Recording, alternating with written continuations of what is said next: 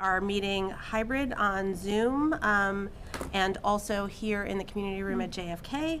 And everyone participating with us on Zoom or in the room will be audio and video recorded. And we will please start by calling the roll of the school committee. Mayor Shara. Present. Member Robbins. Present. Member Gazy. Present. Member Seraphy Cox. Present. Member Stein. I know Member Levy will be absent tonight. Member Miller. Present. Member Goldman. Member Goldman. Present. Member Agna. Present. And Member Davis. Present. Your Honor, you have a quorum. Excellent. Now it's my pleasure to hand it over to the student union representatives. So could you please introduce yourselves to everyone and then take it away? Thank you. Okay. So I should share my screen, right? Can you mute your computer? My computer's Yeah. muted. Zara, mute on your, yeah. No, I'm muted. Mute and turn your volume all the way down. Oh, okay, then turn your volume down, yeah. Oh, okay. Gotcha. Yeah, perfect. Okay, so I should just share my screen and. Can you introduce both Yep. of you? Okay. I'm Zara Usman. I am the school committee rep to the student union. And yeah, I'm Nadia Loyorzlek, and I'm here assisting Zara with the presentation. Yeah, our in the future for all the SAC presentations, there will be an actual committee, but that committee has not been elected yet because we started later in the year than previously. So, yes. Okay, now I will share my screen. Which one is it?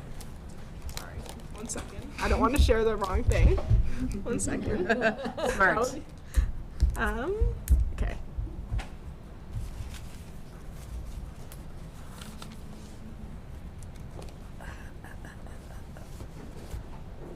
Oh, that's not going too well. Okay, that's not allowed. You should be. Are you, I know I can do it, but not my computer is not letting me. No. okay. Oh, is it your, yeah, okay. Want to share it, Mayor? Can you see Yeah, it? I'm Yeah. finding Okay, yeah, it. no problem. Oh, easy. I did try to stick it in there, but I don't know if I see it right now. Let me try it again.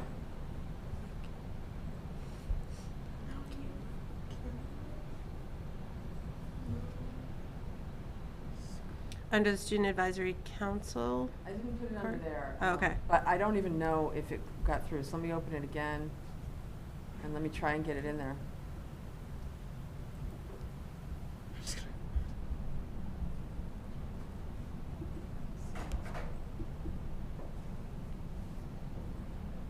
It says it went in. Do you want to unlock it? Sorry, is there more to it than just student Oh, is this presentation? survey results. result? Oh, it says request access. Oh, Zara, can you give the mayor access? She's requesting access. Okay, okay. 1 second. Did that? Okay. Requesting access. It'll be in your email. Email. Cool. Sorry, you guys. We're That's- good. This will Oh, be so much cleaner next time. we started way later than this for all sorts of reasons. You're perfect. Okay, it should be shared. Struggled with the same thing Got it, okay. many more times than you because we're dinosaurs.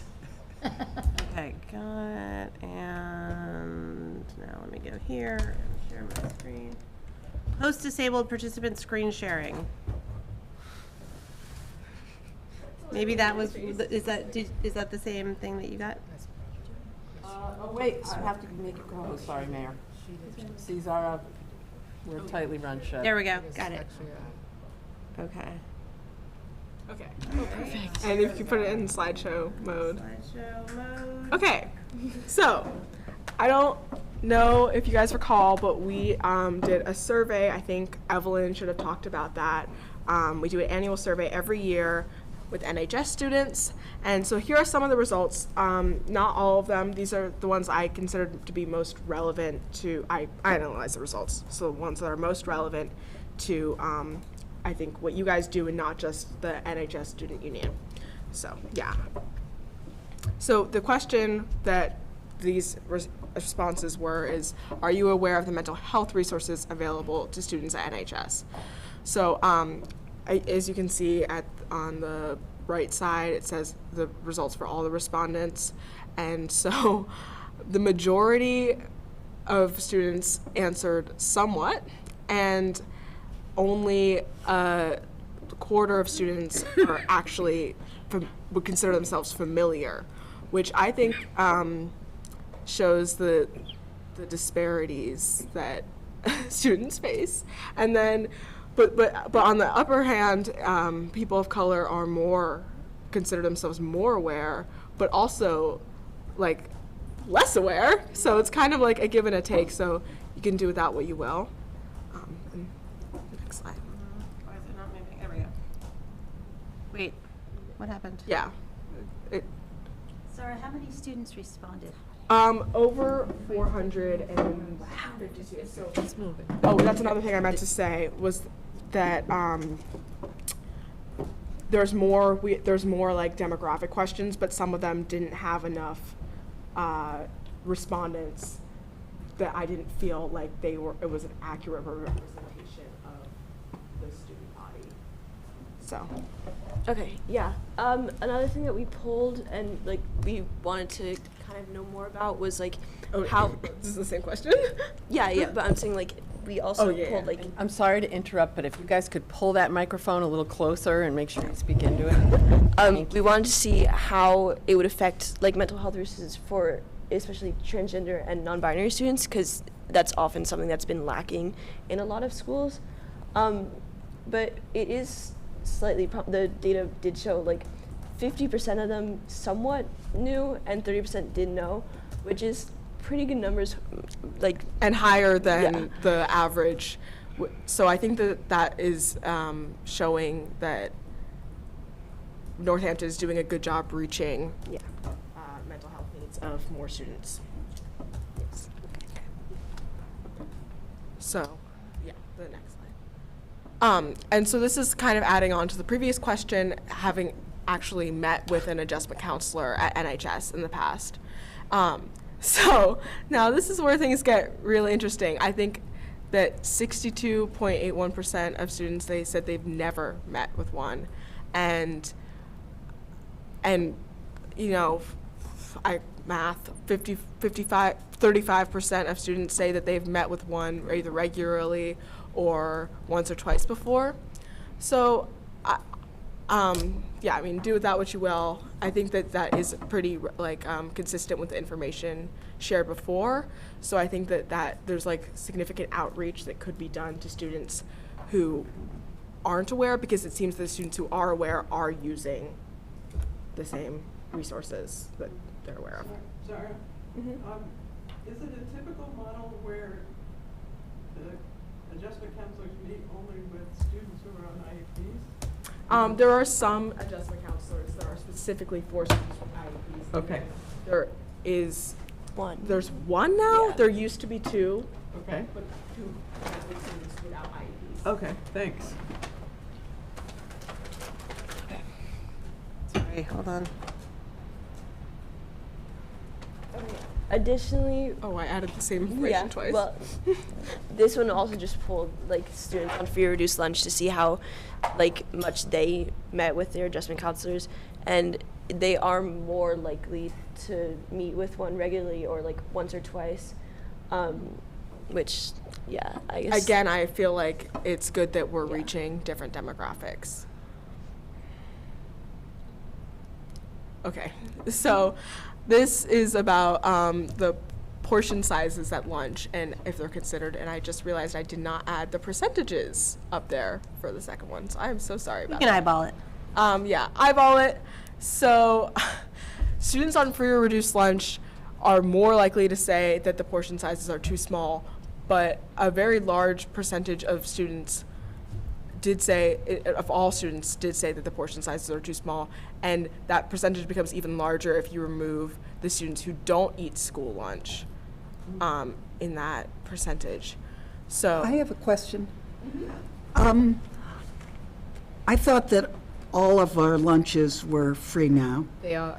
So do we even keep track of the need for free and reduced lunch? Is that still something we Do do? monitor that. Okay, so it is an indicator of, It is, but I don't know how you all would know that that it's truly free and reduced lunch if they're socially economically stressed, so that they do take part in that. Yeah, I think like we use free or reduced lunch kind of as like the blanket term because that's what's been called before. Like obviously it's changed, like yeah. but like it's just it's for people who are on programs that help them with like economic. And there's other opportunities for reducement of prices, like in sports. Correct. okay.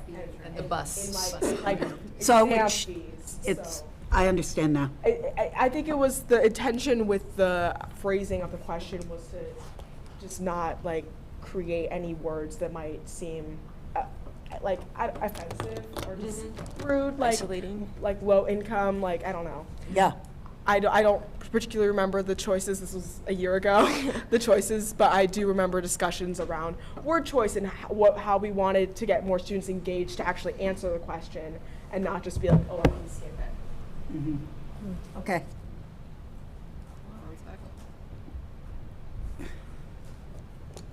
Next slide. Simultaneously letting people in and also. Oh yeah, don't worry. And then, I can let the people in when you do that. if you see it, I okay, see thank it. you. Yeah. Yeah, this was a big thing that we wanted to focus on in the survey because obviously SVG, even though it is Standards-based grading. standards-based grading, even though it is, we're not on it anymore. We've changed, but Not completely. Yeah, Some departments but are and some departments last aren't. year it was a big like conflict in our school, and a main thing surrounding that was like how well people were even able to like, understand like what it was as a grading system and how it was used between teachers, and we really saw that through the survey because like more than half did understand it, or like we so the way that we asked them was like on a scale of 1 to 100, what was like how well did you understand it? So the average answer was 65, which is like pretty good, but I would hope for a grading system for the school, which is like a large part of school, it would be higher.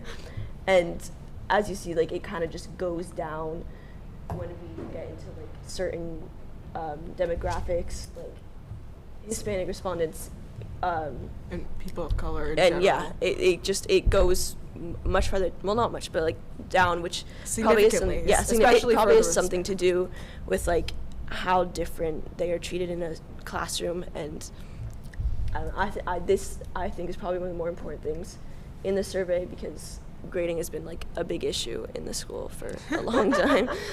So all respondents, so on a scale of 1 to 100, they understand it 65% of? like 65% of the time, or like honestly we wanted to do a scale of 1 to 10 like how well you understand it, but we thought that was kind of like too hard to pinpoint, so we just made it larger so that was easier for And students. again, the scale of 1 to 100 is for accessibility. Like it's an easy way to respond to show your comfort level, where like without putting it in like, and 1 to 10, it's hard to get specific numbers like these ones were. But again, I know it's not the most clear it could be, but we wanted to focus on getting responses. And this year we got like over 450, which is the largest number that we've received in a survey. And I think that is really good because we want to reach as many people as possible and get as much information as possible.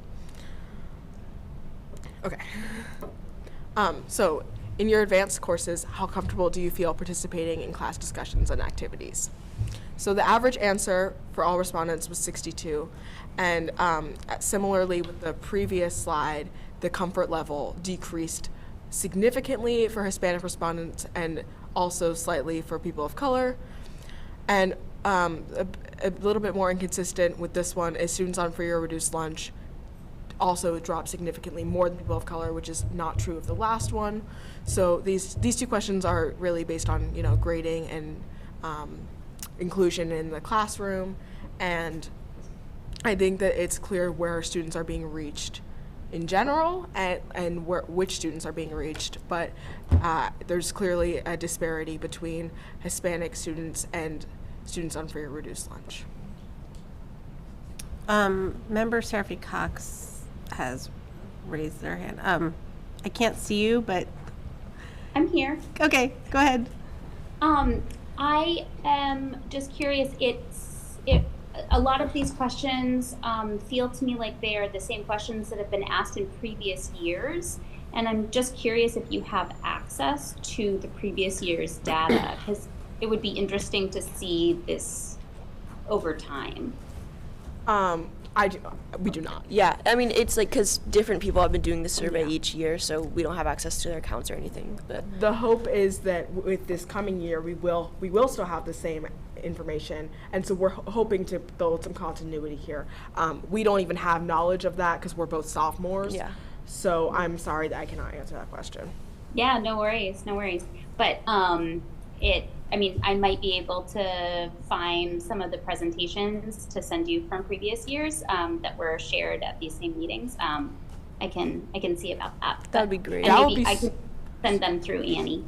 That would be great, and then we could definitely put together a different presentation showing trends throughout the years, if that would be Yeah. something that interests the committee.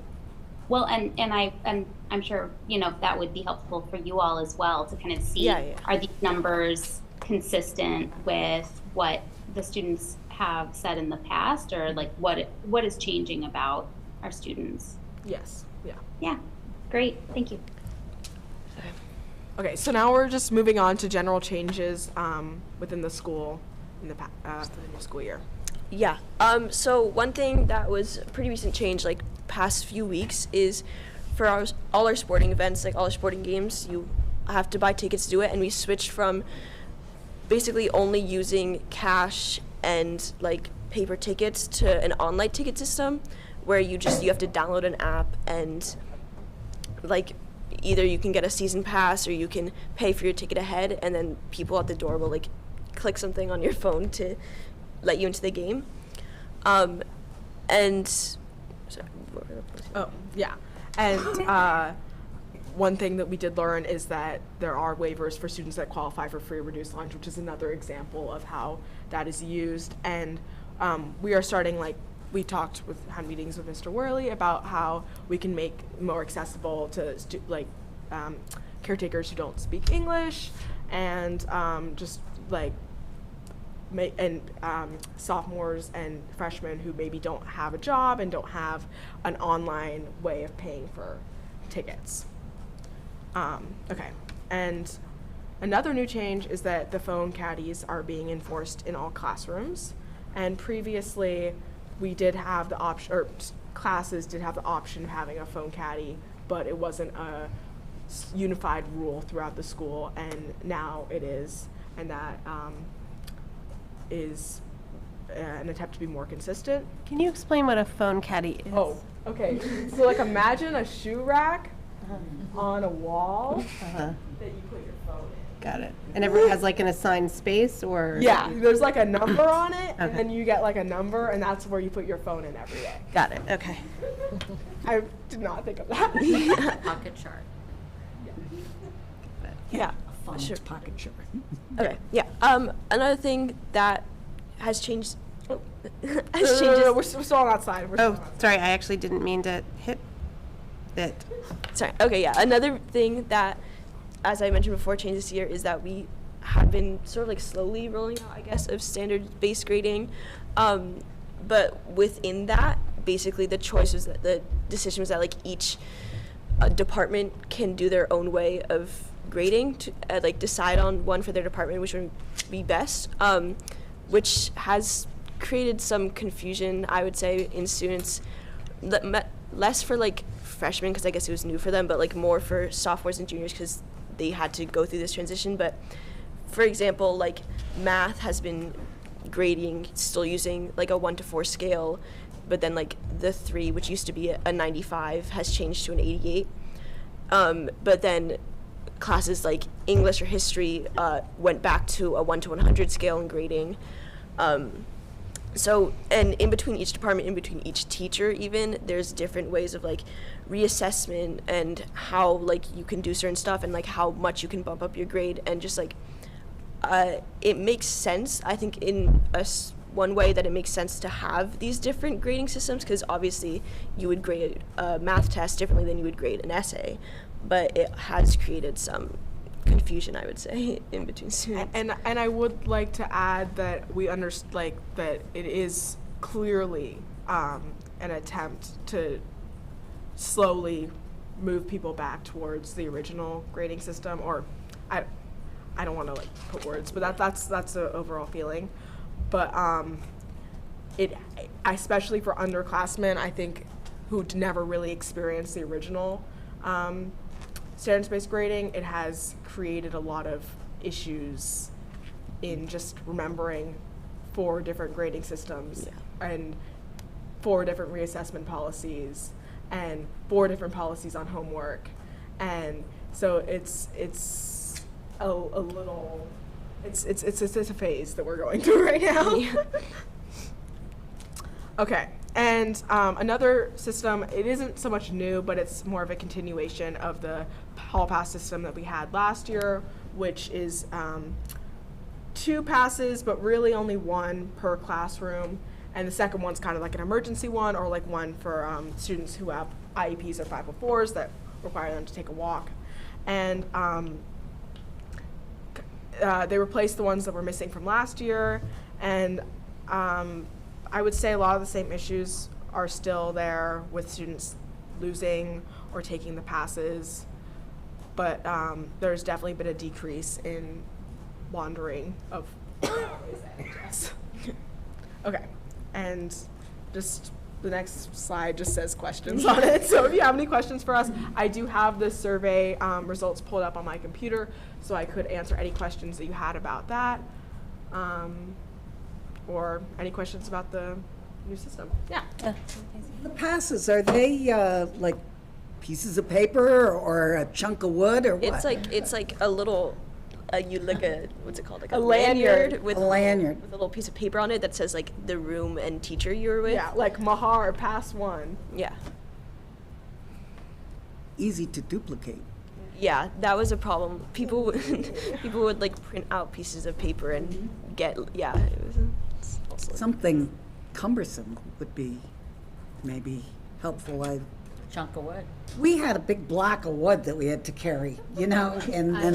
with a key on it. I don't know. It's kind of just nothing that I want to Those keep that in comes my back wet. backpack. And my other question might be about why do we still have 4 types of such departmental variation? And I'm looking to you. Why is there such variation on standard-based grading so that, is it because You're welcome to answer if you'd like to, but moving if you, in that direction to pull everybody, or you got pushback, or what? Just wondering. I'm quite confident we'll have another longer conversation about this, but I'll try and do the short version, which is last year, or in the last 3 years, there was an expectation of every teacher using the same standard grade grading policy, and there was a lot of discontent with it. And Right. From faculty, from students, and from caregivers. So the idea this year was to do some divergent work and let departments think about what worked best for them. So as they Rather than mentioned, imposing. right, so math had actually put a lot of time and effort into making a system that they could be consistent with and work. There were some adjustments that we made. The grading scale that's a little more reflective of levels of achievement, and then the plan in my mind is that we do this for this first semester. We'll have a lot of experience, and then we'll start working back towards the greater consistency across the school. I'm not sure what that will look like. I think that there are some interesting possibilities. Different departments have very different philosophical approaches and ideas, so there's some work for us to do as a faculty to get closer to being on the same page with, so what are the purposes, and how do we what's the role of grading, and how do we keep it consistent, and really importantly to me, to the students' point, is how do we make it manageable for students? At least it's 4 and not 8 classes, so if we had a traditional schedule, it'd be even more mind-boggling, but it is still really helpful the more consistent we can be. The examples being the caddy policy works a lot better when everybody's kind of saying the same thing and has the same expectation. It really didn't work last year when everybody could do their own thing. Mm-hmm. So we have these kind of 2 interesting examples of the divergent and convergent thinking around how to implement a policy. The challenge is coming up with a policy that folks can agree on.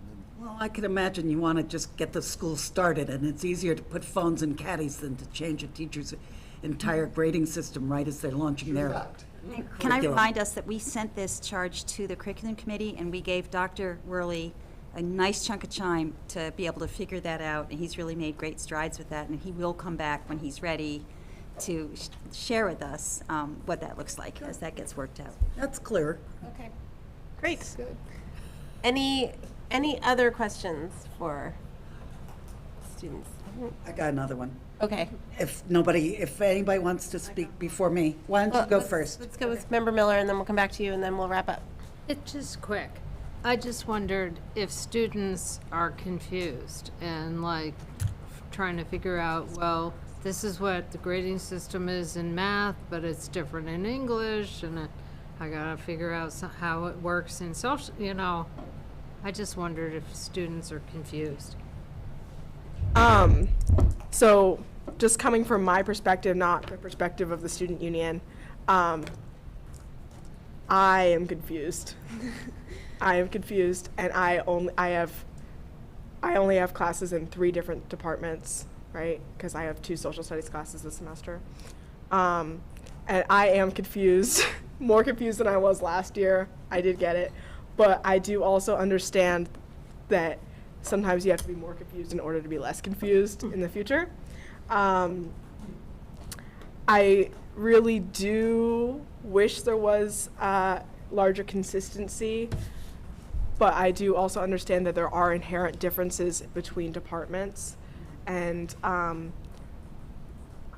mostly it's just a lot to remember, and I wish that there was at least some sort of printed out policy, or just maybe on the door there'd be okay, you can reassess in this, or homework is graded, just simple things that would be easier to remember instead of having to keep it all in your brain when your teacher said it once on the first day of school.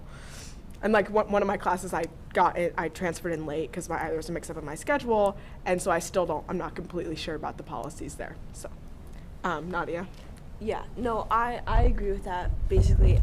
From my perspective, I have 4 different classes right now from each different... I also have 4 different classes. Yeah, well, no, from different departments. And I do somewhat see, it does somewhat help me with different gradings.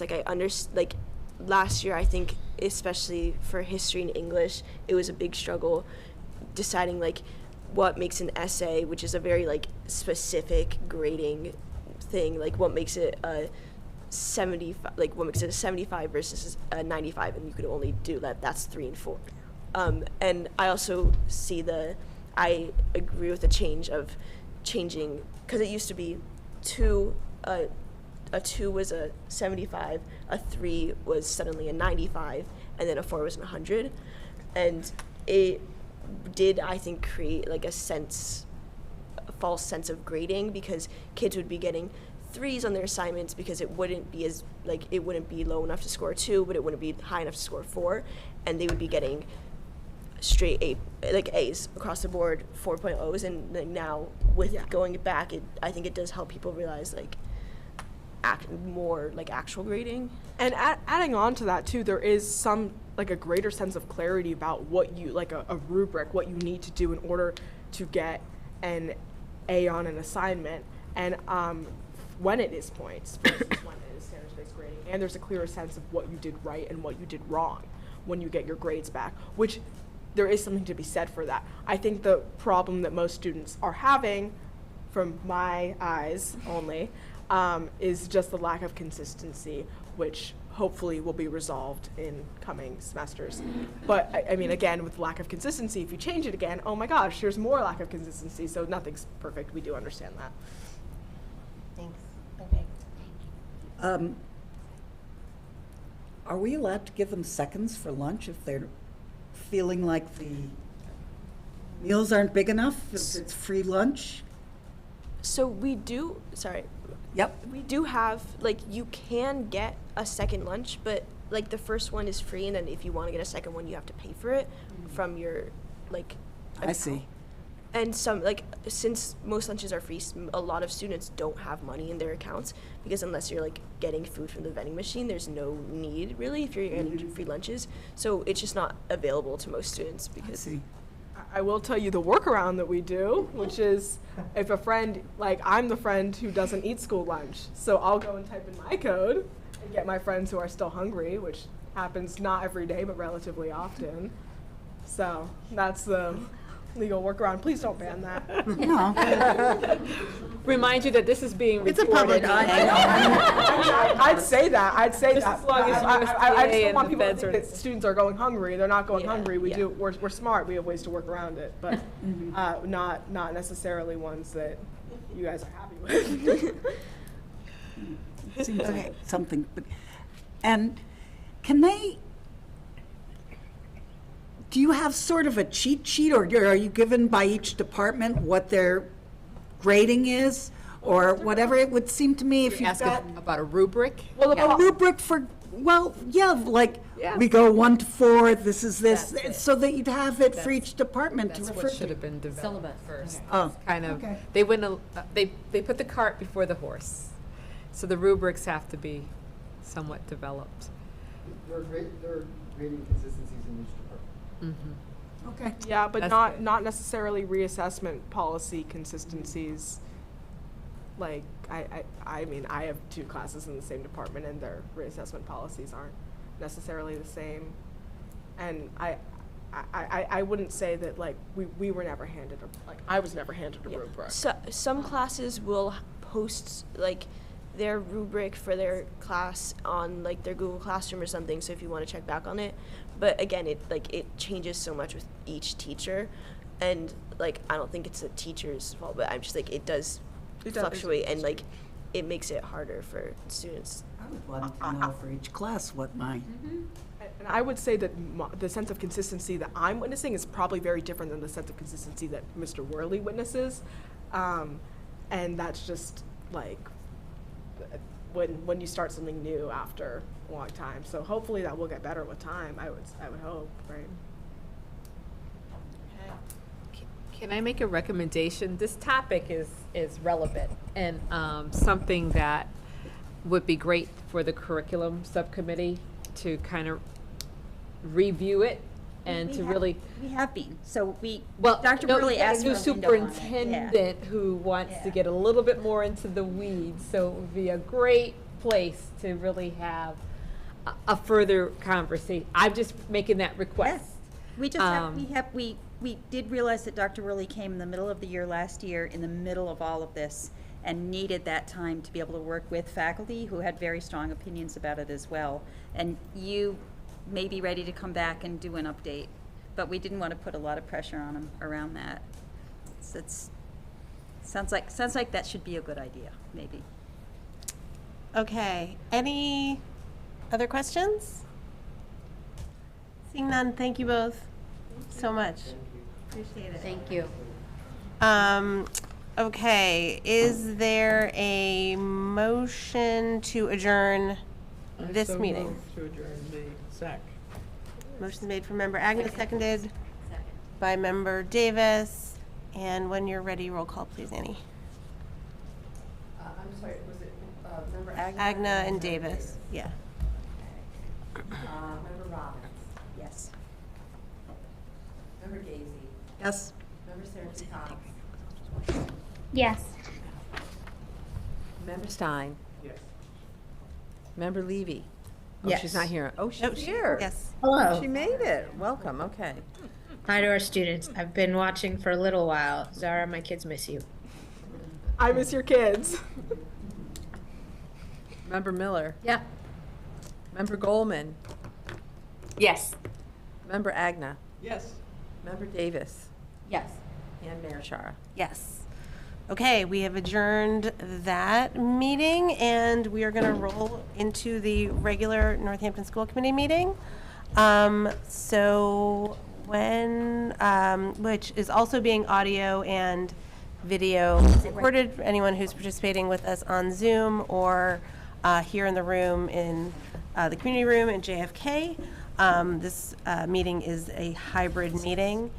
And Annie, when you're ready, please call the roll for the school committee. Member Gazy? Here.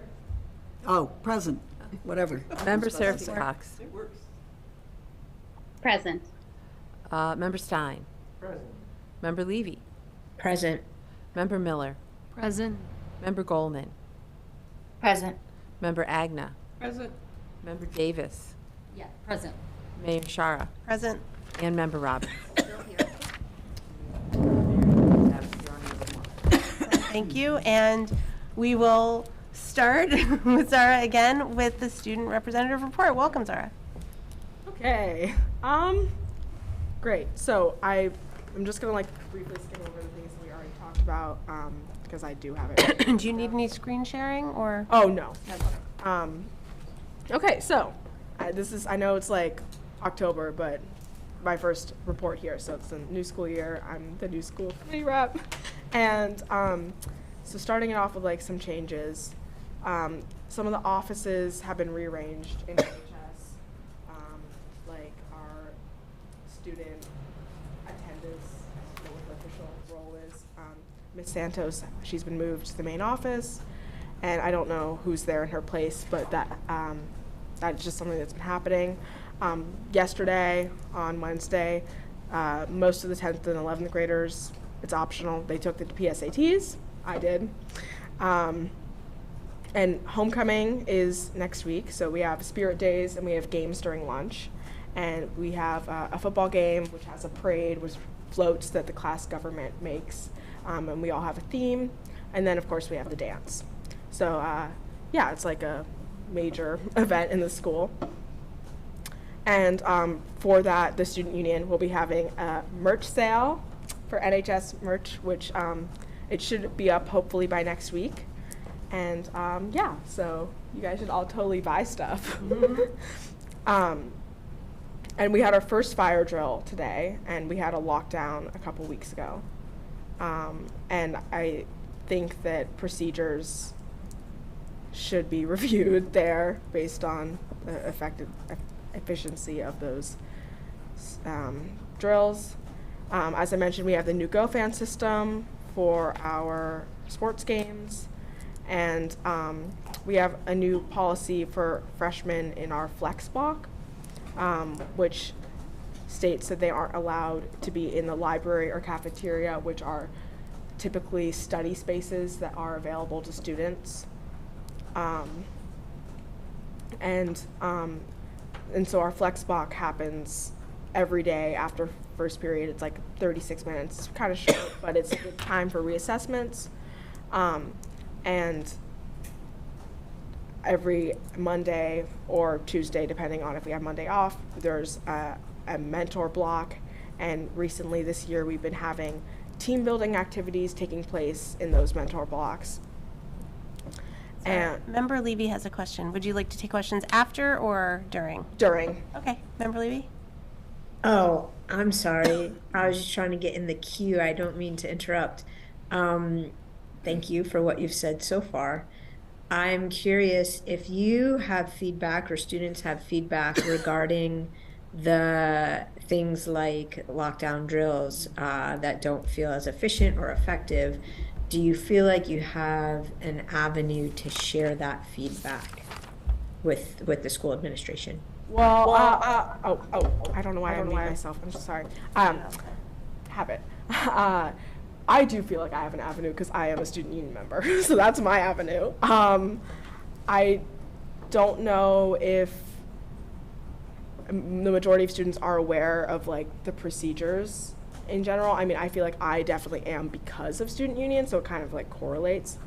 And just like noticing things about how they're handled is just, you know, rustiness and having one so late in the especially the fire drill and then lockdown. We hadn't had those in a long time, which I'm really glad they're back, by the way. I'm really glad they're back, even if they're rusty, because they were definitely needed last year.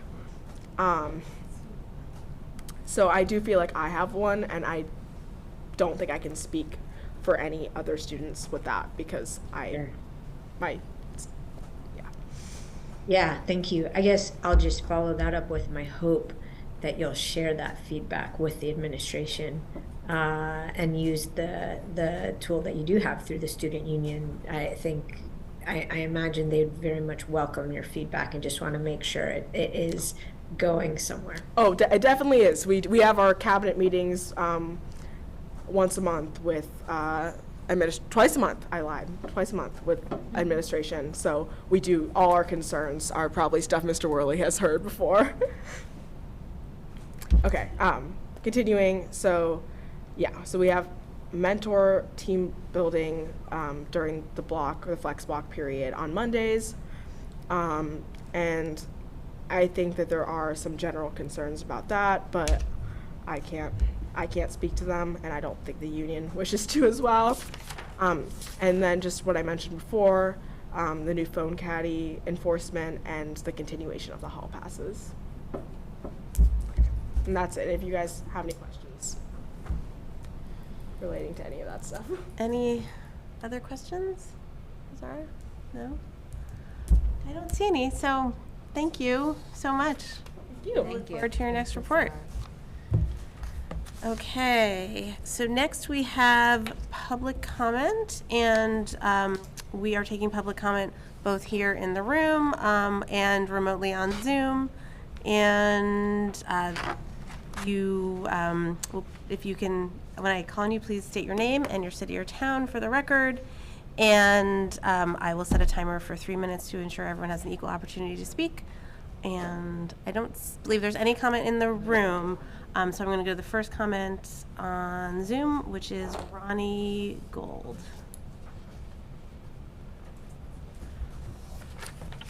Hi, can you guys hear me? Yeah, oh, sorry. Wait. Yes. My bad. Can you hear me? Okay, great. Thanks. Ronnie Gold, I'm a parent of a student at JFK and Bridge Street School in Northampton. So I'm coming today in regards to the recent today message we got from the district regarding safety procedures for tomorrow at school and specifically around the Jewish community. I did have a chance to talk to Dr. Bonner today, and I greatly appreciate the intentions and the feeling as a member of the Jewish community that Northampton as a city and the schools are doing everything they can to ensure everyone feels safe within the schools.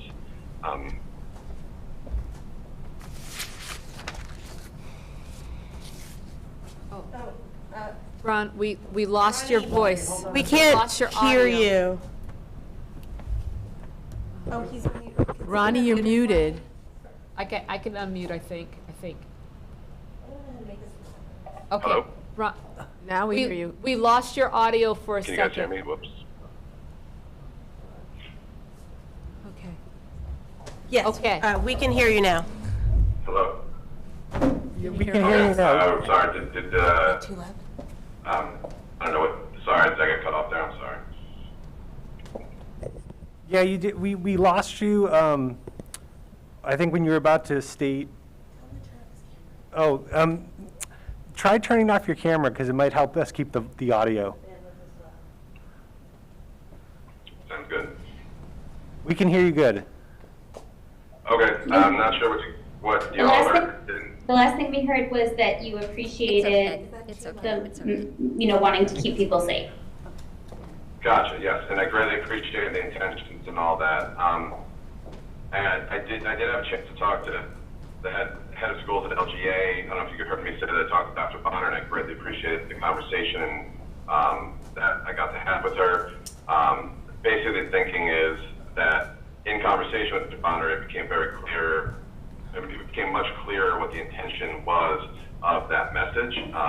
But I do know, having talked for myself and having talked to other Jewish families, that message was very frightening and disconcerting. I know that was not the intention, but just the way it was at least interpreted by myself and other folks in the community, both Jewish and not Jewish.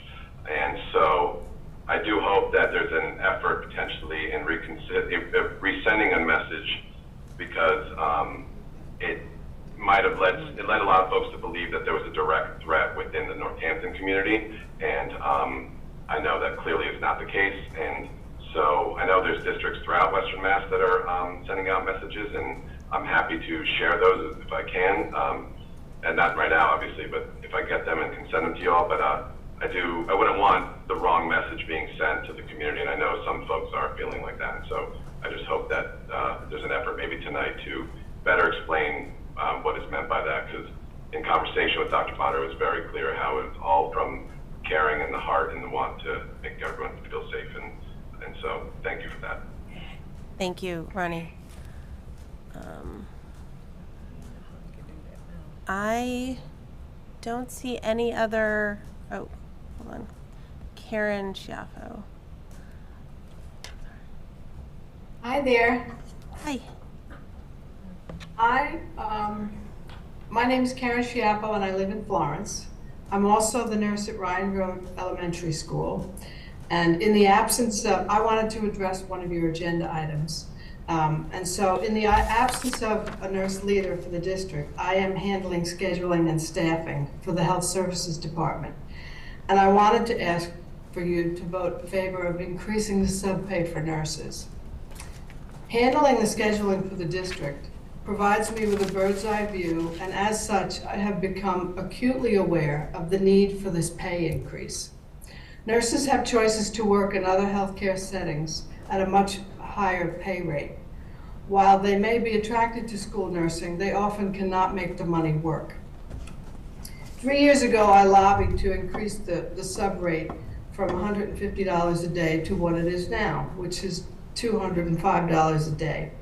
While it was greatly appreciated, since subs are not represented, they don't get a cost of living increase as other school employees. I'm asking you to consider increasing the RN rate to $250 a day. And in addition, we are starting to employ LPNs to more creatively meet our needs in the district. I ask that you change their hourly rate to a flat rate of $200 a day. In order to attract and retain a high caliber sub-nurse pool, we need to be competitive with area schools. This change will positively impact our schools, our staff, and ultimately our students. Of course, there are always budget concerns, but this is certainly a priority. A building needs a nurse. I thank you for your time. Thank you. Okay, I don't know, I'm looking at you all. I don't see any other public comments. If there is none, we will move on to announcements. Any announcements from school committee members? Member Agna. I think many have received this, but I just wanted to highlight the fact that Nicholas Smith is coming to Northampton on Monday, October 16th. He's a well-known archivist, concept artist, children's book author, and film illustrator, and Black Panther Wakanda Forever he was part of, and Space Jam 2. He's just got a lot. His bio is pretty amazing. And this is sponsored by NEF and the principals.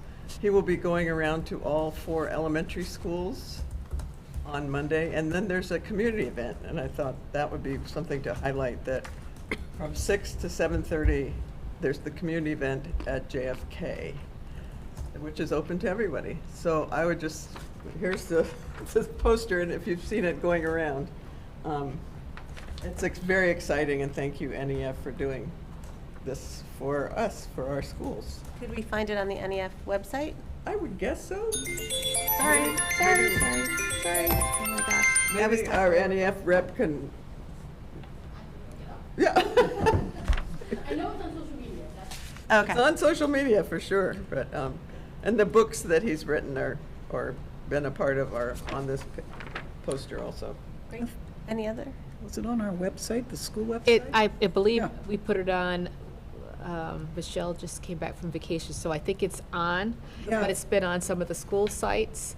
And the book, Artemis, is actually the book that's being used in the assemblies this fall. So most of the schools, I believe, have actually read the book already. Okay, so if people want to get that information or get those dates and locations, go to the NPS website. Member Seraphy Cox. Yeah, I just wanted to remind folks about the Harvest Festival at JFK this weekend. It is on for this Saturday. Just saw the little notice right here. Another poster. The little notice. It was on the table, yeah. Oh, nice. Yes. And it is especially for young kids as well. So there are, middle schoolers who are helping out, but young kids can come and have fun. And then the other thing that I definitely wanted to draw folks' attention to that was sent out through Parent Square is next Thursday.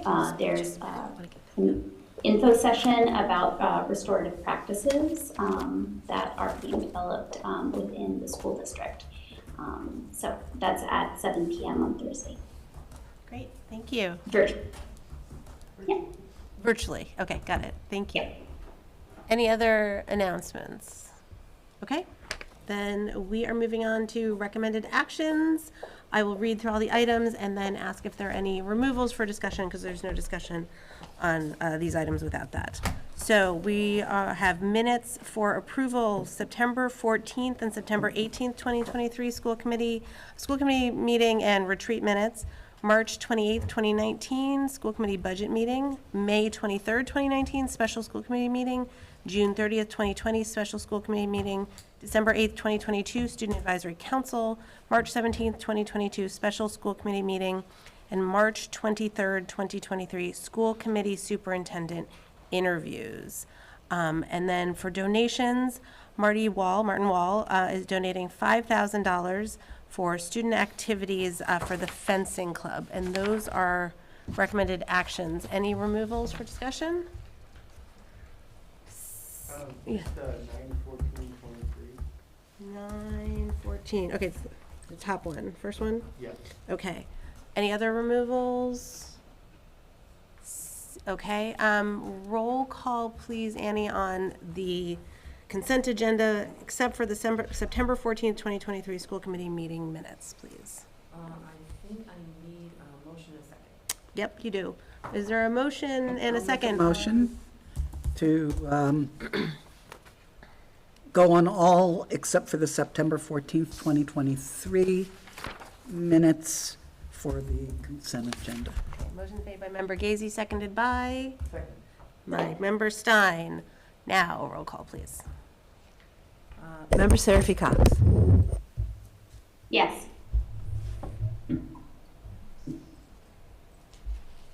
Member Stein. Yes. Member Levy. Yes. Member Miller. Yes. Member Goldman. Yes. Member Agna. Yes. Member Davis. Yes. Mayor Shara. Yes. Member Robbins. Yes. And Member Gazy. Yes. Okay, and now we're going to take up September 14th, 2023 school committee meeting minutes. Member I just have like a small edit on page 9 of the PDF.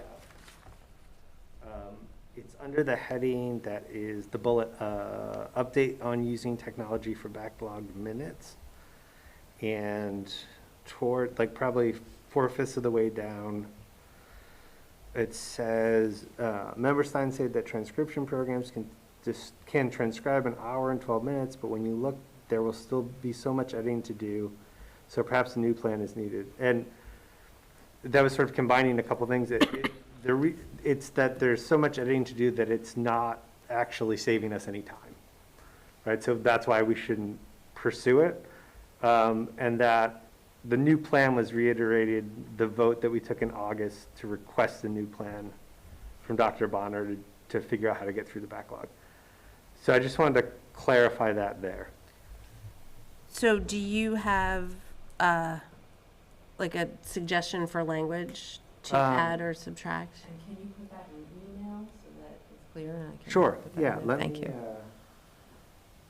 Yeah, let me do that right now. And then feel free also to make a motion to approve these as amended with that amendment. Okay. Should I wait till I send it, or can we just, I assume everyone's okay if I figure out how to say that? Okay. Motion to approve the minutes with that amendment? Second. Motion's made by Member Stein, seconded by Member Robbins. Any discussion on approving those with that amendment as just described by Member Stein? Okay, seeing none, roll call, please. Member Stein. Yes. Member Levy. Yes. Member Miller. Yes. Member Goldman. Yes. Member Agna. Yes. Member Davis. Yes. Mayor Shara. Yes. Member Robbins. Yes. And Member Gazy. Yes. And Member Seraphy Cox says yes too. Oh, I'm sorry, Member Seraphy Cox. I jumped right over you. Thank you. Okay, those are approved. I should have noted when we did the roll call for this meeting that there are, I think, 2 members who are participating remotely, Member Seraphy Cox and Member Goldman. And Member Levy. Oh, sorry, and Member Levy now, yes. Okay, so we are moving on to new business. And first up is a recommendation to accept Northampton Education Foundation's book fund donation of $18,313.90. And we have a special guest, Dale West, who is here to talk about that fabulous donation. Thank you and welcome. Hi, do I talk in here? Yeah. Well, I have to apologize. I think there's a typo on the agenda, and the It's donation- 28,000? Well, let's move lower. It's significantly less than what that was on the agenda. The 18,313. That is the total budget for all schools and Smith Voc. Okay.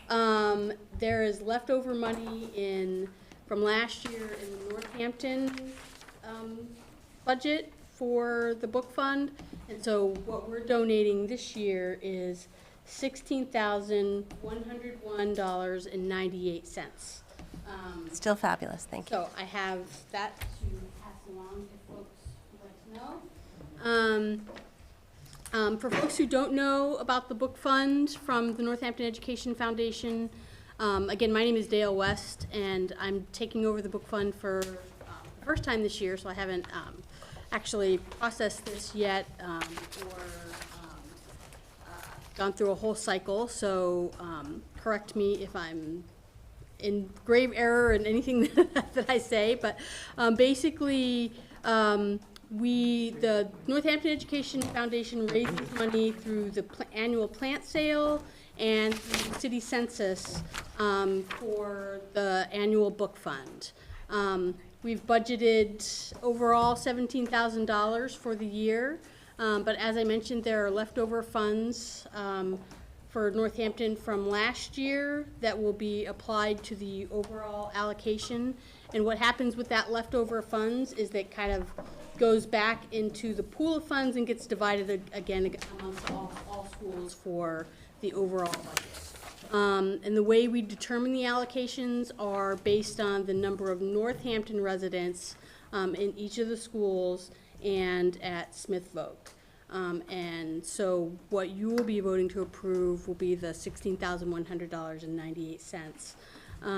And the overall budget for Northampton, I don't have that number on this piece of paper, but it's 18,013 $18,313.90 minus $904.80 for Smith Voc, which is the overall budget, the allocation for the schools.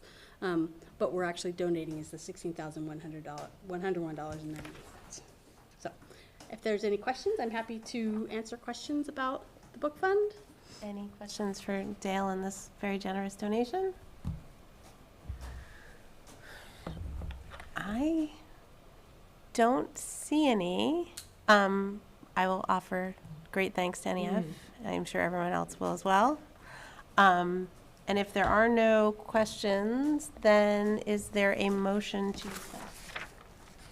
I'll make that motion, and I just wanted to thank you for explaining it, because I was reading it and not understanding the discrepancy in numbers earlier, and I totally get it now, so thank you. I want to make a motion to accept the donation of $16,101.98 from the NEF Book Fund. Sorry. Motion made by Member Stein, seconded by Member Agna. Any further discussion on this donation? Seeing none, roll call, please. Member Levy. Yes. Member Miller. Yes. Member Bowman. Yes. Member Agna. Yes. Member Davis. Yes, and thank you very much. Mayor Shara. Yes. Member Robbins. Yes. Member Daisy. Yes. Member Seraphy Cox. Yes. And Member Stein. Yes, thank you. Excellent. Thank you so much, Dale. And Thank you. please give our thanks to NEF. And I will be sending out notifications to the principals early next week and sending a check to the appropriate person who I can't think off the top. Hey, while you have the floor, I feel like there's a big event we didn't announce at announcements that maybe you could announce for NEF? Sure. On Wednesday, October 25th is the 21st annual Adult Spelling Bee. It's going to be at Bombix. We're still looking for teams, so if the school committee wants to have a team, that would be great. The Spelling Bee raises money for small grants for teachers and students and for exciting projects that are pretty awesome. So. It's a fun event. It is a very You do need to get a ticket. So you have to go to bombix.live to get a ticket. Or go to northamptoneducation.org to register a team if you're interested in having a team. So, but it's tons of fun. Thank you. Thank you. Bye. Okay, next up, we have recommendation for first reading on policy ACAC, the bullying and harassment policy. Excuse me, Member Daisy. Well, you go ahead. Okay. Dr. Bonner, this is really you've been doing a lot of the work on this. I'm just I'll send it back to you. So in the policy, you'll notice that there's some highlights. The yellow highlights are the changes to the current policy that's now that we use. So you'll see that it's really more of an inclusive language. So for instance, our goals, we included harassment, intimidation, also cyberbullying. And so just changing himself and herself to themselves, to be inclusive. Let's see. We also did the updated definition of cyberbullying, which you'll see from page 1 and page 2. That whole paragraph is changed and updated to be in alignment with the laws. And then, let's see, what else was a significant change?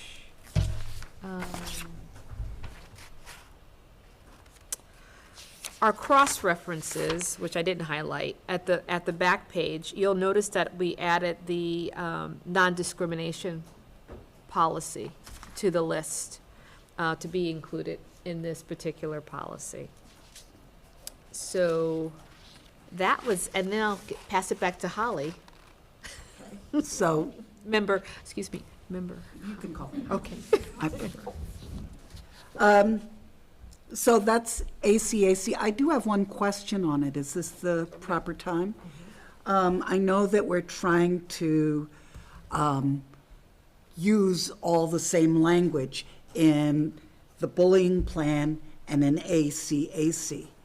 And I was going over the definitions between the two policies, and I was pleased to see that they were the same, except for the bullying policy did not have it didn't have a definition of cyberbullying, harassment, hazing, school community member, and sexual harassment. And I was wondering if they should be placed in the bullying plan. Those were ones that were in ACAC, I see but what not you in mean. bullying. And so you're referring to the bullying prevention, and so So I didn't know if cyberbullying should be, it is a part, if it should not be omitted there. But the sexual harassment, I believe we cover that under our Title IX, which is the Okay. next policy I'm bringing to you. Okay. But there is no cyber harassment, there's no definition in ACAC for, in bullying, your In the bullying bullying plan. prevention. For the cyber harassment, plain harassment, hazing, and school community member. We can- define school staff, but not school community member. I mean, So, community member meaning that it could be staff, it could be a parent bullying a student and vice versa. It's broadens the scope. right. And Student staff, however, doesn't have the parent and volunteers in it that that should be. are included in the school community members.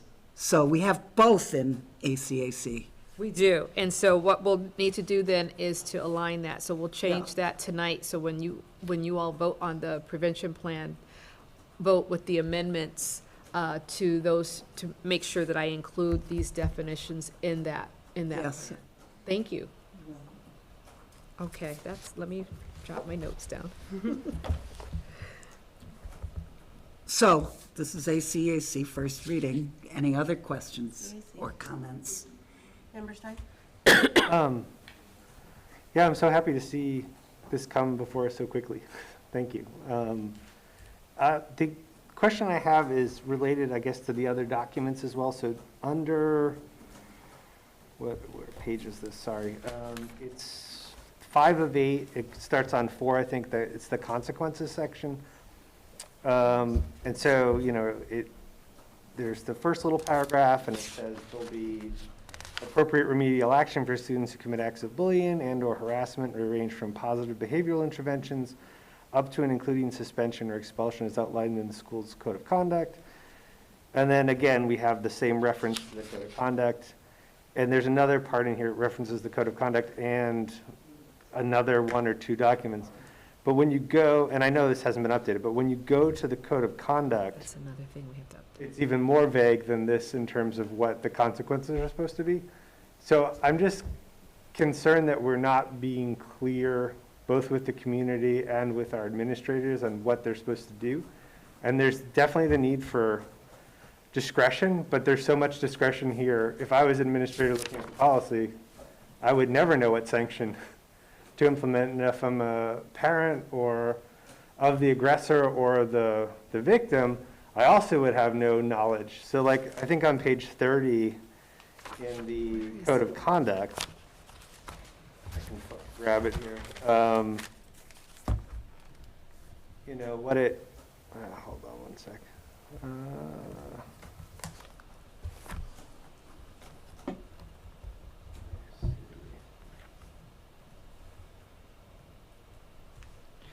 Member Stein, while you're finding that page, just to let you know that these are first steps. So once this is approved, along with the bullying prevention and implementation plan, is that the next steps would be to update the code of conduct to have the same language. We've got to start with the policy first, and then we can make sure that all of our tools are saying the same language. That's the key. So the next steps would be to update the other component. And we haven't started speaking about the implementation plan, but there will be some training of administrators. We can't always put down the actual repercussions of what may happen to a victim, you have to look at each individual case based upon what the situation is and determine what is going to be the safety plan or what is going to be the best measure or tool to use. And then in terms of the discipline of the perpetrator, that also is the decision of the principal who is looking at or investigating the situation. And so I know that these are all components in which the next steps will be to train the administrators in terms of the process, but it's also the timeline and the steps. And so we will actually work out a flow chart which will have the delineated steps in terms of what our staff should be doing when they're investigating a bullying situation. And something that, and I know that we were slow on the gun on this, is that our timeliness in reporting back to families in terms of, you know, whether it's substantiated or not. And so I know that that's something that we are, as a district, going to be working on in the training, but this is like the first steps to, again, have that consistent messaging, that consistent talk, and to follow those specific things that are in our plan. So hopefully that helps. But tell me that page again. Yeah, Page 30. Yeah, that does help. I guess I want some more specifics in the actual policy itself. Not that we can define everything, but the vagueness is consistent here, right? That's what's consistent for me. So it doesn't really tell me anything about what could happen, how many incidences are tolerable, like if I'm a principal or I'm a aggressor, like how do I know like what kind of remedial situation I'm facing? So page 30, number 5 says, based on the results of the investigation, if the district determines that a district official, employee, volunteer, vendor, visitor, and/or student has violated this code or a material incident of harassment, bullying, discrimination, and/or retaliatory conduct has occurred, immediate corrective actions will be taken as warranted. The district will take prompt action reasonably calculated to end the violation, eliminate any hostile environment, create a more positive school culture and climate, prevent recurrence of the behavior, and ensure the safety of the student or students against whom such violation was directed. Yes, how does one, you know, if I'm a principal, what does reasonably calculated mean? What are the realm of considerations under which I'm trying to make these decisions? How do I think about the hostile environment? What are the tools that I have available to me to ameliorate that? Like, all of these things are not clear, and I don't think it's necessarily clear to building principals. And it's certainly not clear to parents. So you actually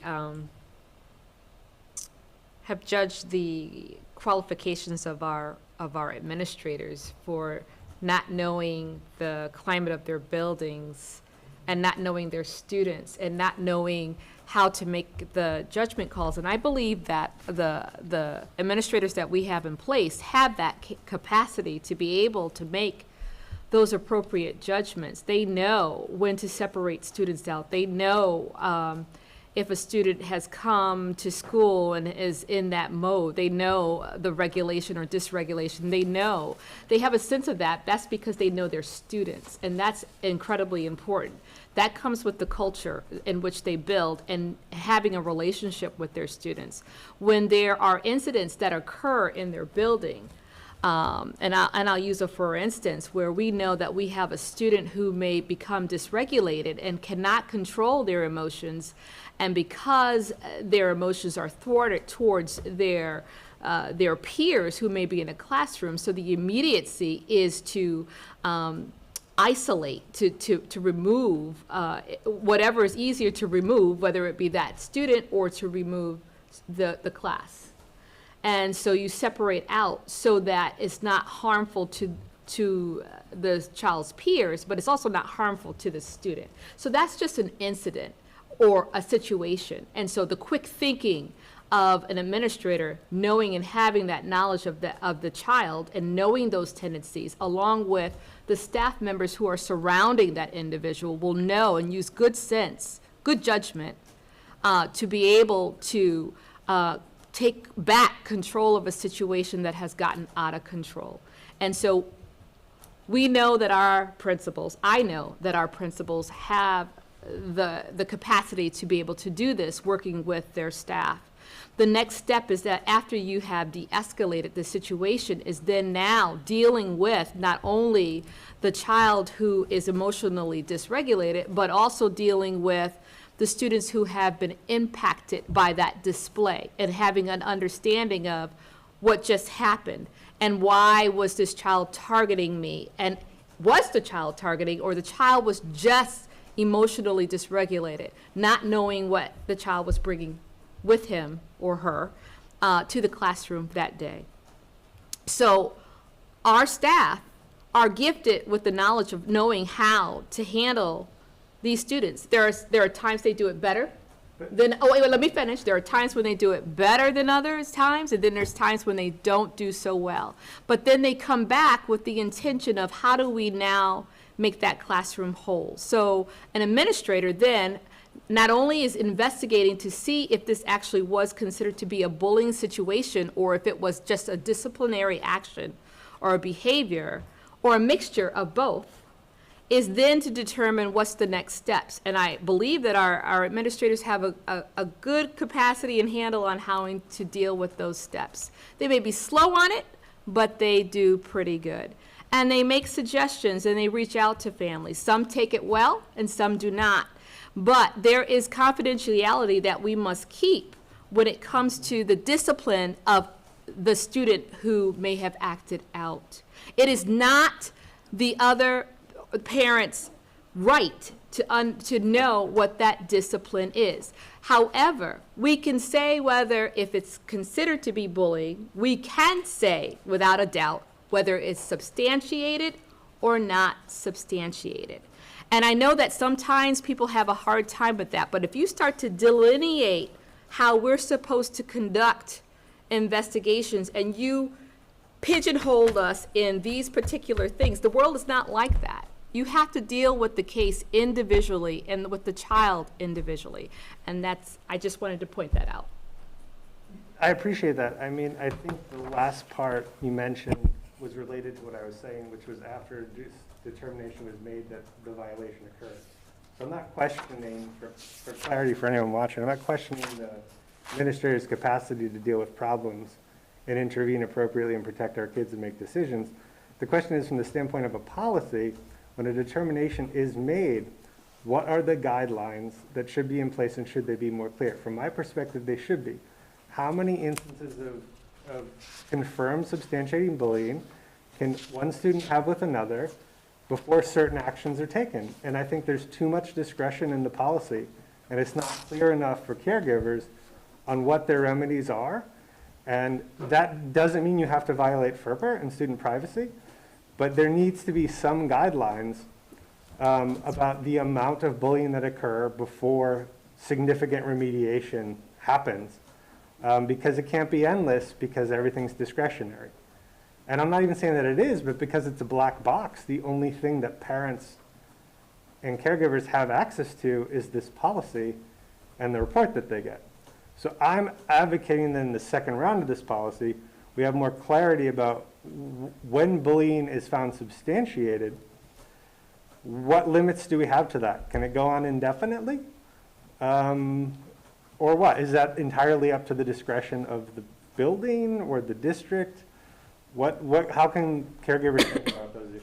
So, and I fully agree, and I appreciate you acknowledging the problem with the promptness of investigations being conducted and the promptness of communication about the outcome of those investigations, because that is a significant ongoing problem. Member Miller. I was just going to say, and this is not about the remediations for the accused bully, so to speak. I'm more talking, I was just more going to respond to the list of possible interventions that you have in the plan for the target of the bullying. One problem that I know that I totally trust that administrators know the culture of their schools, and however, oftentimes, these targets, victims, whatever you want to call them, are not known to administrators or teachers because they are often students that are not noticeable, like quiet, you know, so they're often not known very well. So I did appreciate, though, I thought that you included in safety plan possibilities and interventions that there was a wide range of possibilities. So I just thought that was excellent, actually.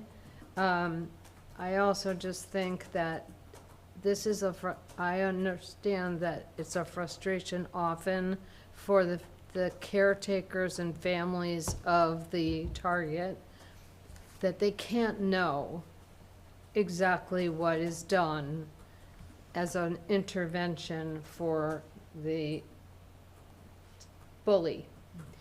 And I understand that frustration because of privacy, and you can't disclose to them what exactly is done. However, I think it would be helpful for administrators to inform the families and caretakers of the victim very quick, as soon as possible, what the range of options were that were being looked at. You can't be specific to the case, but you could generally, that could be in there somewhere, that they will be informed of the range of options, just so they know something is happening. Because I hear that a lot, that they don't know what's going on, that they don't know that anything's happening. That's it for me. Thank you. Any other comments on ACAC in first reading? Don't see anybody online. Okay. Does that give you what you need? Okay. Great. So no further action needed on that yet. Okay. So then let's move on to recommendation to approve bullying prevention and implementation plan. And are you going to present that? No, I think we already talked about it somewhat. Just a couple of comments. We did allow, we posted the bullying, and by the way, the name of the plan is Bullying Prevention and Implementation. It is not the bullying plan. We had a couple of comments about, please make sure you look at the name of the plan. And no, we're not implementing bullying. We are, it's called the Bullying Prevention and Implementation Plan.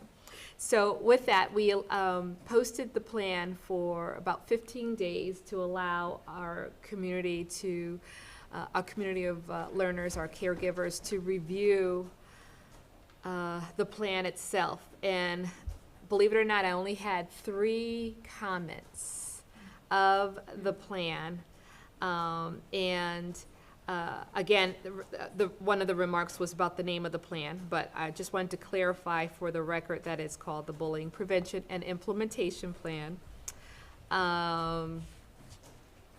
One comment said that appreciated a more formal procedure for caregivers, notification after investigation, and request that parents sign off that they've received a review of the plan itself, like we do at the beginning of the year for the Chromebook usage. And then also the suggestion of the safety plans and request for more restorative practice, in which we do have in place, but the victim and the perpetrator must agree to those restorative practices. That's the key. And then a request came forward to formally post the number of bullying incidents at the end of the school year and report to school committee. And so that actually is a part of the plan.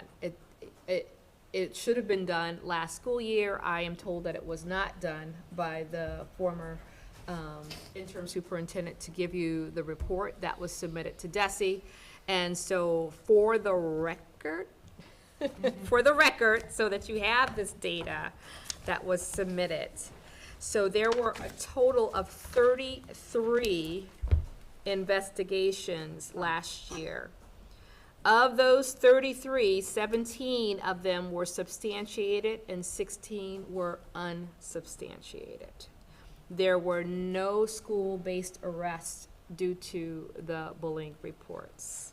So that's the kind of data that you should receive at the end of the school year or in August, because you have to compile that information. So hopefully, now you know that information.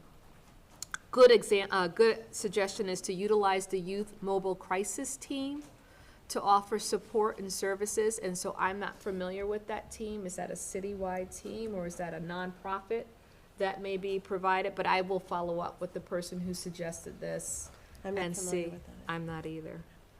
And then I had a wonderful time with the student union the other day to get their input on the plan. And of course they had lots to say. But they put it out, they said that they felt that bullying in this district is less than others, but it's still present. And it's more cyberbullying, more online bullying, social media, rather than face-to-face. And then they talked about the two different cultures at the high school and JFK, very uniquely different. Feeling that the high school was more structured and more things to do, whereas at JFK there's less structure and those kind of components. So our ninth graders spoke up on that because they just experienced, they said it's very, very different. Then they talked about that they feel that the punishment for bullying sometimes when it's enforced is actually affecting the victim more so than the perpetrator. Because we want safety plans and they're well intentions, sometimes it hurts the other individual. So I'll give it, they actually gave me an example, a student gave an example. So he said that, there was a bullying situation, so in order to keep us separated, I had to go out at recess at certain times, so I missed my social time with my peers. So those are some things to think about, for us to think about when we are trying to put safety plans in place. They made a point of recognizing that most of the bullying seems to happen in marginalized groups. The portrayal of people of color in our curriculum and how it's stereotyped, and then that starts discussions that are inappropriate in classrooms and people are not being sensitive to the children of color's feelings or so on. And then lastly, they talked about the curriculum for anti-bullying, and I know that the curriculum subcommittee will be meeting talking about the social emotional learning curricula that we have, and starting with the elementary schools. But they made a comment, they said that second step needs to be updated. They feel that it's not up to date or responsive to the trends that are happening now. And so that there's some thought there to relook at listen, they're teenagers, they know, they experienced it. And then they had me chuckle quite a bit as they were reminiscing on it. But then they remembered some of the silliness. And they said, don't get rid of the song. What was the song on, and I heard that laugh. It was, what song did they say? Keep the song. Well, I forgot, but there's a song that goes with it. And they said that they will never forget that song. Don't remove the song. So they had a lot to say, very forthright, and they're grateful that the plan is in place, but the key is that just because it's written, now the next steps is for us to actually implement it. So I really do appreciate their time. So that's all I have about this plan itself, and I'm hoping that you all will approve this this evening, because it's a long time coming. It's something that we need to get posted and have approved. The urgency is now. Member Seraphy Cox and then Member Stein.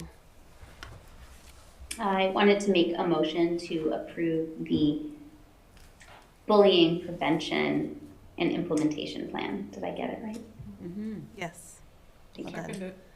Motion's made by member Sherry Cox, seconded by member Agna, and member Stein, and then member Gazy. I had a question about the substantiating claims of bullying, and it's a particular question about a incident that was raised to us in a public meeting regarding racial abuse on a JFK bus. And I'm wondering if that was one of the 33 that was substantiated or not. I understand there was an investigation. No identifying information was shared with us about any students, so we don't know who it appeals to. And there didn't seem to be any privacy provision at work. So I'd like to know if that was one that was substantiated. Okay. So I believe that you sent out an email to the principal at JFK, Lauren Marion, and I believe she responded to you, and that particular incident was not substantiated. So it was reported as bullying, so it would be a part of the 33, but it's not a part of the 17. Yes, I did. She did not relay that to me. Oh, I'm sorry, because I did see the. And I had followed up with you about it a few times, and I didn't hear back. That's because I thought she had responded, and I actually looked at the email drives, and I saw that she responded. It was not substantiated, but I'll have to see that maybe she didn't send it to you, she just sent it to me. Okay, thank you. Okay, member Gazy, and then member Davis. Yeah. I'm willing to vote for this as long as you put in those definitions. I want to That- make sure. I wrote it down. Thank you. I see it handwritten. They're all listed in ACAC. Okay. Does everyone know what those definitions were? Do we want? It's the, Include definitions for cyber harassment, hazing, and school community members. Okay, I will do so. So I guess we have to amend that motion, do we?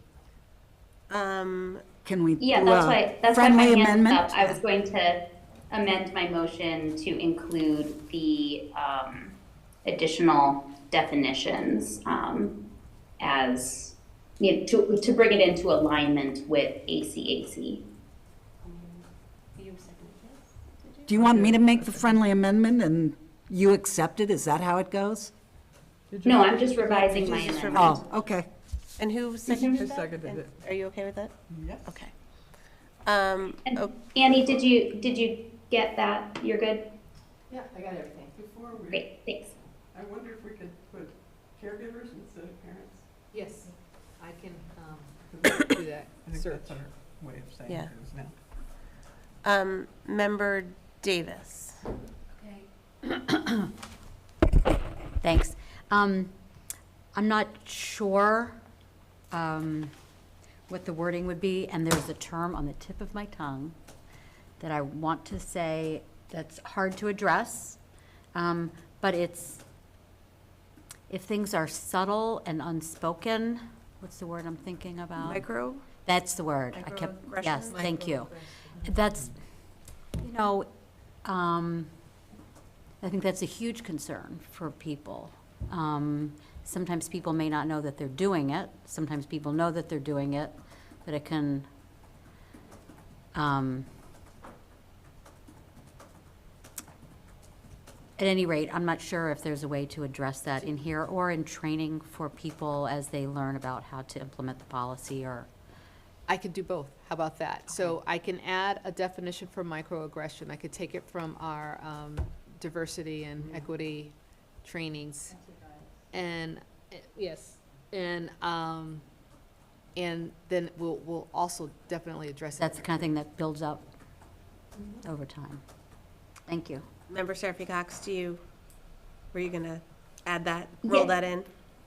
I mean, I can, for sure. I just was going to say that I wonder if there is alignment to be had then with the discriminatory bias policy that I think that microaggressions might be talked about in there. Member Levy, who authored that policy, might be able to help me on that. Member Levy? I was actually gonna just add that I think there's a lot of language in that policy that could be really useful here, including language about the lack of relevance of intent. So yeah, I would hope folks would take a look at that policy. We did Yeah, reference so, the policy. We did so should my amendment be to just add language about microaggressions, or that more definitions from the discriminatory bias policy would be integrated? So in the plan, it's referenced, so if we, would it make sense to say, see definitions? We can do that. In the discriminatory policy plan. Member Robbins and then Member Miller. So I would be in favor of approving this, but I wonder if we can build into it that it's reviewed on an annual basis, because like all good plans, it's always interesting to be able to come back and say, how's it working? And I think if we build that into a regular schedule, it helps us to be a little bit more mindful about reacting to something that's really might possibly be more of a crisis. So on page 2 of the plan, and it's actually by the, a requirement from DESE, from the state, that we review the plan every 2 years. It has to be updated. And so the actual review date is listed in there. I'm suggesting maybe that we do it annually, though, at the start, because we're implementing something that's a little bit different. Isn't the first review in a year anyway? Isn't it Because we're 24, 25? Well, we're implementing it now this year. And so the goal will be, I thought it said 24, 25. so 2023 to 2024 is 1 year, 2024 to 2025. Yeah. That's it. So then the following year, we would need to review. So the request is to review it annually. I mean, you could review it annually. You don't have to make changes to it. No. But by law, we need to make sure that we update this every 2 years.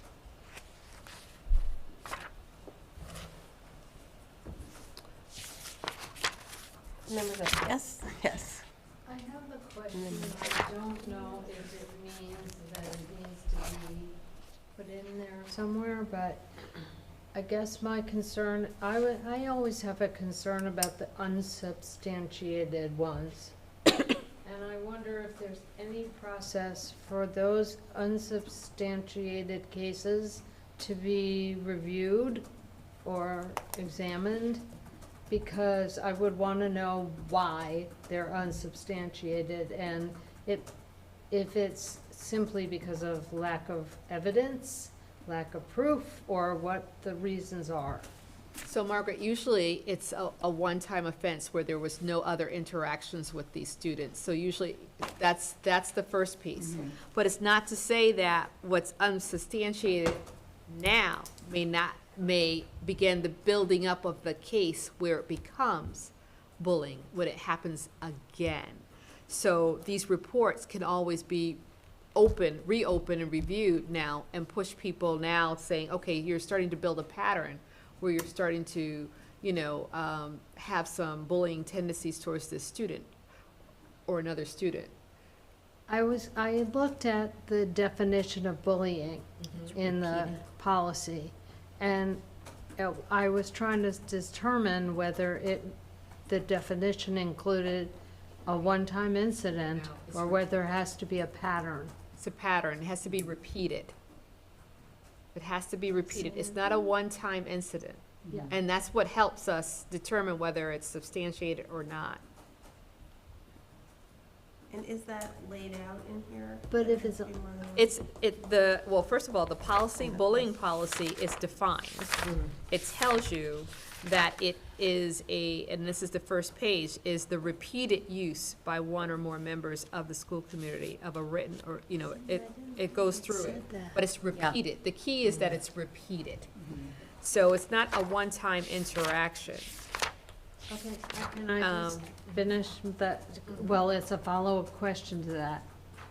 In terms of reviewing the unsubstantiated ones, if it becomes a pattern, obviously, you have to have documentation that it occurred once. Right. But if that's unsubstantiated, does it go away? No, it doesn't go away. That becomes a record for us. Okay. And so if we are starting to see a pattern, now we could say that this is definitely bullying. Well, that's what I just wanted to be sure, that there's a documentation of the first incident. If that's the reason for unsubstantiating, then I would want that to be recorded so that because the pattern usually develops quickly. Member Agnew, then Member Stein. I just wanted to thank you for this. I think, as a former principal, the comprehensiveness of this would be very helpful, and the approach that I think principals and teachers take, and all members of staff at each school, and creating a culture in which bullying is something that is not tolerated, or that the students feel safe to report it. And I think the idea of trust is so critical for the educators to have built, so that if there is a situation in which there is some targeting of students, that the teachers, I think, always know what's happening, and they can help with the reporting of it. And the fact that the students will be, I think the rollout of this will be so critical too. I mean, maybe Second Steps is a little bit outdated. I can hear what they're saying, but I'm sure that the community, whatever it's called, the place that produces the Second Step probably has an updated version. I think we've been operating on one of the older, probably one of the first ones. So I would encourage our district to look at updating the Second Step. But I just think that this speaks to a universal approach to schools being a place that are safe, and the adults in the schools are people that can be trusted. So I think this is great, and as a former principal, I would have welcomed having a document like this. So thank you. Okay, Member Stein and Member Seraphy Cox. So my question's about successive events of bullying and just sort of the process. So earlier we were talking about the definitional requirement that bullying is repeated, right? So for the first investigation where that is found to be substantiated, the next instance of bullying, does that alone, like the next incident, it's cumulative. So if that's investigated because it's part of a broader pattern, is that also bullying? Like, how does the documentation tree work, or how is it supposed to work with, once there's been a finding, is it every report that's made gets investigated and then it's found substantiated again? And then the next event, and then the next event? Like, what does that process look like? So that's how we begin to document that it's a pattern of behavior. So those reports never go away. They become a part of the tree. And so they're, depending on the situation or the concerns, the principal can work with the families. The only challenge is that, I'll just speak for an example. In my former district, we had a situation of bullying where we really had to separate students out, and we only had one middle school, so we had nowhere else to place them. So we actually worked out a situation with a partnering district to be able to continue educating the child in conversation with the family, to make sure that we were not putting this child under duress by this movement, but it actually did wonders for the child. So in the instance here, when you started to see a pattern, then, you know, the suggestion is that what do we do that's best to ameliorate the situation where it does not impede the victim? And what's best? So sometimes we'll move the perpetrator, if we can, or we look for a safe space. And so sometimes it could be moving outside of the building. If we don't have that, then we move within the building. And we try to keep the distance between students. We have a situation now where we have, you know, high school students where we can only try to create that safe space in the building, but when they're outside in the community, we can't do anything about that. However, we are responsible for any repercussions that may come of that, because that's the continuing, ongoing bullying. So that's how complicated this is. And so we do our best to try to keep students separated while they're on our campuses. That's what's important. Then there's, you know, we talk about restorative practices, and I gotta say, in order for restorative practices to work, both parties have to be willing. And, you know, I spoke to a student this summer in this district, and it actually relates or refers to situations that may have occurred on a bus. And she shared with me that, you know, when she heard the derogatory term, and then when they went through the restorative circle, yeah, the person said, "I'm sorry, but I know that he didn't mean it." And then she told me, she said, "I felt actually worse after that, because now he's picking on me, saying, you took me through that, you think that I meant that," you know, so it made it worse. So in order for restorative practices to work, is that you really need someone who is trained, for one. You know, not everybody can do it, but there has to be the continuous follow-up, but it also has to be the change of culture in the school itself. So we have a lot of work ahead of us. We're not as bad as other districts may be, but, you know, we have some work to do. We have some work to do. And so, Member Stein, I don't know if I thoroughly answered your question, but when we began the training, it's not going to be just a one-shot training. This is something that, as administrators, we will be talking about. It's like, you know, this is the situation we have. What do we do? Students are very, very different now. They are very different. And sometimes the trauma in which they're experiencing, it manifests in really, really bad behaviors. That affects others. And so there's a whole training on dealing with trauma, how to react to when students are in this manner.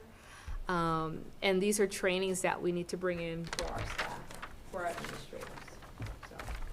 Yeah, I mean, my question was more specifically about, so the pattern, the original pattern is what substantiates it as bullying. Then successive events, what I'm wondering is if there's one event, and you've already established the pattern, which was the original bullying pattern, is each successive event considered a substantiated claim of bullying? Yes, it should be. Okay. Now, whether, you know, I can't speak for last year, but that will be part of the training, because you're building a trail. So, yeah, it should be. Member Seraphy Cox. Just a quick observation that as we're talking about the language here of unsubstantiated claim, I wonder if there's another word that, I mean, I'm sure unsubstantiated claim is like the official term that goes along with forms you have to fill out and so forth. But if I were a parent whose child, you know, was experiencing something that was deemed to be an unsubstantiated claim because it was the first time that it happened, it would feel undermining to the experience. So I just wonder if there's another word that it doesn't have the word unsubstantiated. Like to indicate that it's a single event. So I know that when we send out the reports, even though we say that it's unsubstantiated, we also say that, but we are not negating that something didn't happen. We stated as that this definitely was a behavioral issue that will be addressed and noted and kept on file to see if a pattern does progress out of this. But so that comes with how we reach out to our caregivers when we respond to the investigation. So that's something that we can, when we begin to craft our letters and how we want to go about it, I will talk to administration in terms of the wording. So we don't just say, oh, it was unsubstantiated. Don't leave it at that, but actually then say, we have to explain why, but also to say that there was a negative behavior that occurred, and that it will be addressed using our code of conduct.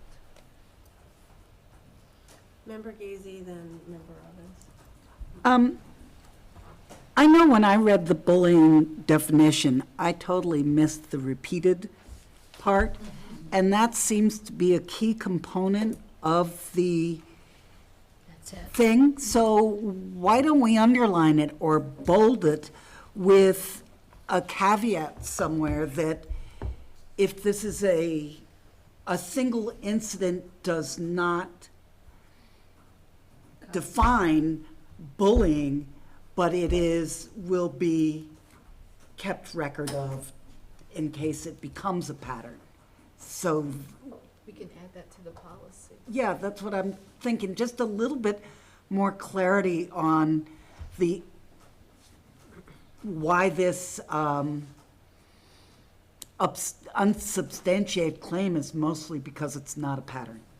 It is substantiated, but only single incident. Yeah. So it doesn't define bullying, Bullying, but which it is a does pattern. define mistreatment, microaggression, whatever. It is something. And so it might later develop into bullying, and that's why we keep, just, I can see the struggle that people are having around this issue. Yeah, unsubstantiated makes it sound like it didn't happen. I know.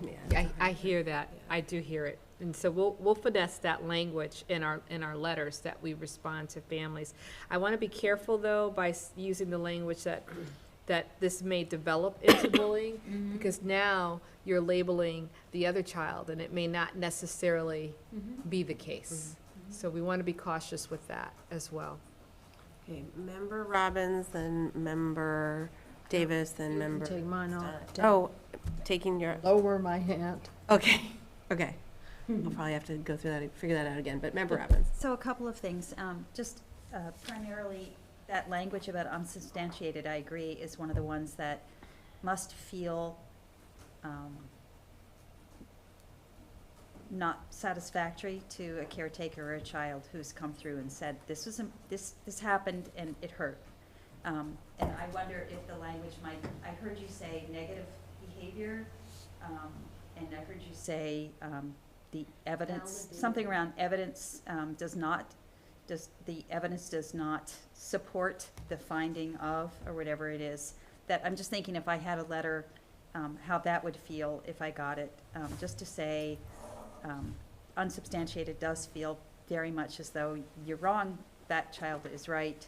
And I feel also that we're not remembering that we do have another policy that does address microaggressions. It does address incidents of behaviors, which we have already said we are dealing with in a certain way in our schools that may be substantiated later as being repetitive. But the point of that is to be able to catch kids where they are and be able to sit down right then and be able to say to them, so this is a behavior that hurts, and be able to work through that. And that, I think, is the point of that policy that's different than a bullying intervention plan, because bullying is that repetitive behavior, and the documentation certainly would be important. I would like to see us move through on recommending this behavior plan.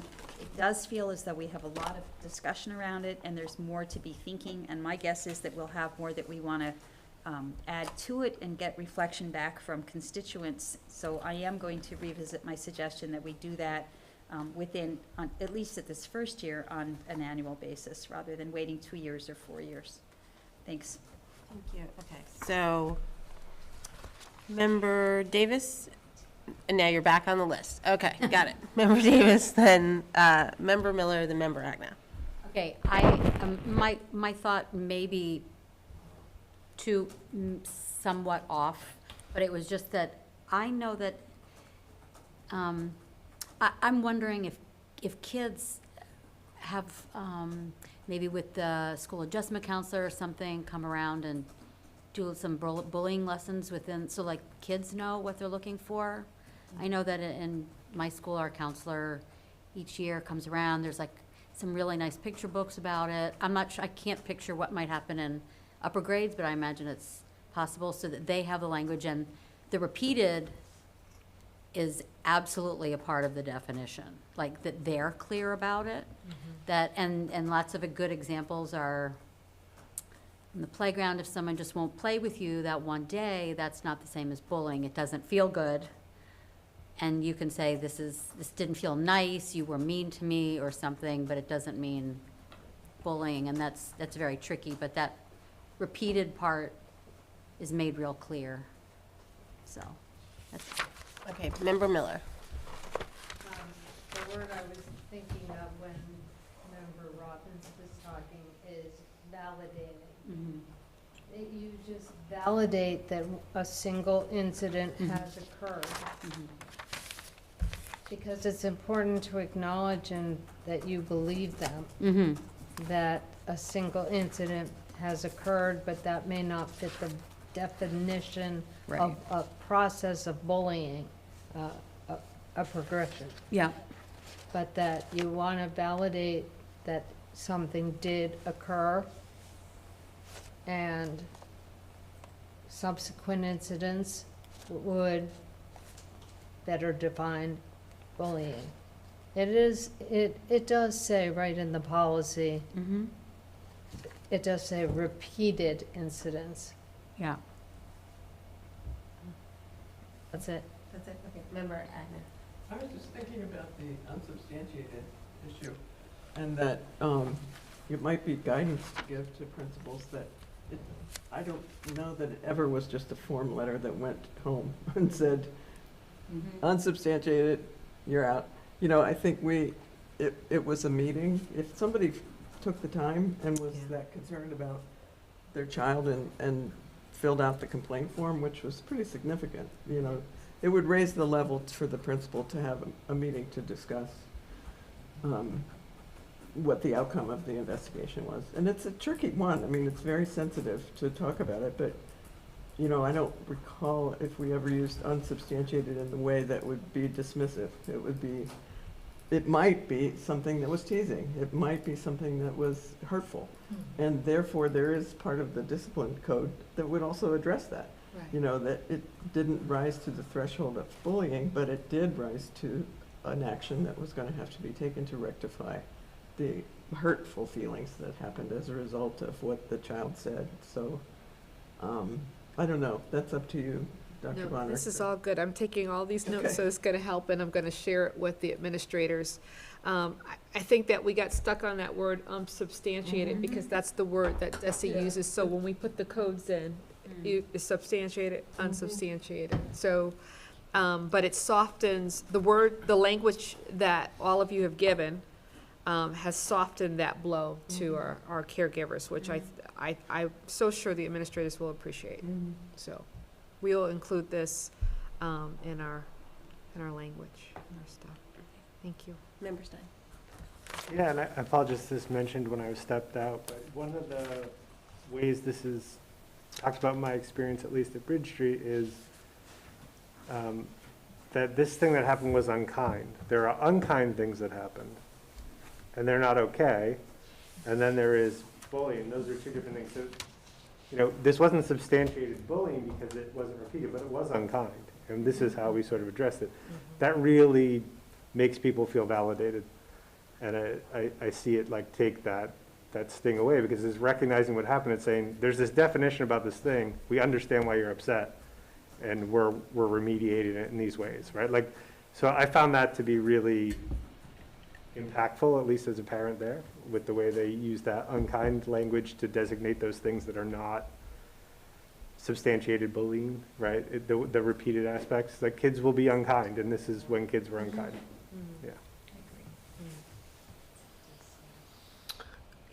Okay, so if there's no further discussion, Member Seraphy Cox, where do we stand with your motion? And then I'm mindful of Member Robbins' suggestion. So I should pull up the document that you have, Annie, but if you could maybe read back what you have as my motion. Okay. But right now, if you guys can all see the motion that's in the voting record, to approve the bullying prevention and implementation plan to include definitions to bring it into alignment with policy ACAC, which would be the cyber harassment, hazing, and school community members, and also align and reference the definitions in the discriminatory bias policy. Does that Yes. sound about correct? Yes. This is the first complicated motion, so I hadn't even pulled up your voting record document yet. And then the question that you had, Mayor, was about Member Robbins' suggestion to look at it again next year. Yes. I personally think that every 2 years is fine, but I'm happy if Member Robbins wants to make an amendment, and we can vote on that and then vote on the main motion. Okay.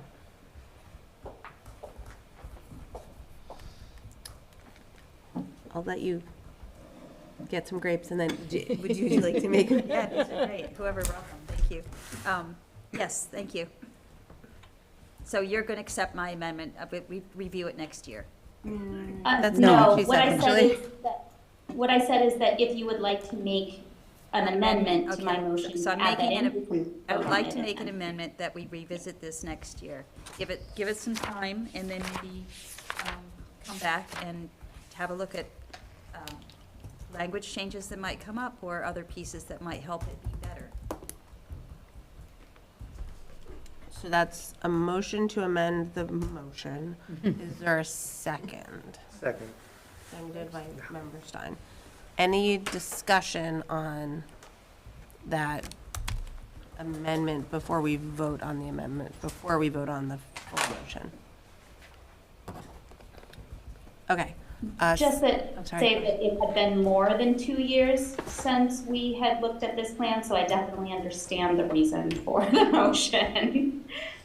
I was just thinking though, how would we know how it's going? I mean, unless we set up a review, but the review would have to be based on some data provided by schools or? The data comes, it'll come in July, and we have just the data that I kind of shared today. But I'm And just thinking in terms of I think it's operationally. shared. I was thinking operationally, you know, how getting from teachers and principals, how it's been to implement it, or, you know, whether it's, I don't know, sorry, I didn't want to. Well, no, I mean, because that's kind of a qualitative Yeah, it's piece. it's more, well, I don't know if there could be a survey or something, but anyway, I don't want to complicate things. No, no. I always get feedback from, well, I'm starting to get feedback from staff, so I'm sure. You can probably qualify it. Well, yeah, figure it out. I don't know. I can't do it with the survey coming out. This is too soon. We'll figure it out. Yeah. We'll figure it out. Okay, any further discussion on that amendment? Okay, roll call please on. Yes, thank you. Member Miller. Member Miller, you're, yeah. Sorry, I couldn't hear. It's the amendment for the 1 year. I understand. Yes. Member Goldman, Yes. Member Agna, Yes. Member Davis, Yes. Mayor Shara, Yes. Member Robbins, Yes. Member Gazy, Yes. Member Seraphiv Cox, Yes. Member Stein, Yes. and Member Levy. No. Okay, amendment passes. So is there now a motion as amended? I think Oh, we have a motion. we already have the motion, yeah. Okay, any Yeah. further discussion on the motion as amended? Seeing none, roll call, please. Member Goldman, Yes. Member Agna, Yes. Member Davis, Yes. Mayor Shara, Yes. Member Robbins, Yes. Member Gazy, Yes. Member Seraphiv Cox, Yes. Member Stein, Yes. Member Levy, Yes. and Member Miller. Yes.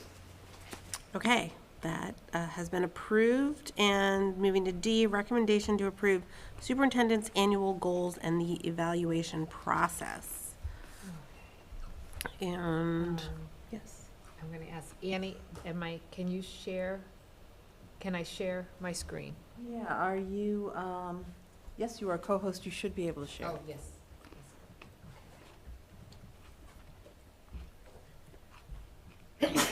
Gesundheit. Bless you.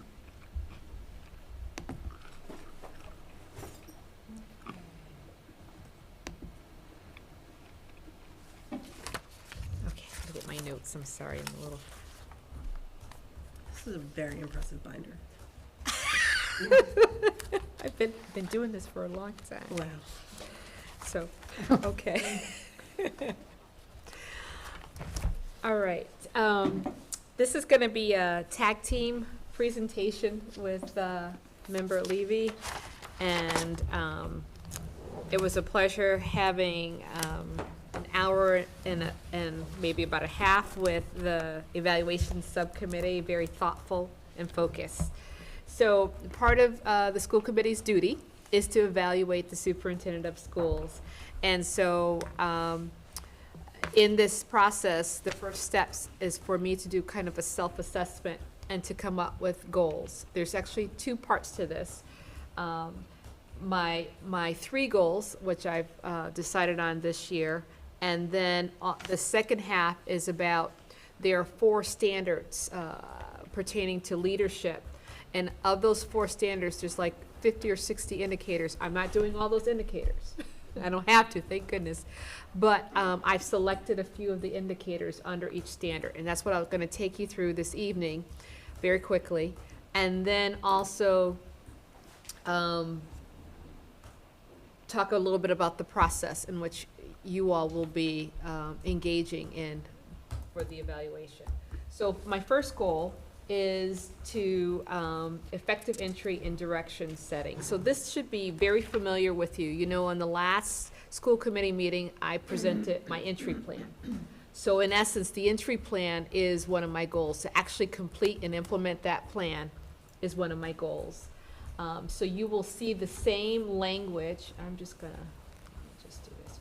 You're gonna see the same language that I literally just lifted right out of my entry plan. And so there is a piece that I did refine, so let me just read it quickly. Entry plan will be conducted in such a manner as fact gathering from key stakeholders and reviewing documents that provide insight into the operational structure of the system. The final expected outcome of this plan will contribute to the development of a new multi-year strategic plan, which, working with you all, is what we are just getting ready to embark on. So out of the goal, there will be things that you will see as evidence that will support me obtaining this goal. So some of the things that you would see is that I've already presented my entry plan, so that's done, that's a check. And then the actual implementation plan launched. You have an entry plan timeline that was in my entry plan, so that should kind of gauge where I should be in my entry plan. Mid-year, around February, I will present just a overall quick view, God bless you, not necessarily a formal presentation of where I am with the plan. That will be an opportunity for you all to say, well, Portia, have you thought about this, or let's change this, or maybe please don't add anything, but to change something. You know, just to have a conversation about where I am. And then results of survey, focus groups of stakeholders. So sometime this year, probably in the midwinter months, that we will actually put out a survey to our stakeholders. And that's not only my survey to gather information, but that's also the survey that we'll be doing for the strategic plan, so that we're not overwhelming our constituents.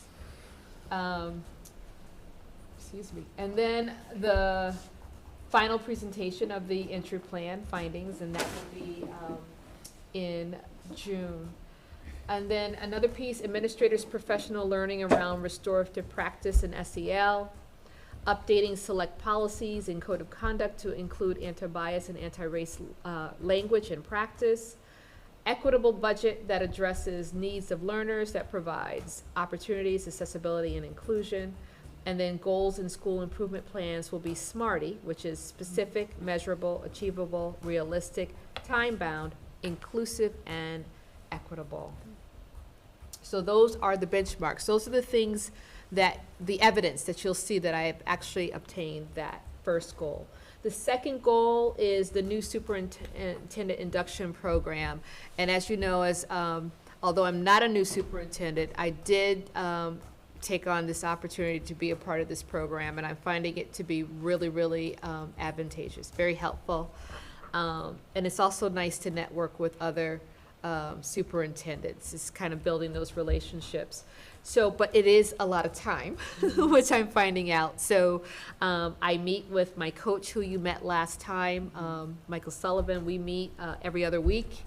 And then we have sessions as a whole group. So this week, we had a remote session for 4 hours on Tuesday. And we'll have another remote in November, and then we'll be together for a full day in December. So they kind of change it. So we're doing 2 remotes and then a full day and so on. So there's 8 sessions total. All right. So,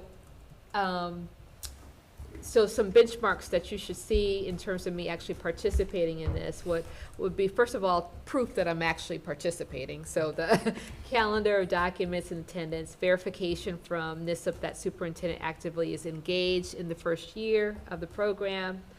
And then results of data analysis are organized and interpreted in a manner that determines future direction and goals. So I've actually started that process.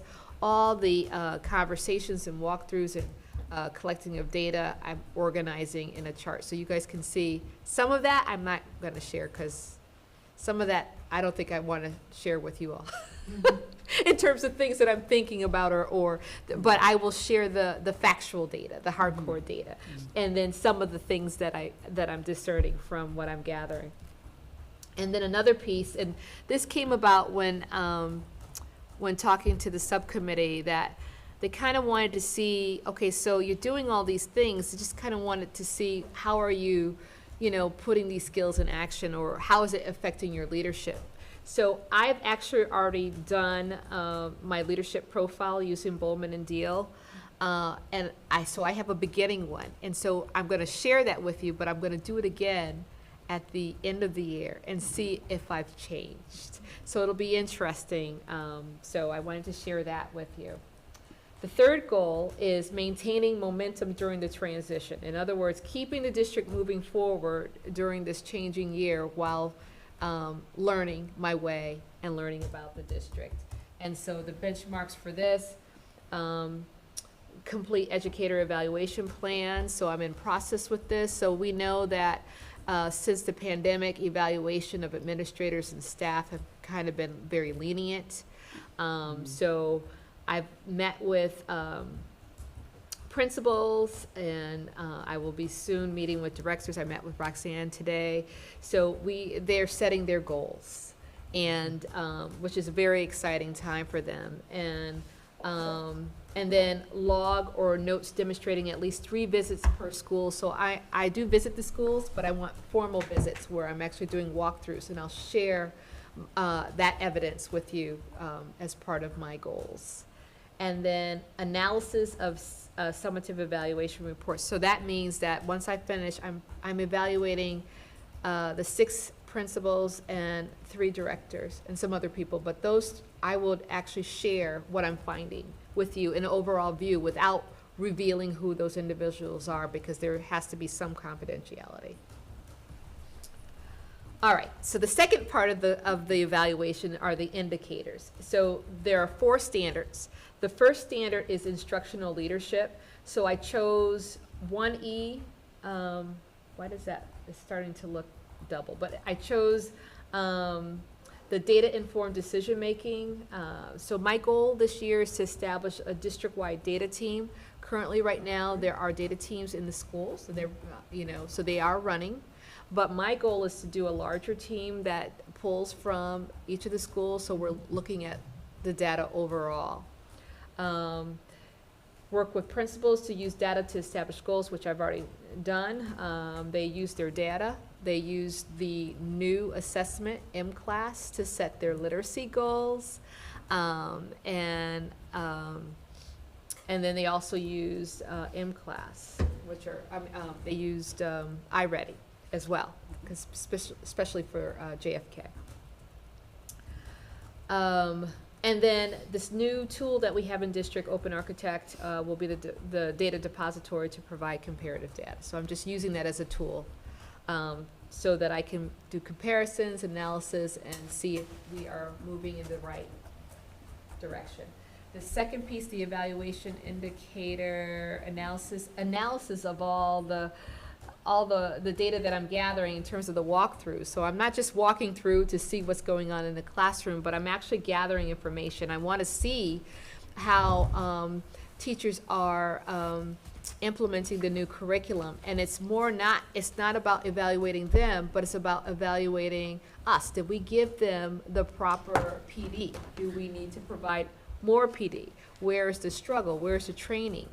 Those kinds of aspects of it. So I'm excited about that part, and then giving that feedback to the staff.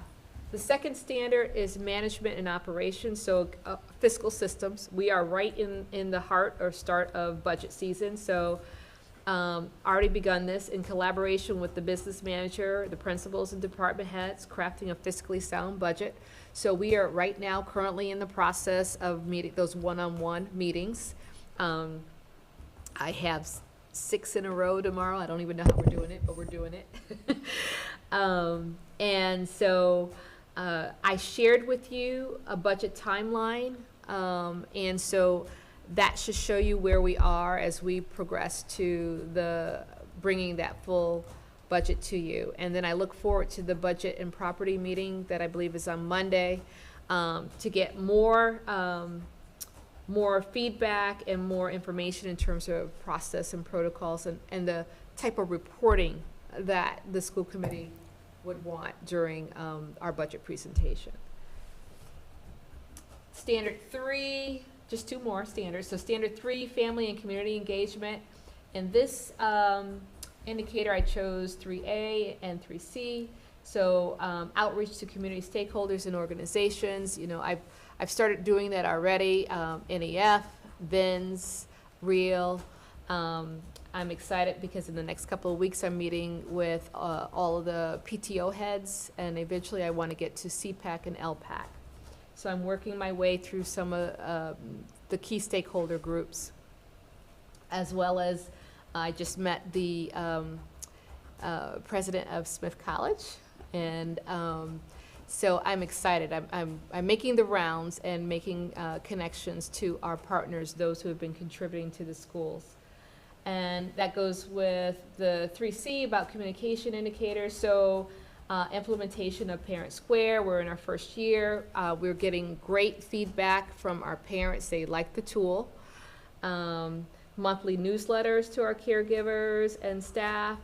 I'll share some examples of letters, weekly updates, and agendas from our alt and principals meetings.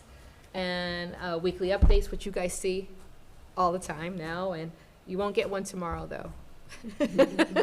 And then examples of communication via Parent Square from teachers to caregivers. And just per note that I did send out a second Parent Square message just to kind of alleviate some of the fears that may have been brought about, but that was not my intention.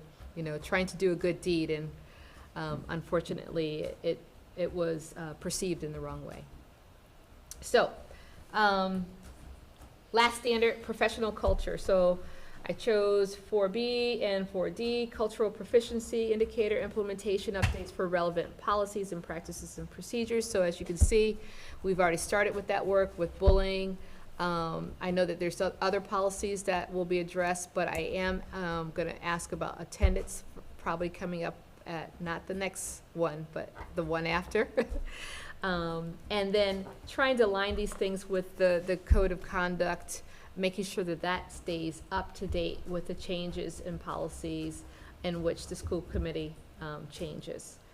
And then professional learning communities. So this year, I don't know if I think I shared it very briefly, but this year, the principals have selected 2 books to read, and the first book is on restorative practices. And so we are engaged in that reading, and we talk a little bit about it, about 20 minutes out of our meeting time before discussing other matters. And so we had our first session last month, and then we also had Kit Sobo from Collaborative Restorative Group, who also came in and talked to the administrators, again, to reiterate the work that he started last year with the administrators on restorative practice.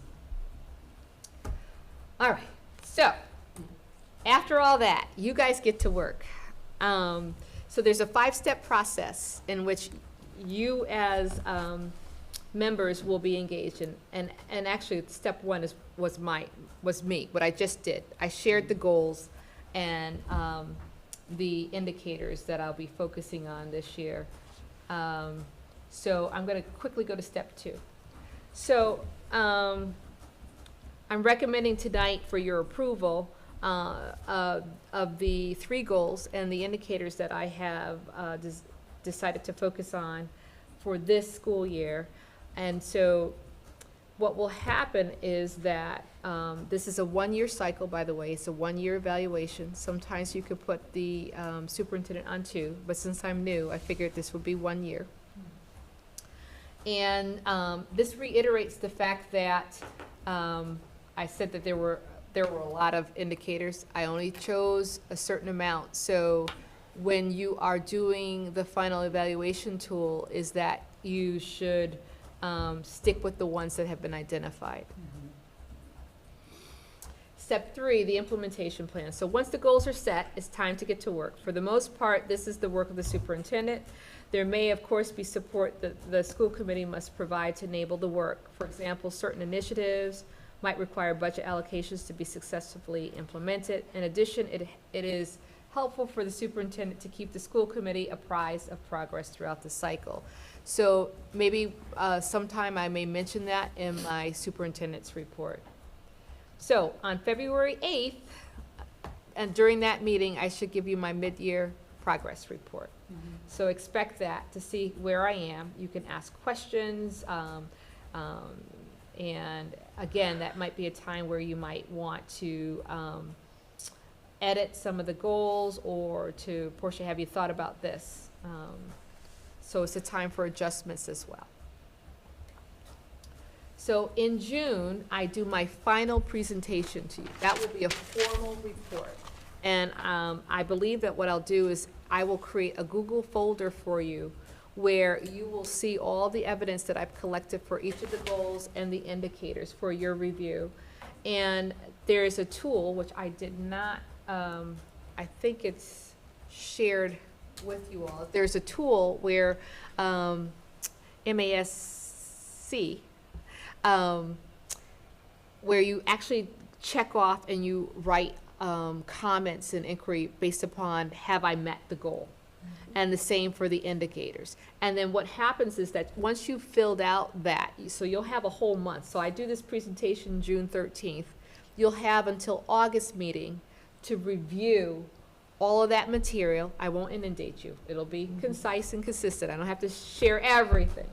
So you'll get a chance to review that information, and then you will literally rate me in terms of how well I did on the goals as well as the indicators.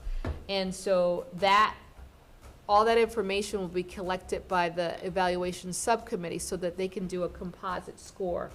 So I actually get a composite score from the body in terms of whether you think I'm proficient, need developing, or so on. So the scoring looks like this. So for the goals, you either tell me I exceeded, I can say that word now, met, significant progress, some progress, did not meet. And then for the indicators, you would use exemplary, proficient, needs improvement, and unsatisfactory. So that was a quick run through about the goals and the process. I don't know, I was told that you didn't evaluate the interim person, so you guys have been out of this for a little bit. But so it is the tool I will share with you. I'm sorry, I did not upload it in the presentation, but it is an easy tool to use. It gives you time, so you'll literally have 2 months to do it. And I know July is vacation month, so you can do it in June and finish it up the first week in August. And then just be ready for the final composite score for my goals. And then that's the time too where you make recommendations of what's next, so it helps me to build on my next set of goals. So that's it. Any questions? Thank you. Wow. I know. Can I jump in? For Yeah, this? I was waiting for I was waiting for you. I know, well, we were gonna tag team, but as you can see, there was really no need for me to say much because that was incredibly complete, which is a bit of an indicator of how this process has gone so far. Can y'all hear me okay? Yeah. Yeah. Yes. There you go. Oh, great. Okay, sorry. I saw some looks of bewilderment on some faces. I think what I want to add, just to bring a little bit of perspective from the committee or the subcommittee, is to just echo what Dr. Bonner said initially, that this was an incredibly smooth process so far, with a lot of depth of understanding and communication. As you may see reflected in the goals, you'll likely see a lot of the values and a lot of the previous goals that you've heard us talk about before Dr. Bonner was here, in terms of some of the work that we were really hoping to see come out of the superintendent role. It's almost as if she had watched our videos. The goals really reflect a lot of what this committee has been articulating in terms of a desire for forward progress for the district. So I was really appreciative, and I know the rest of the subcommittee was as well, to see a lot of our values and our ideas reflected already in Dr. Bonner's goals. And we were really just doing some tweaking. And for those of you who know me and know my interest and deep, I really like goals, and I really like well-worded goals that are effective and where they're action-oriented and they're measurable. And there was very little need to come in and say, wait, that's not really a goal, or that's not really an act. Like this was a very impressive first draft. There's one other thing that I was going to add. You may recall the just very, very long list of standards that are really superintendents are asked to demonstrate. I appreciated Dr. Bonner went in and chose ones that again resonated with the values of the school committee, and then put them in goal language, so that I think it's going to make our job a lot easier when it comes time to evaluate, to not only say, did she meet this standard, but what was the work or what were the actions that we were looking for within this standard that would allow us to really evaluate her progress. So lots of really great detail here. And I think setting the foundation for a smooth process. Excellent. Member Robbins. I'm going to echo that I have had the good fortune to watch your subcommittee work before we didn't have an evaluation, and it feels as though these pieces have just fallen together really well and clearly. And I had also watched the videos because I wanted to know about them from the last evaluation done with our previous superintendent, which I found very difficult to follow, and I think it might have been difficult for everybody to have a sense of where things were and where they needed to be, and how that was expressed and validated. And this is just crystal clear, and I appreciate it enormously. This is something that I think we all had an enormous hope would happen with our new superintendent. Thank you. Member Stein, and then Member Seraphy Cox. Sorry, this is a question for Member Levy, and I'm looking at this screen. I don't know where you're seeing me, but this question is about sort of, if you can share anything with us about the different types of frameworks that district use to evaluate superintendents, and the different types of obligations or requirements that are suggested either from Massachusetts Association of Superintendents, MASC, and like what the law may or may not say about what we're supposed to do. Like, can you give us like any sense of the terrain upon which we are choosing a path? I'm now remembering, Member Stein, that you'd given me a little homework to do a little digging into that, which I have regrettably not done. I'm only now remembering this when you're asking this question. I think Dr. Bonner may be better equipped to answer that question, but what I can share is that MASC provides a very clearly delineated process with tools and rubrics. I don't know, and I would rely on Dr. Bonner maybe to give us a little bit more insight into this, whether school committees in Massachusetts use anything other than the tool that MASC provides. But the MASC tool is one that I guess there was a pilot done a few years ago. And then I think my understanding is there's sort of one way at it. But Dr. Bonner, I'm curious your thoughts.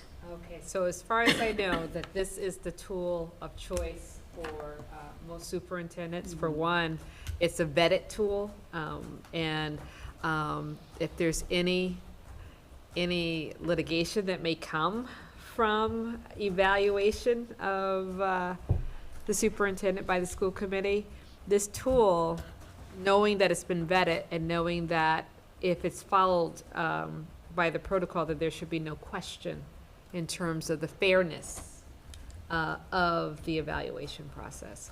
So this literally is the MASC model. We just put it in simple words. There was just multiple things in that packet. And the tool, the evaluation tool, the scoring card as they call it, is from MASC. So I just know in the group that I'm working with in terms of NISSP, there's like 25 of us or so. Actually, it's growing, but I would say that all of us are using this tool. So that's 25, 26 districts right there. I know that's a small number of 300 plus, but it should give you a sense of that this is the vetted tool. And it's a trusted tool, you know. So I don't know if anyone else is using anything different.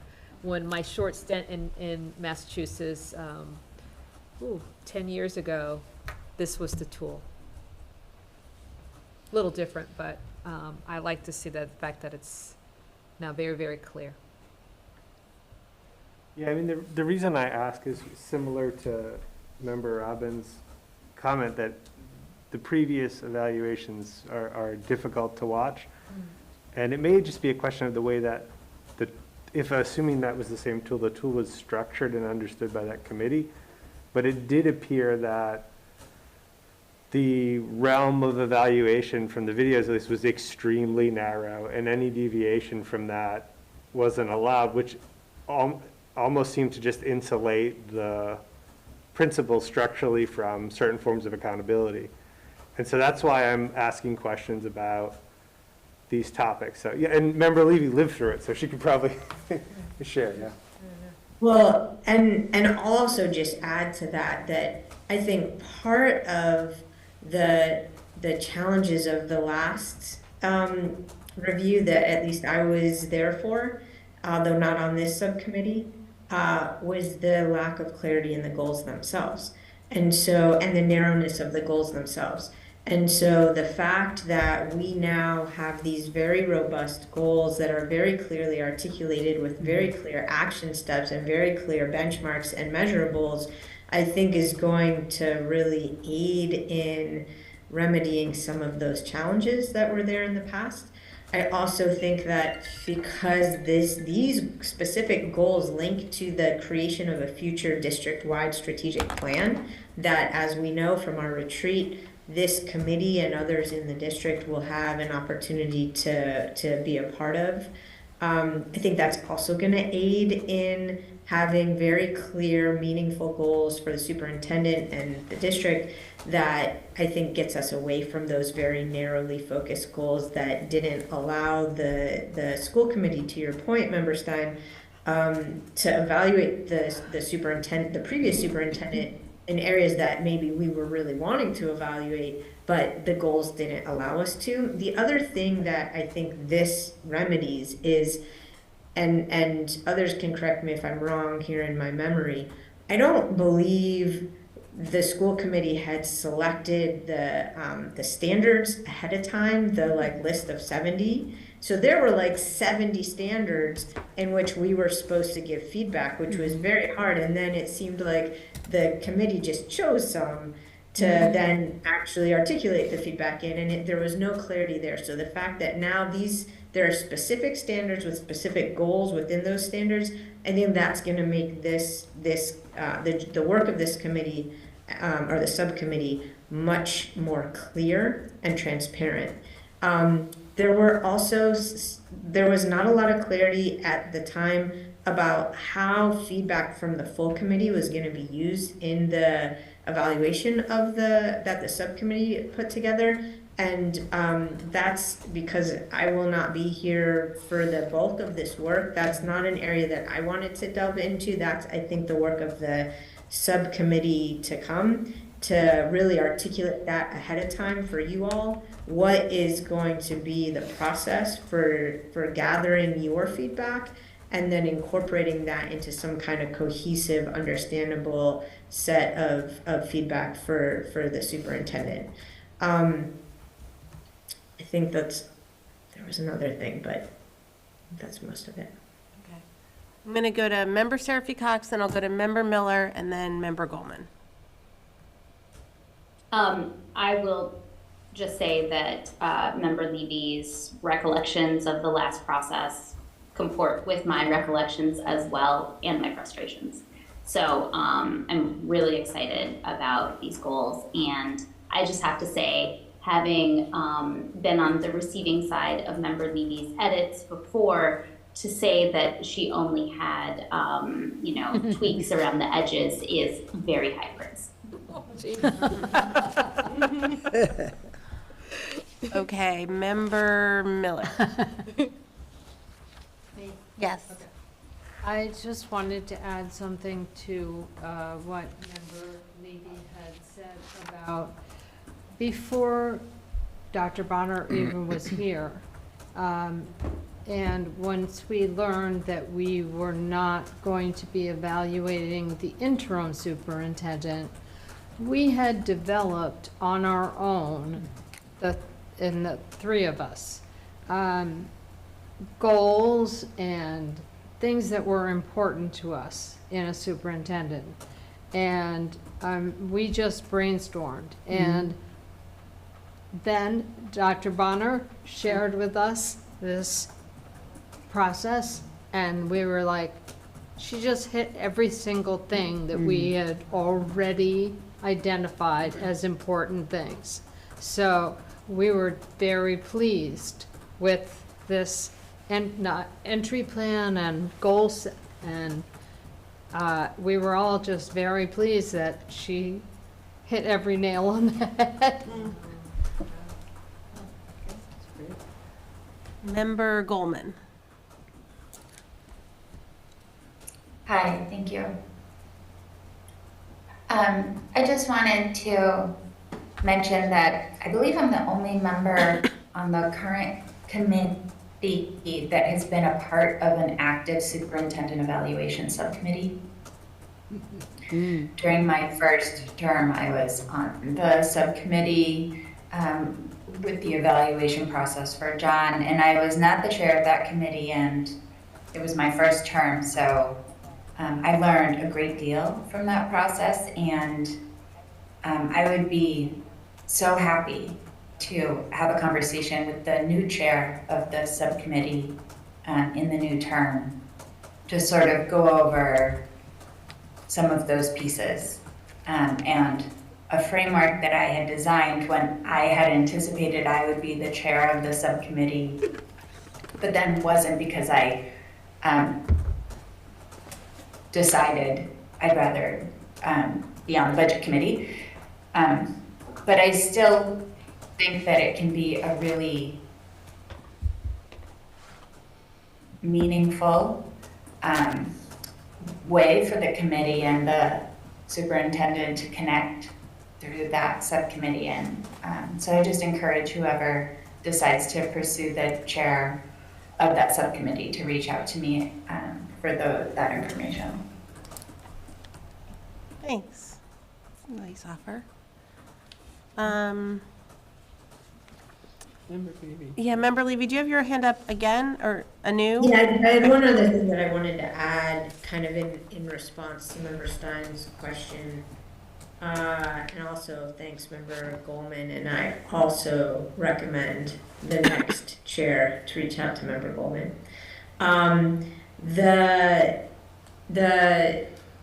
This is your chance. So if you're thinking about the last process that went through fruition, that it was too narrow, that it wasn't focused on the right things. If there's anything that you are wanting Dr. Bonner to really keep in mind that she didn't already articulate, again, the subcommittee is in favor of this set of goals, and we very much support this path forward. And if you are feeling like, ooh, this is going to make our evaluation too narrow, this is your chance to suggest anything that you might want to see tweaked. Thank you on all accounts for what you shared. Yeah, I'm thinking about, I mean, what's hard now is having just seen it once on the screen, like it's not accessible in the packet. So We've had it. So I have like a request that, like I have access, I don't have Why access. is it not accessible? It's been in the package. Yeah. Yeah, it was. I printed it out. I couldn't open it. Not for me, it may be because you're on the committee, the subcommittee. I put in requests too a couple times. Yeah. It was. Who did you request? Whoever owns the document, I don't know. Because I don't own that document. Do you own that document? I'm seeing that as well. Dr. Bonner had emailed it to the subcommittee directly, and so we had seen it, but I'm not, so I didn't click on the link on the agenda. I'm seeing that Annie, we need access to the document. So I apologize, because I did do it as, I don't normally do Google Docs, but I did it to share with the subcommittee. But I thought I copied it and sent it to you for the packet, so. And so it should have been at least viewable. I mean, I see it, it's just not, you have to request access. Okay, so I apologize for that. So you, and it's a full document, so you'll see the action steps as well. I can send it to you now, I think. Yes, would you please, thank you. Oop. Sorry about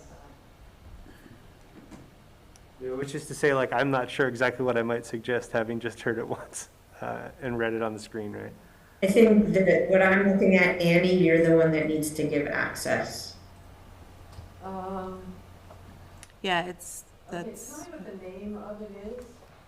It's the two documents in the folder, Superintendent Evaluation Goals, Superintendent 5-Step Evaluation Protocol.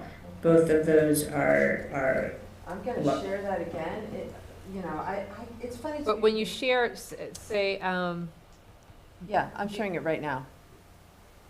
And it says restricted and only, I can't change All right. that access. I think it has to be you, Dr. Bonner. I'm going for it right now. Just give me a second. Get in here. I wish when you shared a file with documents, you got some kind of feedback that some of them would not be visible to people, but you don't get that feedback. So you don't have the superintendent evaluation goals or the 5-step evaluation protocol? We see them, we just can't access. We We see 'em, can't get but not the open 'em. document. But I think if you're on the subcommittee, you can get access because you've already had access, so. All right, this, I'm doing it. How come you get the email, Annie, if we request access? If you She can't sent control it the out. access? Well, Dr. Bonner sends it to me, and then I make sure that it's included in the packet. And then I just send out the email from the whole packet. But when I try to send out the email from the individual document, it won't allow me to because it needs access from the owner. But I don't know that until I get to that point. So who just gave me access? I Okay. just did it, but did it resend or it just said access? It just popped, Yeah. up as something, so I just gave you a request for the other one. So we There's have, another thing too? So the 5-step, also we don't have access to. Okay. And this was sent out the first packet, Yeah, so it's been out for a while. yeah, it's been out for a while. Yeah, we'll have to figure out a protocol to figure out how to keep that from happening. Use Word document. We gotta see Because what I it can is. open it, so I can't tell that others can't. Oh. Okay, I'm looking for the other document. Just share. She just did. So if you look. So at if your you go in the inbox, yeah. folder, you should be able to get to it. The folder, and then the folder within the folder called superintendent, I can't read what the rest of it's, evaluation. It's actually the same thing that you couldn't access. All right, so Drive. 5-step, superintendent 5-step. Drive.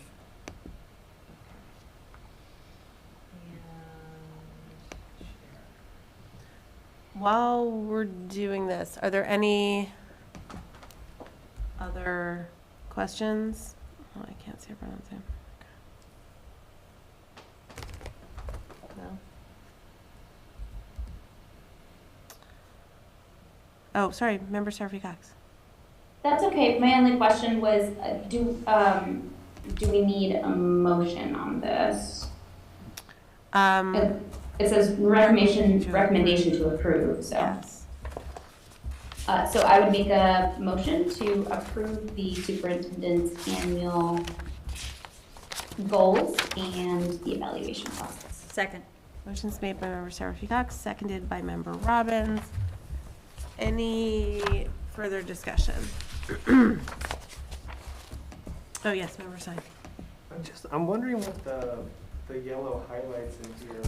The highlights are things that we discussed that were changes. So when I was working with the subcommittee, okay. I wanted them to see the updates.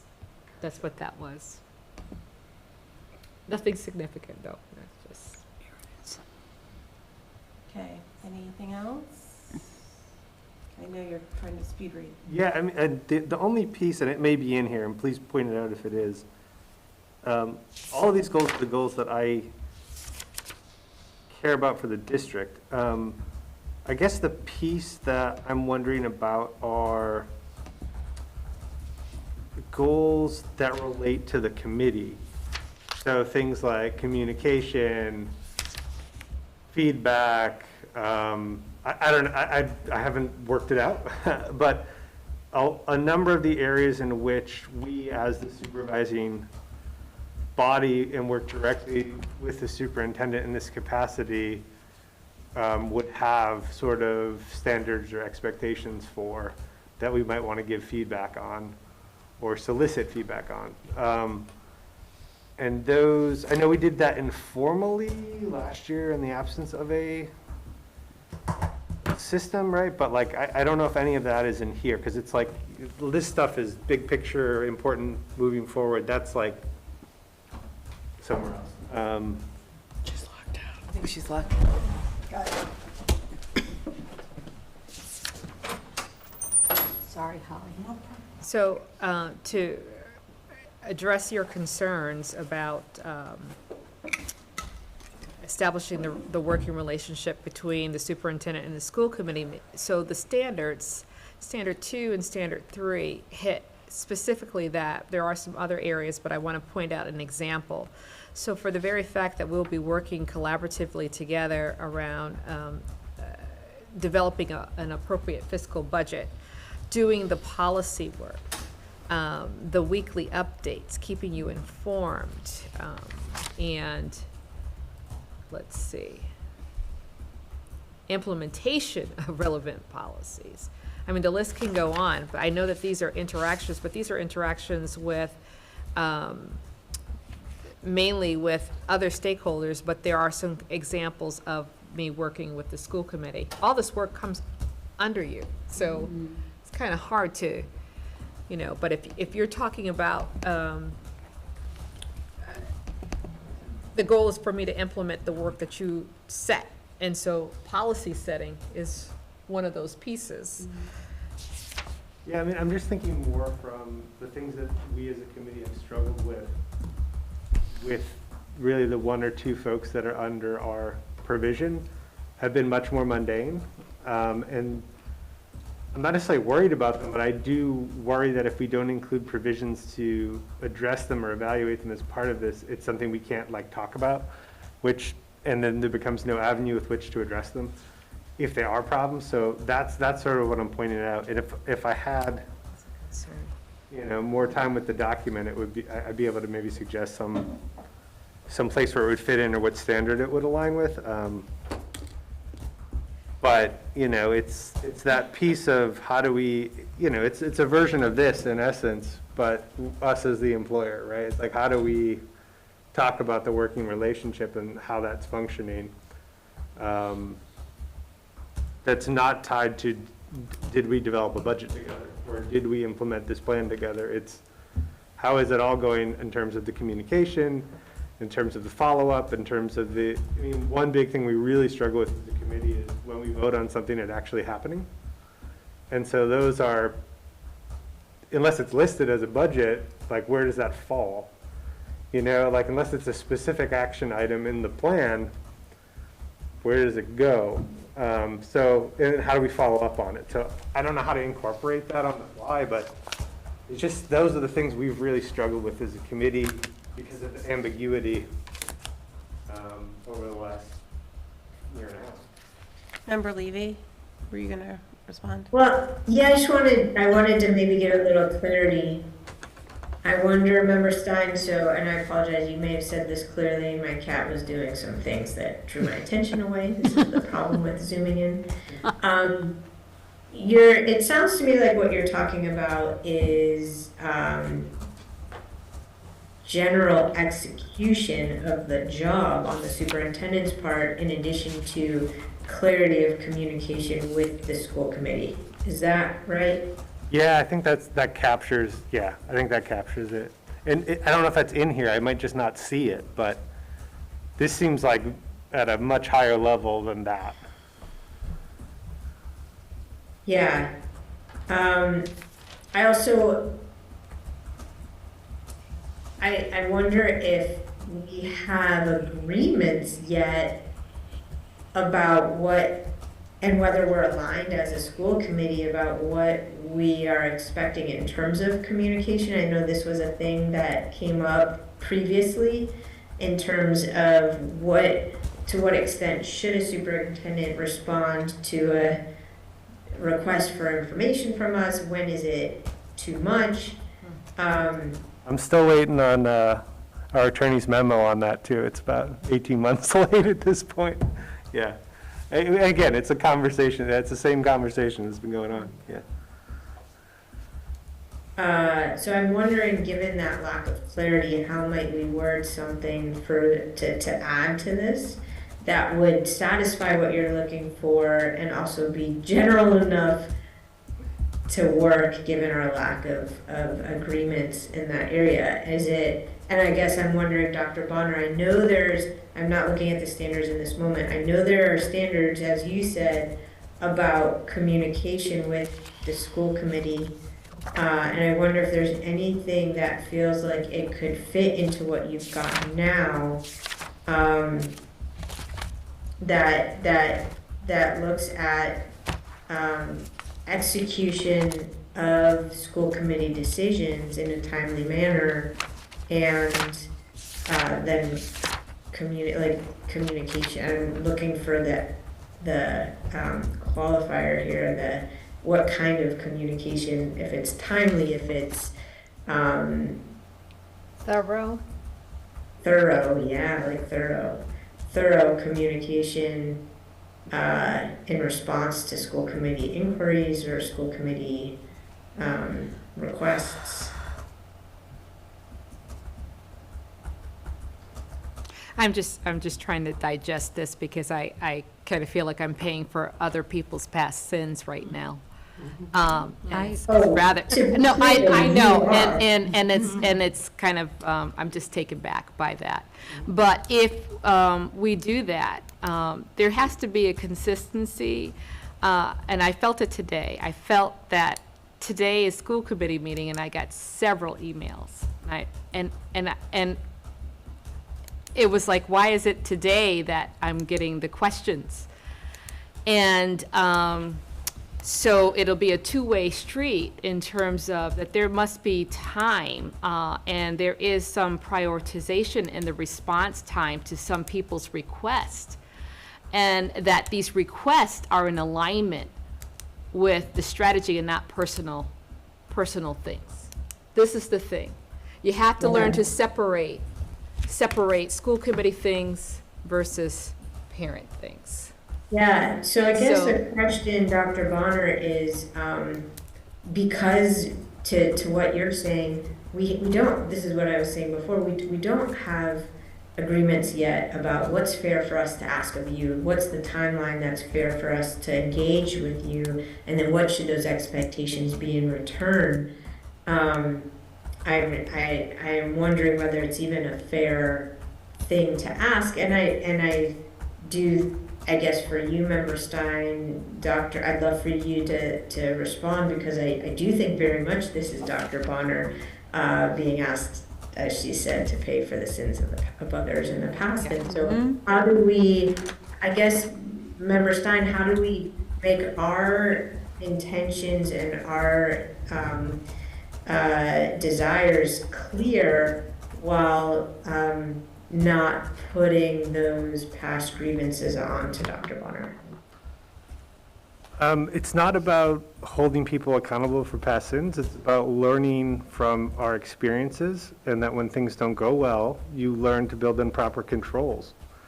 So it's not about we think this is going to happen, but if we're faced with another incident where you all spend endless hours on an anti-bias policy and then it never gets implemented, and there's no avenue with which to even pursue that, we're doing ourselves in the district a disservice. So it's about finding ways to make sure that all of the effort and work and time that we put in, and all of the effort and work that the district personnel put in that feeds into those things, amounts to what it's supposed to amount to.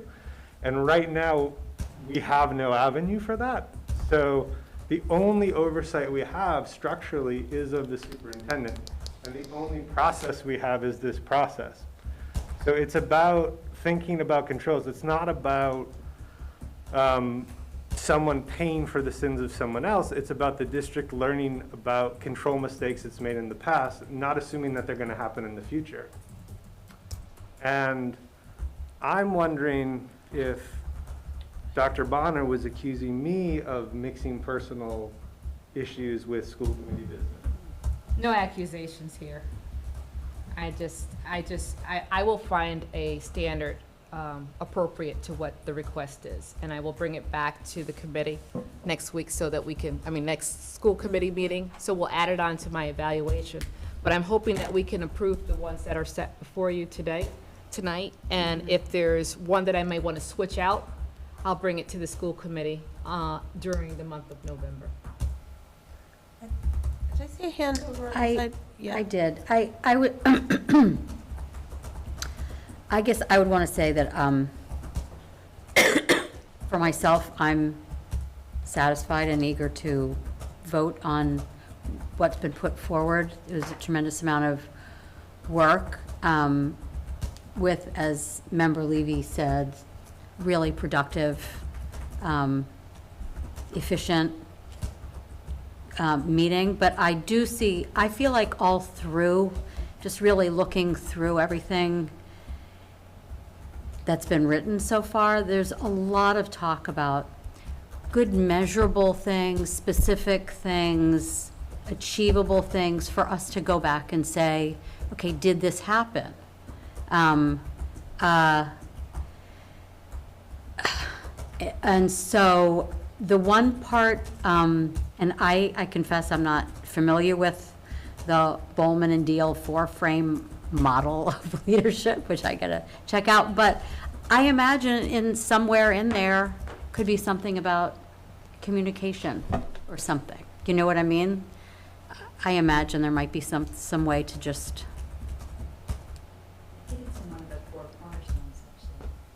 you know, something like that. But that's all. Thank you. Oh, Member Casey? I just wanted to also echo that so far, I have been extremely I'm pleased with this plan. I think it's clear. I've also been extremely pleased with the communication that we've received weekly, which was unprecedented before. I love those updates.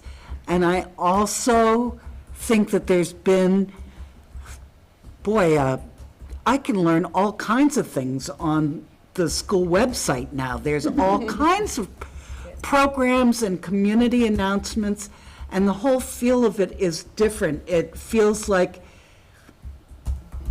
the school is trying to build bridges to the community, and I think that your communication about that has been excellent, and I'm happy with where we're going.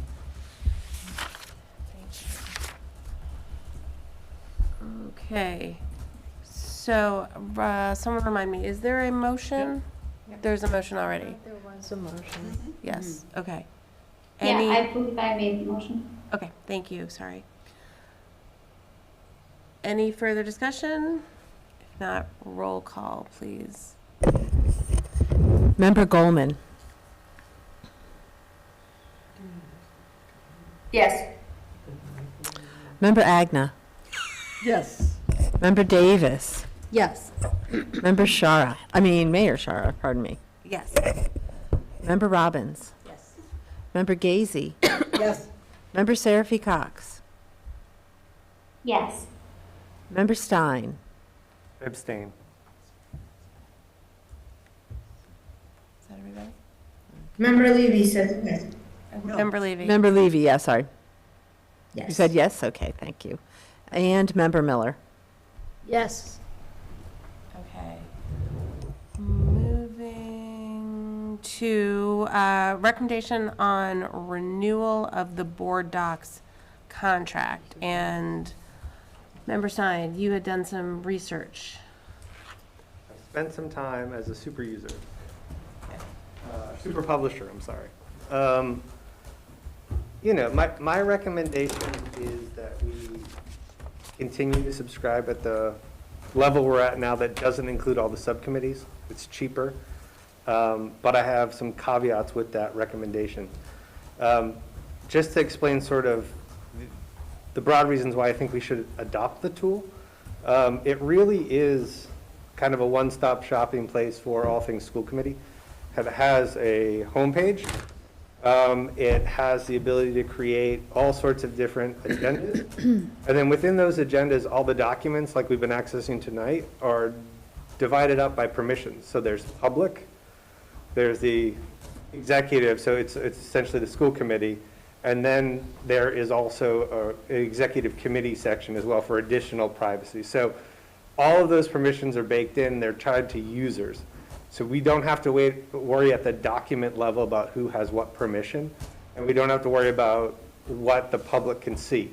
So if you have something on the agenda and when it gets set up in the agenda itself and it gets attached right to the agenda, the permission is set at that point who can view it.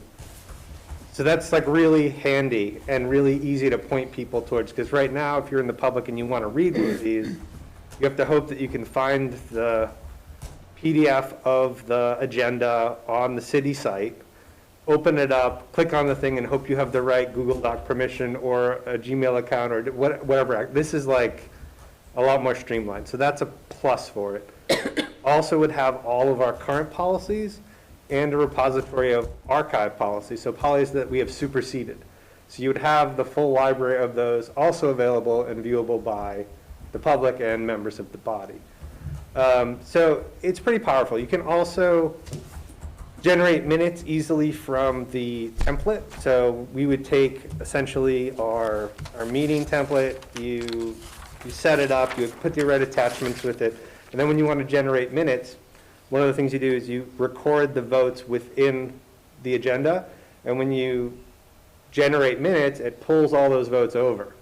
So if you record them on the agenda during the meeting, when you generate minute template from that, it pulls the votes already, so you don't have to double count them, you don't have to find them from another document. And then you just add in the pieces of the minutes like we would. You save them, and then they're also all in one place. And those versions can be edited and updated depending on user permissions, and it's all tracked. So I think it's a powerful tool. I understand why a lot of school boards and other boards use it. It makes a lot of things very easy. The caveat on recommending it is that we've had it for a couple years, and there's been a lot of adoption resistance. And I don't want to burn another $10,000 on it if we're not going to actually use it.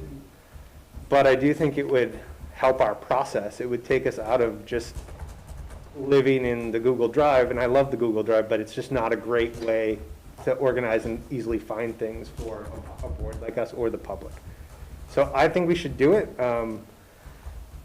It's hard because, we voted in June to have an update on, the performance evaluation, which is intimately tied with this issue. So I don't think there's a vote on this, but like my recommendation is, yes, we should.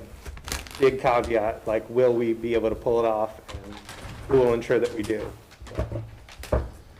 Thanks. So one, since we haven't been able to get in there because we haven't had the right permissions, is there any way you could easily screen share now as a super or whatever kind of user, so we could just take a gander Sure. while we're talking? And one of the complaints about it that we'd heard was that our agenda or how we organize our agenda wouldn't lend itself to how agendas are on it. And again, not being able to see it, I don't really know what that means, but Yeah. Do you feel like our agenda could be imported into whatever that structure is? Yeah, absolutely. And let me log onto the Zoom so then I can share. Yeah, I mean, essentially, you build it out and you pick a sort of lettering system. So like, much like in our agenda, right, and I'll show this, you have, recommended actions, announcement, public comment, and then you have new business, and you have subsequent things under those. And you just build out those blocks however you want. And for each of those blocks, you would add an attachment. If there's a relative attachment, or you would add an additional description, or, it's all tied to that piece, and you can arrange them however you want. So let me try to get on the Zoom. I can share this. And I've watched the tutorial a few times and messed around with the agenda creator, but I am not an expert in doing it. But if I dedicated like maybe 4 or 5 more hours, I could do it. It's not terrible.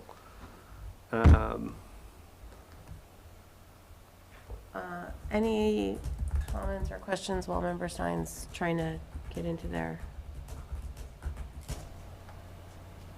And so this is a decision point for us because it would need to be renewed Next month. in November. So we have to make a final decision on this. Member Seraphy Cox.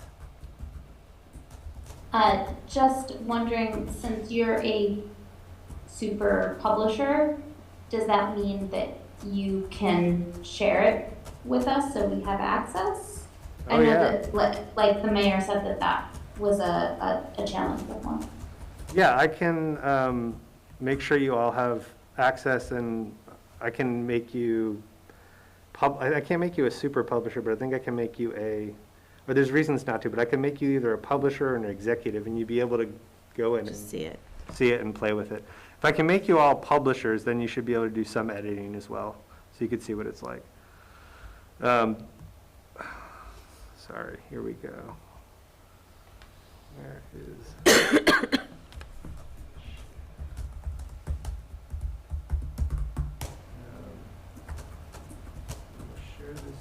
Oh, it's disabled screen sharing. Huh. Oh, you need to be a co-host. Oh, okay, yeah, because I just got on.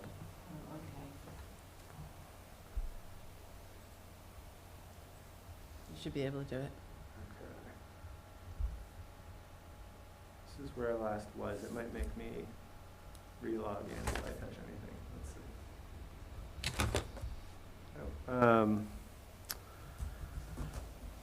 see. So you can, there's all sorts of ways to do this. Like, this is just pieces of our agenda that you can have display in different ways, and this is in the draft mode, so we haven't finished the final look of how it's going to be, but you can essentially just take all of the pieces that we have in here and arrange it in this format. And these things can all be edited. So a call to order, roll call, public comment, and when you go to, and so did you load these into here as? I loaded like this text into Okay. here. I picked up one of the older templates that had been created and started just messing with that. I think it would have been easier had I started from scratch, because I ran into a couple issues with the way it was originally set up. But like, I just show like how easy it is to put stuff in. I just dumped in like the header stuff from our meeting tonight. Like, it looks pretty much the same as this would look. And if you go, let's see. Let me see if I can get to the home screen here. And so, and there could be sections for each subcommittee, or that's what it looks like. We had looking right here. The original account we had allowed us to do both. So like, mine populates to a budget and property, which never had anything under it. We no longer are subscribing to the full suite, which allows you to do all the subcommittees.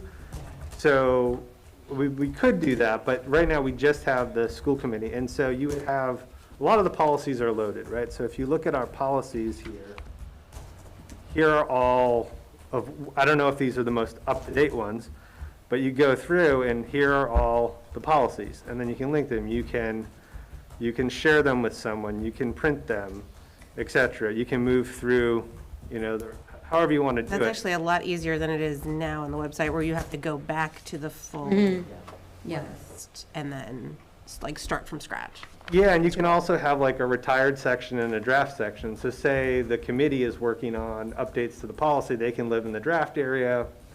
Eventually, they can move to active once they get approved.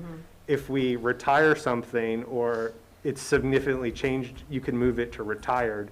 And then the public can access all this too, based on the permissions, and the committee can. They can't edit it, but Right. they can access it that way. And the text could look anyway, like if we had a retired one, or if we wanted to show what change had been made, could we highlight a section, cross out a section, do something to indicate the difference? Yeah. It lets you, you could put an asterisk at the top. You could, it's not, it doesn't have the editing capabilities of like Google Docs, but you can bring in from those pieces, say you're working on the document in that editor, and you copy it in, it will bring pretty much most of the characters and everything else over with it.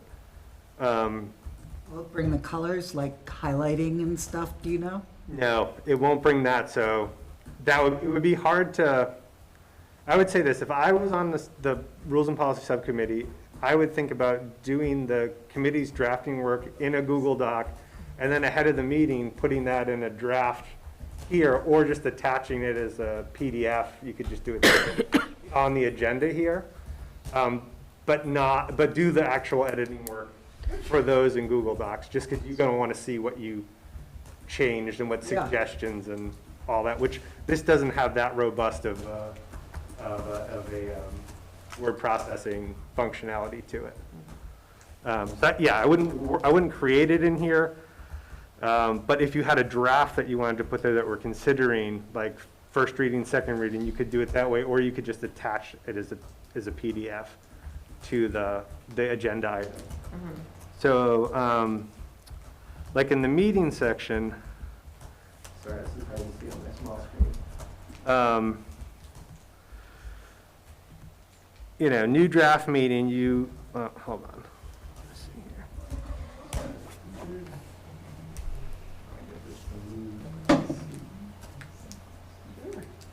I have one question. Yeah. I'm just wanting to, I've never really understood what PDF means. And Gwen says it means it's not editable. Is that? Well, it's like taking a. Makes it a hard copy. Yeah. It makes it a hard okay. I just sort of edit PDFs. never knew. No, it's like post document. With me, I can't. I gotta try to Forever. Sorry. It stands for portable document file. Oh. Portable document file. There you go. Thanks, Emily. This was sort of done It before. also stands for the Peace Development Fund, but portable document files existed before the Peace Development Fund. You could have anything on this sort of welcome page that you want for members or for the public. You can edit this however you want. Right now, this home button takes you to the MPS website. But, you can configure it how you want to configure it. In the meetings, if it'll let me see, it's giving me a hard time today. Let's go here.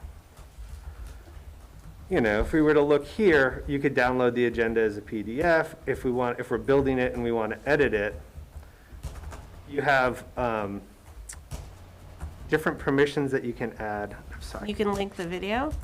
Yeah, so like if we got from NOM like a static YouTube link for the live stream, we could just dump it in here, and then you could show the button too. So if people didn't want to go on the Zoom, which you could also embed that on the agenda, they could just click that link and go right to a feed. NOM's YouTube. Sure. Can we see? That's the thing we are. Oh, it's because I'm in budget and property when I log back in. Hold on, let me switch this down. We should be able to see more over here. So. I'm not seeing. Okay. So, if we had, me show you, sort of like this, I'm just picking a random one, but we have an approval of minutes here and a consent agenda. You can set like, is this a roll call vote? Is this public comment? What is this type of action that's happening? You have a field that allows you to put public content. So for minutes, we could, this is public can see this, so public files. We could just attach it, we put it there, anyone could see that part of it. If there was administrative content that we just wanted the school committee to see related to this item, right, you'd put it there. So there's no longer like a packet, it's just like all in the agenda, and the permissions get screened when you build it, each agenda, so that you don't have to worry about who can see it, and you don't worry about making sure that everyone has access to a document. So that's sort of a benefit. And then they also have, like this, they have executive, like this would be more highly restricted, like we were in an executive session, personnel issue or something, we would want to have the most restrictive access to that. You can delineate it in different ways. And so each of these things is tied to any of these agenda items, and you just build the agenda based on what you're doing. You know, what about the recording of minutes? Oh, so How does it pull that over? so once you have, we don't have any done here, which is the problem, but like once you have the full agenda and you've recorded all the votes in the agenda, you go back to that agenda, you open it up and it says, make a copy, create a copy of minutes. And then it pulls everything from that agenda into a format that you can just add the minutes to. So it has the headers, it will have the time if it's added, it will have who voted on what. And then you just fill out what the discussion was, what the deliberation was. And then you save that, and then that's your minute, and then it gets saved and attached to that event. And it has like a chart of the members and their vote, or as you're typing the minutes, you're saying like Shara, yes, Stein. No, like you record them during the meeting on the agenda, and then when you make the minutes, you can say, I want to pull those votes to the minutes. So you don't have to duplicate it. If you record them on the agenda during the meeting and save it, they're just there. And then when you create the template for the minutes, they just get brought over. So it just gives you a format to work from, so you don't have to duplicate or copy and paste the headings from the agenda. Just like brings it in the format where you just fill out what the content, what the discussion was.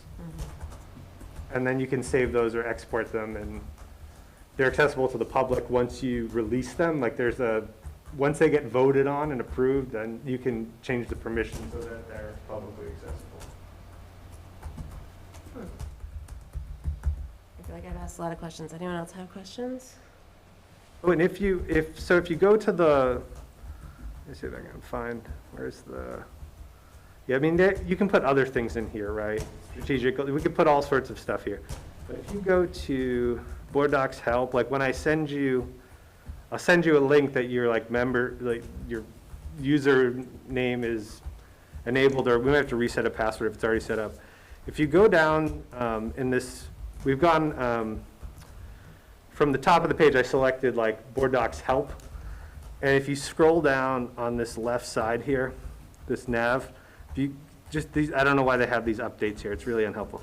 But if you get down to instructional videos, these are pretty short and they really show you the power of the tool and what you can do with it. I think the managing meetings and agendas is maybe 18 minutes long, but it's a very good, you get a very good sense of what it would be like to work with and how we would do it.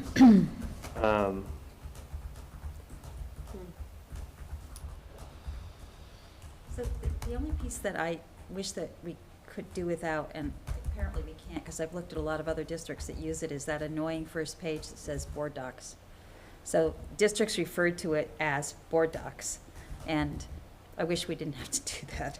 But I guess that's their ownership of the software, yeah. Yeah, the branding, yeah.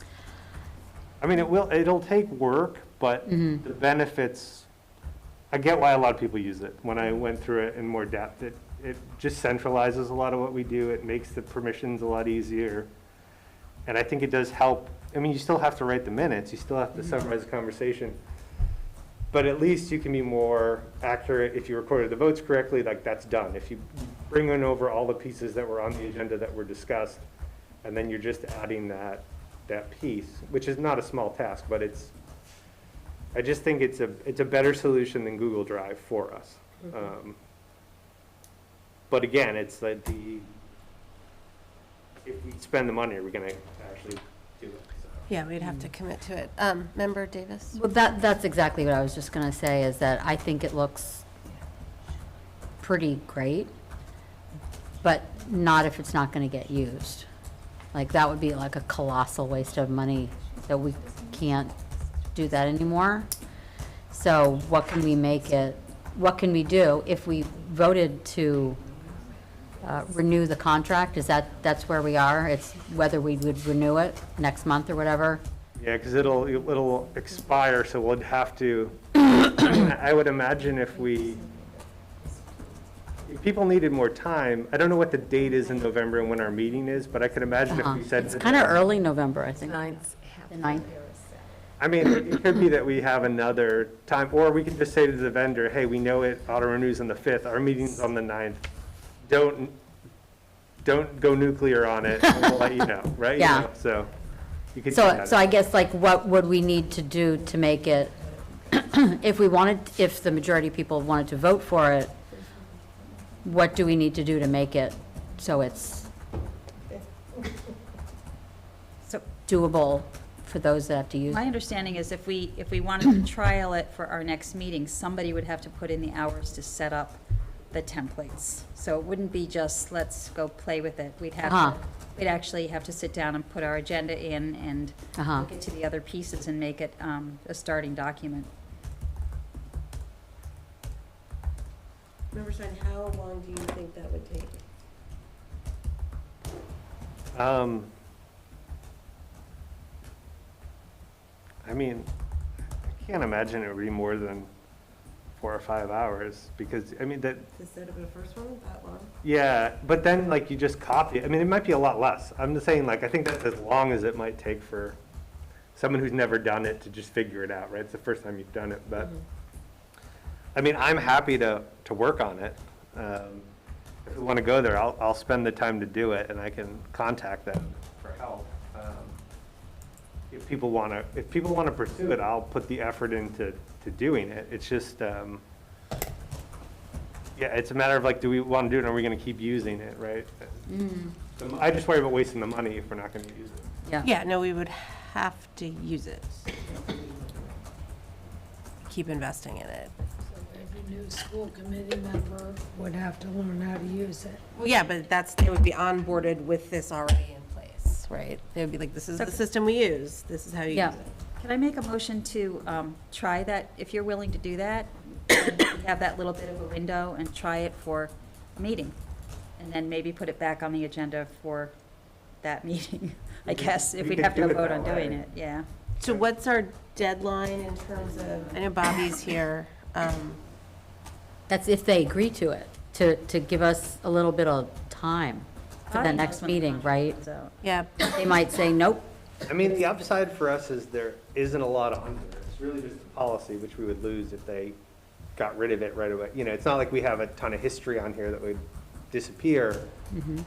I mean, but I can't imagine them doing that to risk a sale, right? Like, it's sort of like, you know, if we did it in November and we worked through it, we tried to do it, like we had the agenda set up that way, we saw how it was, I think we could decide that day, do we want to renew? And are we committed? And in the meantime, I'll make sure people can log in, but if you have a chance just to check out some of those videos, some of them are like just to get an idea of how people use it, I think it would be helpful just to visualize. And there are other districts, like Amherst uses it? Yeah, and you had talked to a few. Yeah, in Massachusetts, it's used all across the country. So people could also just go to one of their sites and like. Oh, look yeah, at what that's it a good looks idea. like The public, yeah. We'll find some of at that. Yeah. another district. Could you navigate quickly again to the policies? Sure.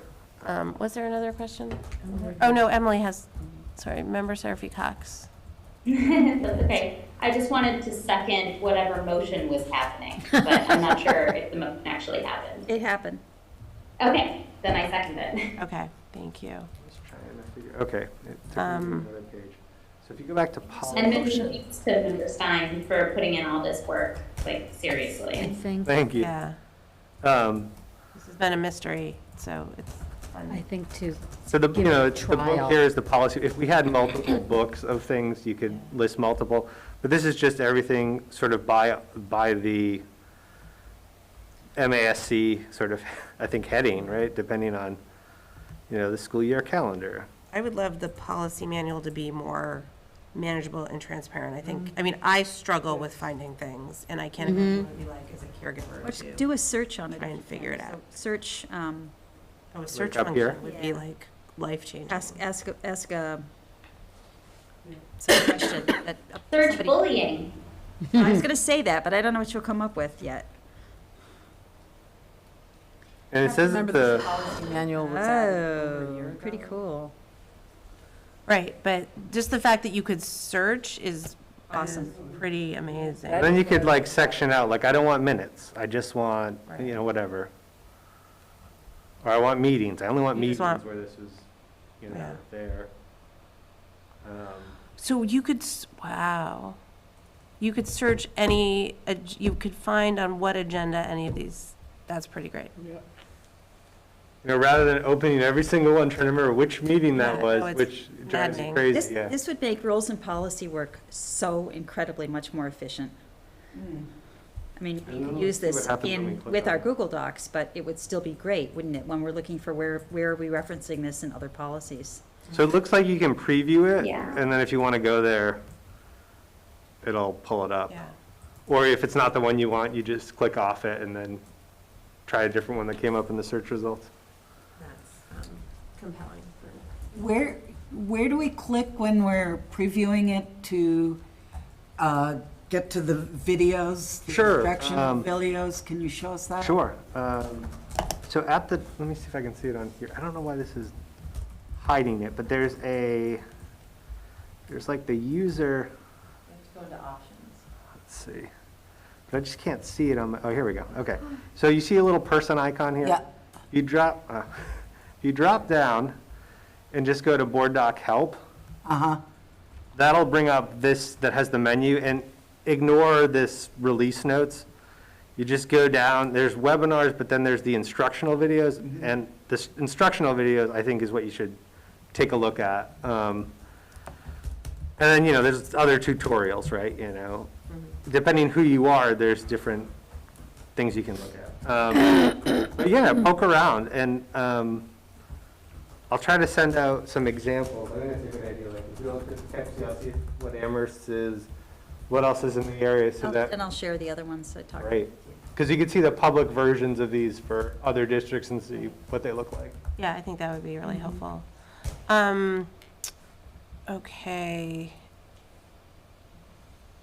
Oh, Bobby, sorry, I know you'd unmuted before and then we kept going. Could you just remind us, what is the date by which this decision needs to be made?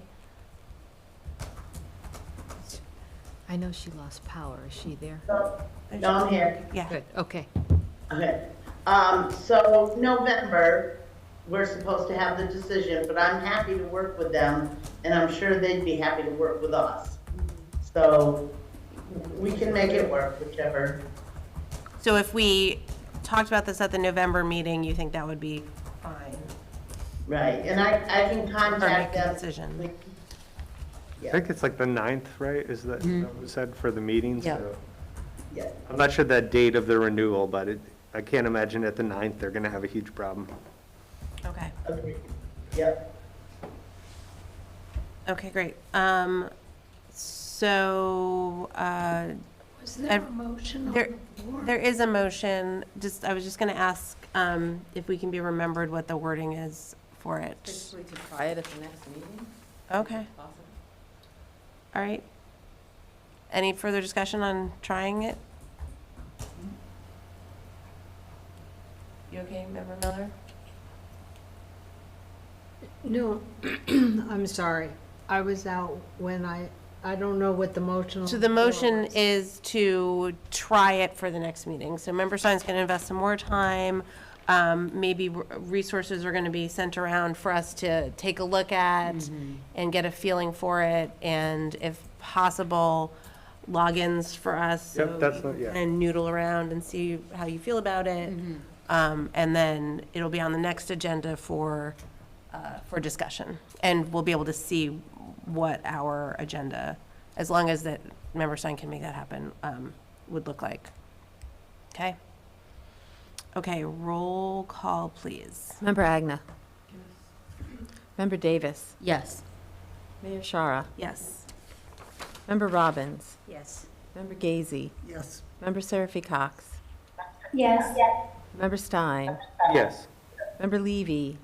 Yes. Member Miller. Yes. Member Goldman. Yes. Thank you. Great, okay, thank you for that.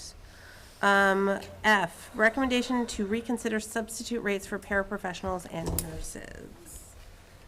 Dr. So earlier you heard the request from Karen Schaffo about the need to take a look at our current substitute rate for nurses particularly, and then I'm requesting for paras. So at the beginning of the school year, I asked for us to continue with the rates. And there was permission that if I needed to adjust the rates, that I could come back to you. So currently, right now, the nurse's rate is $205 for the day. In surrounding districts, somewhat competitive. Just give me a second. So, in surroundings districts, like for instance, Agawam is close to $250. If we round it, they're $249.97. Amherst is the lowest. They're $150 a day. Oh, my. Yeah, Belchertown is $245. Is that Hampton and Wilburn? Hamden. Hampton? They got a P in there. What's up with that? So Hampton and Wilbraham is $231 a day. Westfield is $230. Hanover is $245. So the recommendation would be to definitely look at an increase. Karen's recommendation when I spoke with the union was $250 a day. So it is a need. And likewise with the paraprofessionals. So currently we pay paras $15 an hour. And so the surrounding towns. For subs? Yeah. Yes, for subs. So I'm trying to look at, so for, well, that's a very large district, but Chicopee pays $16.51. East Long Meadow pays $15.25 per hour. Greenville is low. I don't even think that's minimum wage, it's $13 per hour. So the recommendation is to increase ours by $1 to go to $16 per hour for our paras. I'm sorry. $16 per hour for the paras. So that's an increase of $1.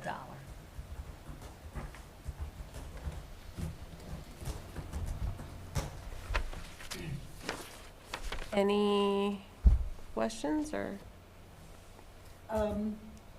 motion? So, If we make a motion, we can discuss. oh, yeah. So, Motion to increase the, or whatever your motion is. well, Before you said what you want to have a motion for. Member Yeah. Seraphy Cox has her hand up if you want to. Parliamentarian. yeah, Well, do I have I'm to guessing, make a motion before I discuss? no, don't have to, it's good form, but you don't have to. We often don't. Never let it be said then. Well,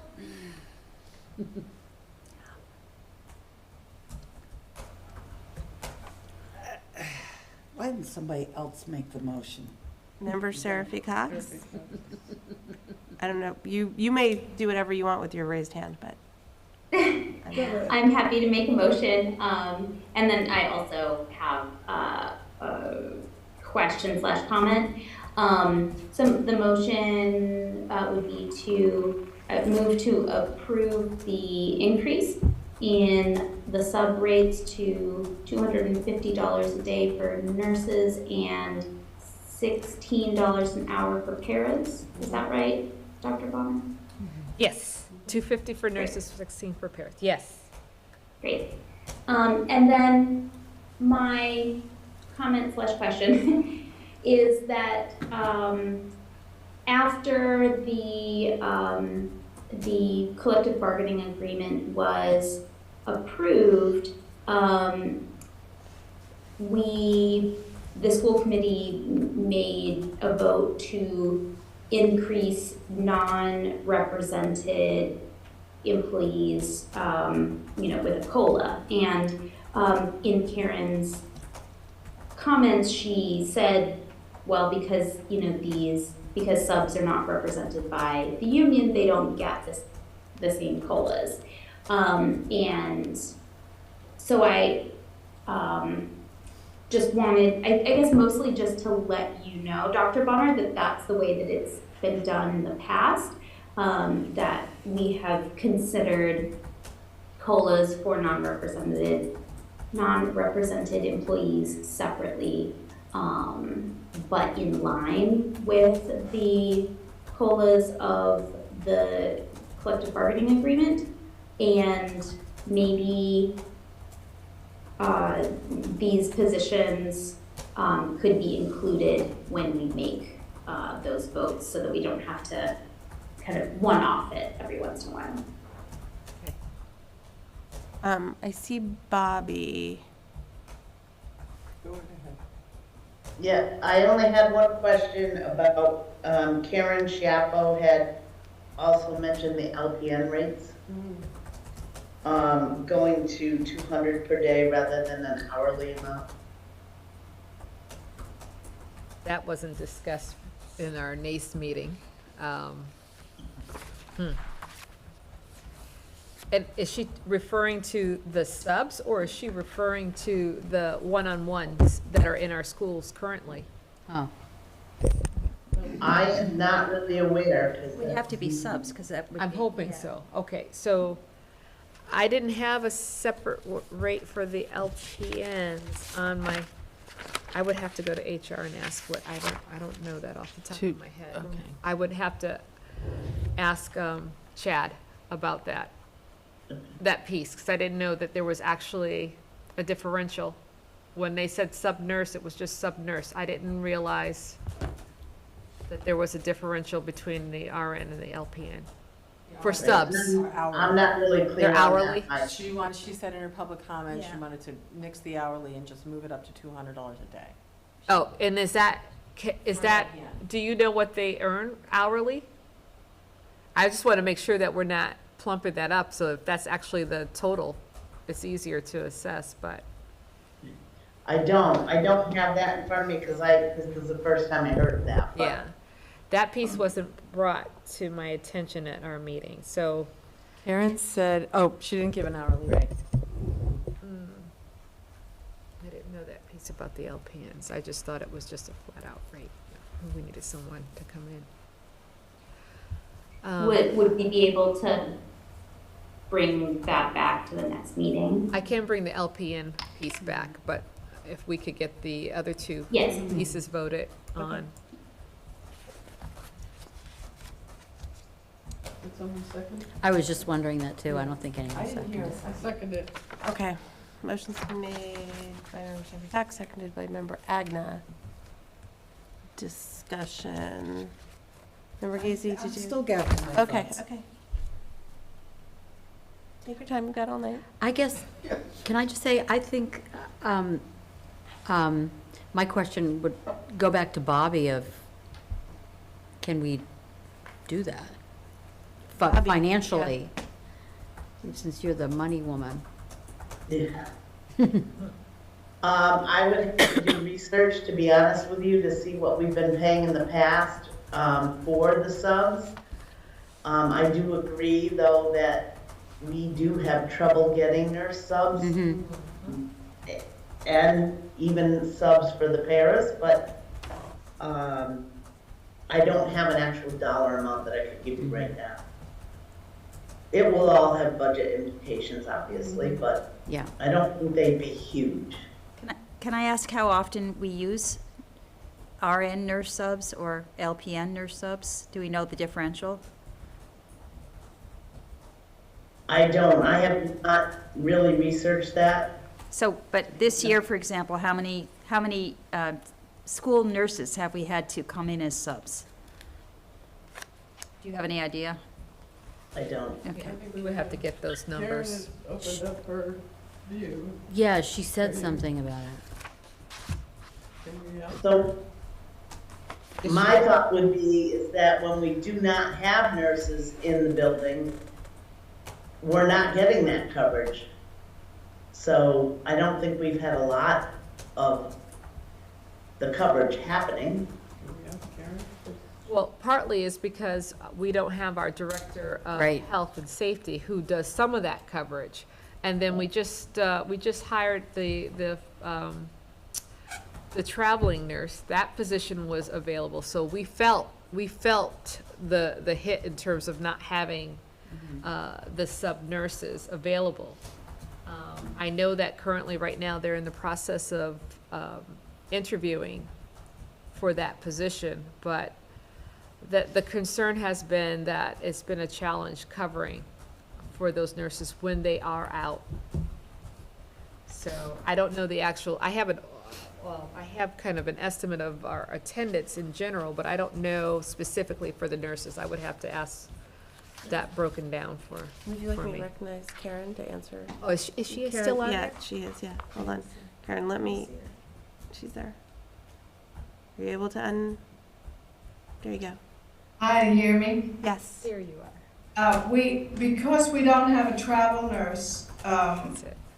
I was able to, I have one sub nurse every day, at least, in order to cover the buildings, opening up the buildings, but also very soon, we're gonna be having a vacancy at Bridge Street for 8 weeks. So, and then sick time, it's getting pretty tight. To be able to have people in the buildings. And to answer your question about LPNs, we've been trying to be creative about using LPNs, which it's less of a cost, but still a good value. And they have been traditionally paid hourly versus having a flat rate, which is why it would be a good idea to increase that. And I know you need to do that research. But that will incentivize people to come and work in the district. Karen, do you know the hourly rate for the LPNs off the top of your head? I don't know that. It's in the Unit C contract.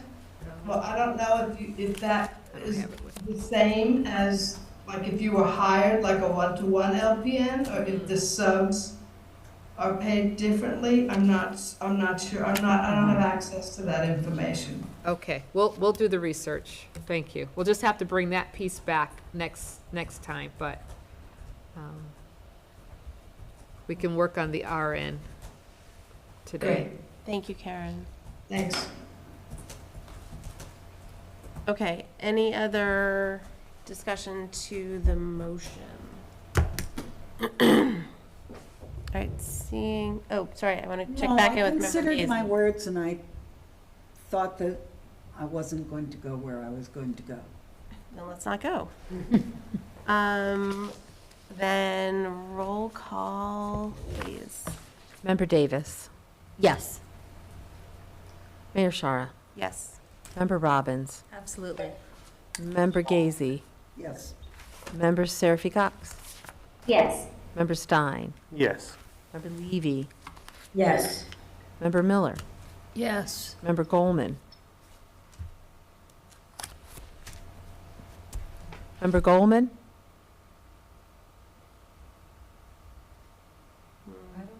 Yes. And Member Agna. Yes. Yeah, I got you. Thanks, Member Goldman. Okay. Yes. Okay, that has been. Okay. That has passed. And we're up to reports and recommendations. I feel like you've given so many reports. My gosh, this will be real quick. I just want to recognize it's just a little bit of cultural awareness and equity. So September 15th through October 15th, we recognize National Hispanic Heritage Month, lifting up the achievements and contributions of Hispanic and Latino Americans and celebrating the countless contributions to our nation. We recognize the presence of 448 students enrolled in Northampton Public Schools and 45 employees of Hispanic Latino descent. So I just want to recognize them this evening. And then also the MCAS assessment. The accountability data shows us how our schools are progressing. The district as a whole has substantially progressed towards the state's targets. We reached a percentile of 70% in terms of our performance. In ELA, all tested non-high school students are on recovery path toward improvement, but below the target level. High needs and low income students there was a small decline in performance, and there was no change for students with disabilities. At the high school level, high school students exceeded the target, while subgroups such as high needs met the target and low income improved just below the target. In math, all tested non-high school students are on recovery path met target. Our lowest performing students exceeded target, while high needs, low income, and students with disabilities improved just below the target. High school students exceeded the target, while the subgroup low income improved below target. Lastly, in science, we have some work to do in the lower grades. Our non-high school students declined in their performance overall. However, high needs, low income students improved just below the target, and students with disabilities met the target, and Hispanic and Latino students exceeded the target. High school students exceeded the target overall and in each of the subgroups. So we are currently designated as a targeted support and improvement district per the performance data. We have low participation rate in our subgroups. And so I kind of shared a very quick summary of our average composite scale scores in terms of how we are progressing, looking at the MCAS assessment.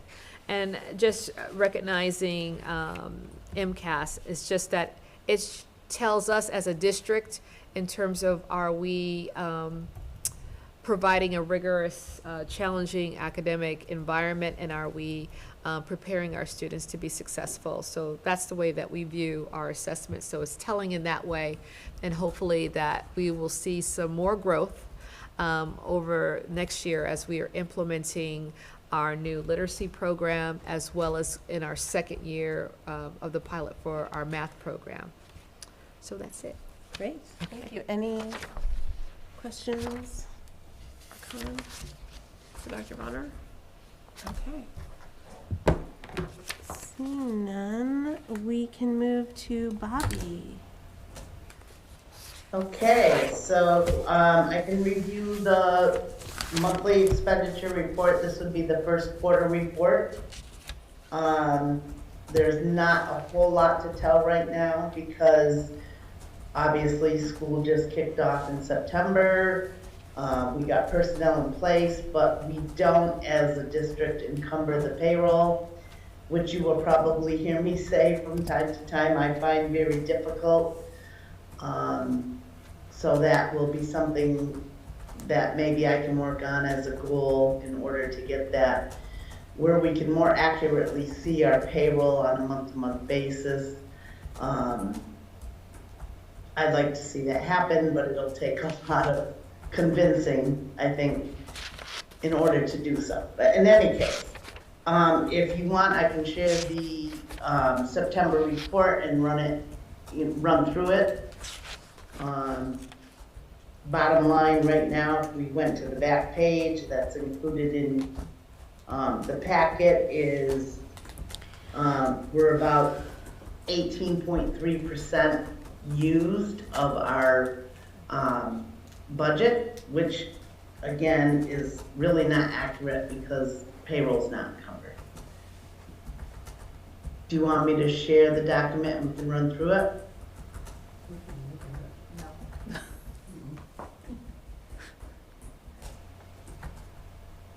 I think the answer is we can look at it, and you don't need to share it on your on Zoom. Okay. Okay. All right. So if you start on page 1, you'll see to the left again is where the descriptions are, and then all the way to the right is where you'll see the percentage used or what's available.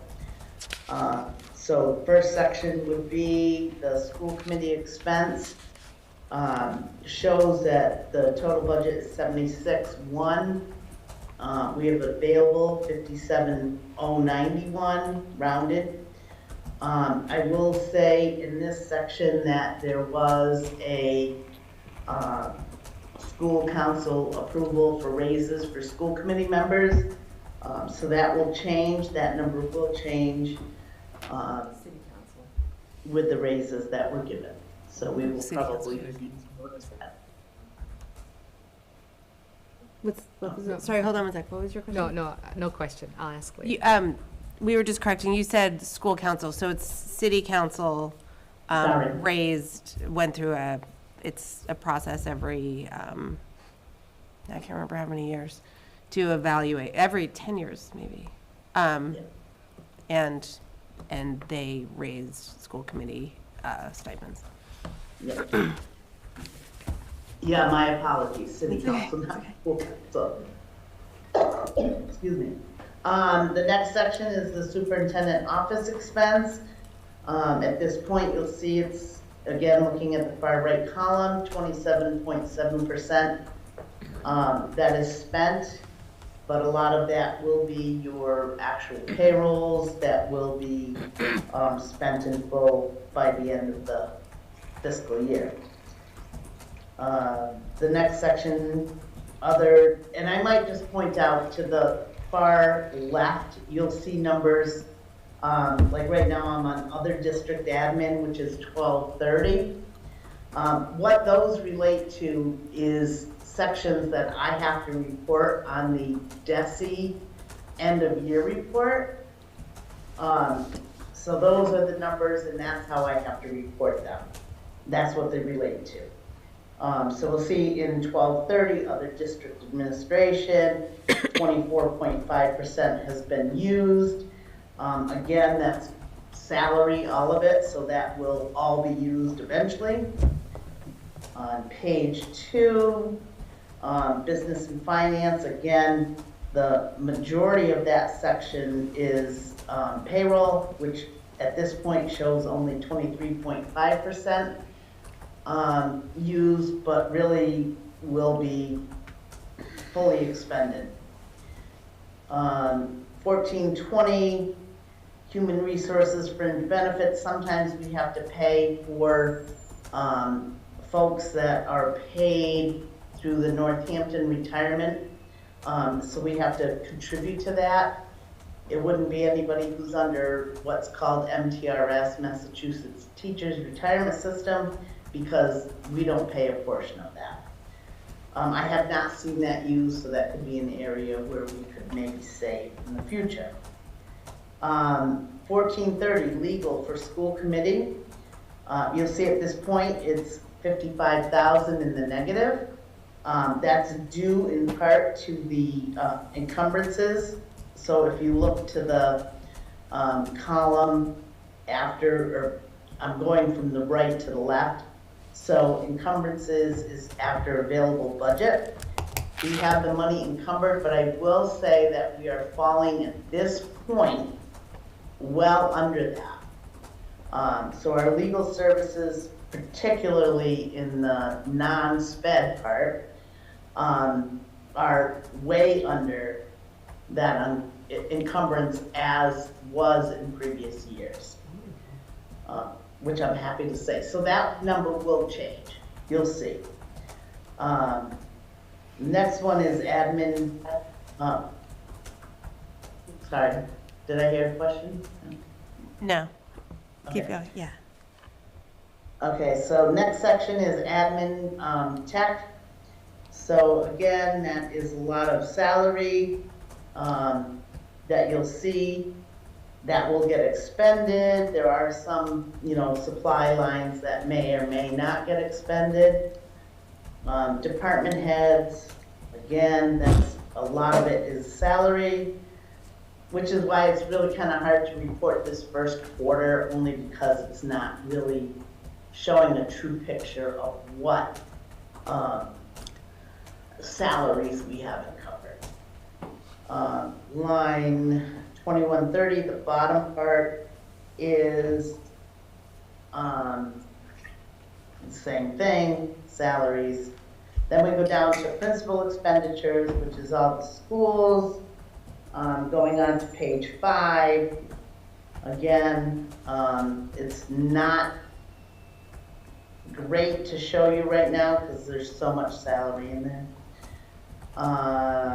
Nothing to report really on 2250. 2305, you're going to see the same thing. That's all salaries for teachers in your instructional area. 23, and I can point this out when I do show or share the DESE end of year report that I'm just finishing up now.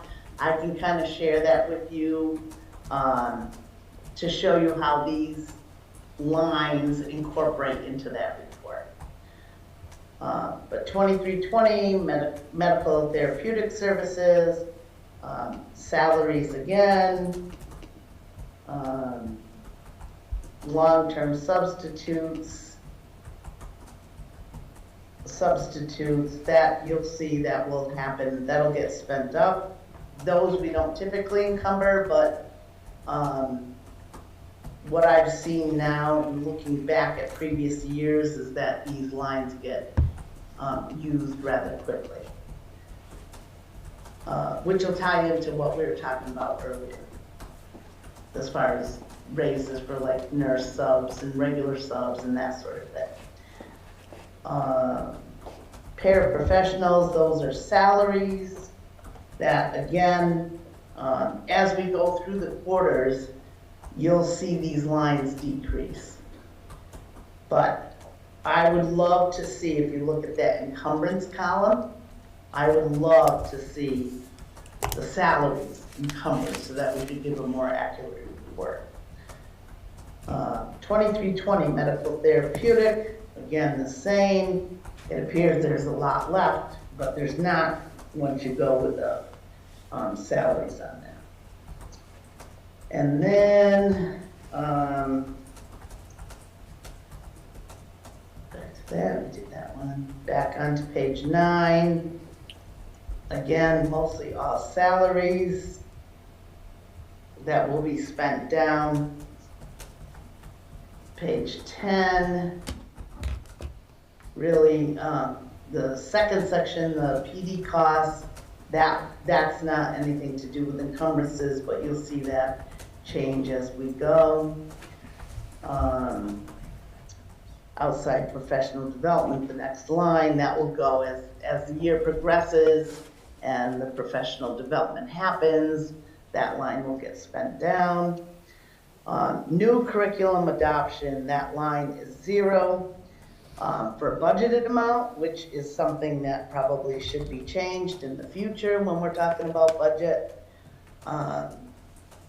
We really should be budgeting for new curriculum, but we haven't, as a district, been doing that. We've been relying on grants and that sort of thing. So eventually, that's something, or even, sorry. Did somebody have a question? No, okay. No, that was my pretzels crinkling, sorry. Okay. Page 11, textbooks, that sort of thing, and workbooks, those are mostly for consumables, you know, that they have to replace year to year, rather than new curriculum. So just so you know that. Instructional materials, again, that will get spent down, but at this point, we're like already at the end of September, but most of the ordering happens in the beginning of the year and or at the end of the year. But that's already 55% of the way spent. The copy release, 2420. At this point, it's about 50% of the way. We had entered into a new contract. We decreased this line for this current fiscal year, and we're still trying to get that completed. We have not gotten all the machines in and all the machines in place. Then we'll go to page 12, general supplies. That's already overspent, which we will probably take from instructional supplies. There's a difference on how we report it at the end of year report. So that's just an area we may have to have a transfer in dollars. And other instructional, that's still got 50% of it left. Instructional hardware devices, that has a lot left at this point, but will probably get spent down. 2455 instructional software, that definitely will get spent down. 2710 guidance social work, again, mostly salaries. And then page 14, psych, expenditure, salaries, attendance, salaries, medical health services, salaries,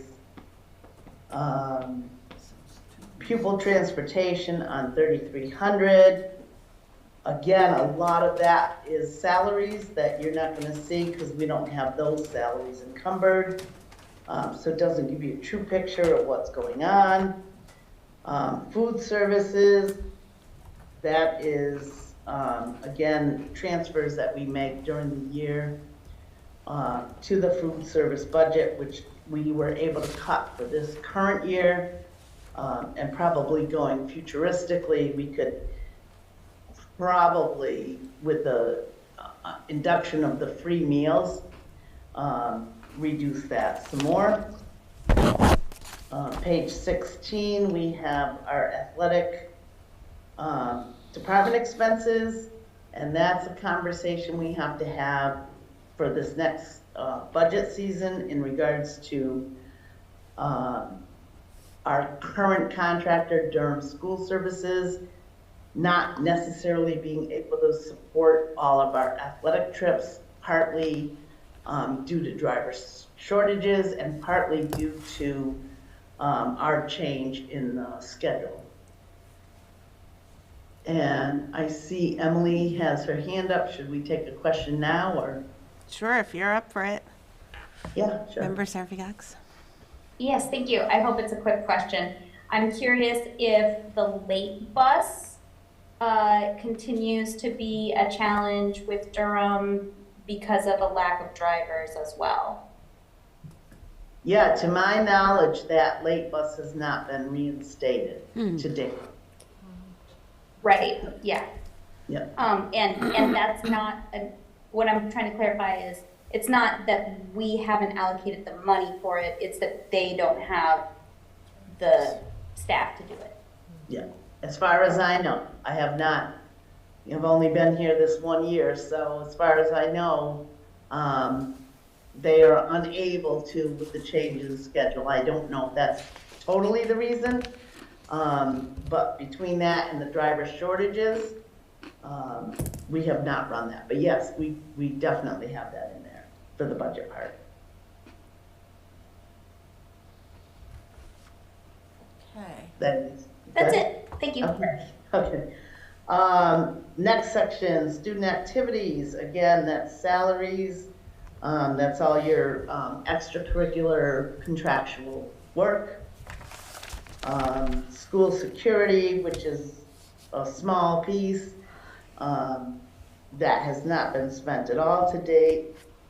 The custodial expense for 110 is, again, a majority is all salary. And then, flip my page already. You'll see that there's like only 26% spent, which is, again, not a true picture because it's all salary. Heat, 4120, that is a lot of money that is remaining, but again, that's not encumbered, so that's something I think I need to look in with my department to make sure that they are encumbering the money to give a better picture of what's happening. Utilities, same thing. I think there's a lot of encumbrances that need to happen that aren't happening currently. Maintenance of grounds, salary, a lot of that. Maintenance of buildings. Bobby, can I ask you a quick question? Back up one thing.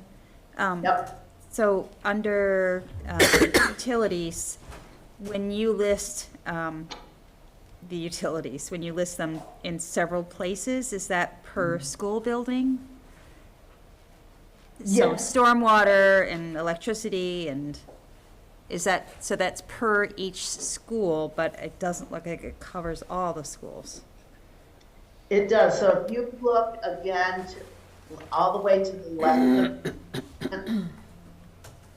you'll see that there's for us, it's the account number. So you'll see, like if you look at the top of page 18, you'll see BO413000. That represents Bridge Street School. And then a couple lines down will be the M, that's JFK, the middle school. You'll see an N, that's Northampton High School. Where you see a W or a C would be district or central office. J would be Jackson Street School. L would be Leeds. And R would be Ryan Road. So that's how you can tell which school.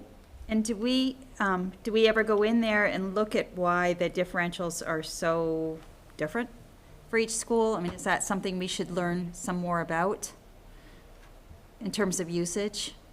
Definitely. I could tell you, like last year, there was, for JFK, there was a huge amount left. And I looked at that, I'm like, wait a minute, what's going on? And so what we found out is there was a meter problem. So that wasn't being spent down. But yeah, definitely when you look at these reports, especially on a monthly, which I do, or a quarterly that I review with you, we will want to look at those things. So if you see one school going different than another, we'd want to wonder what that problem was.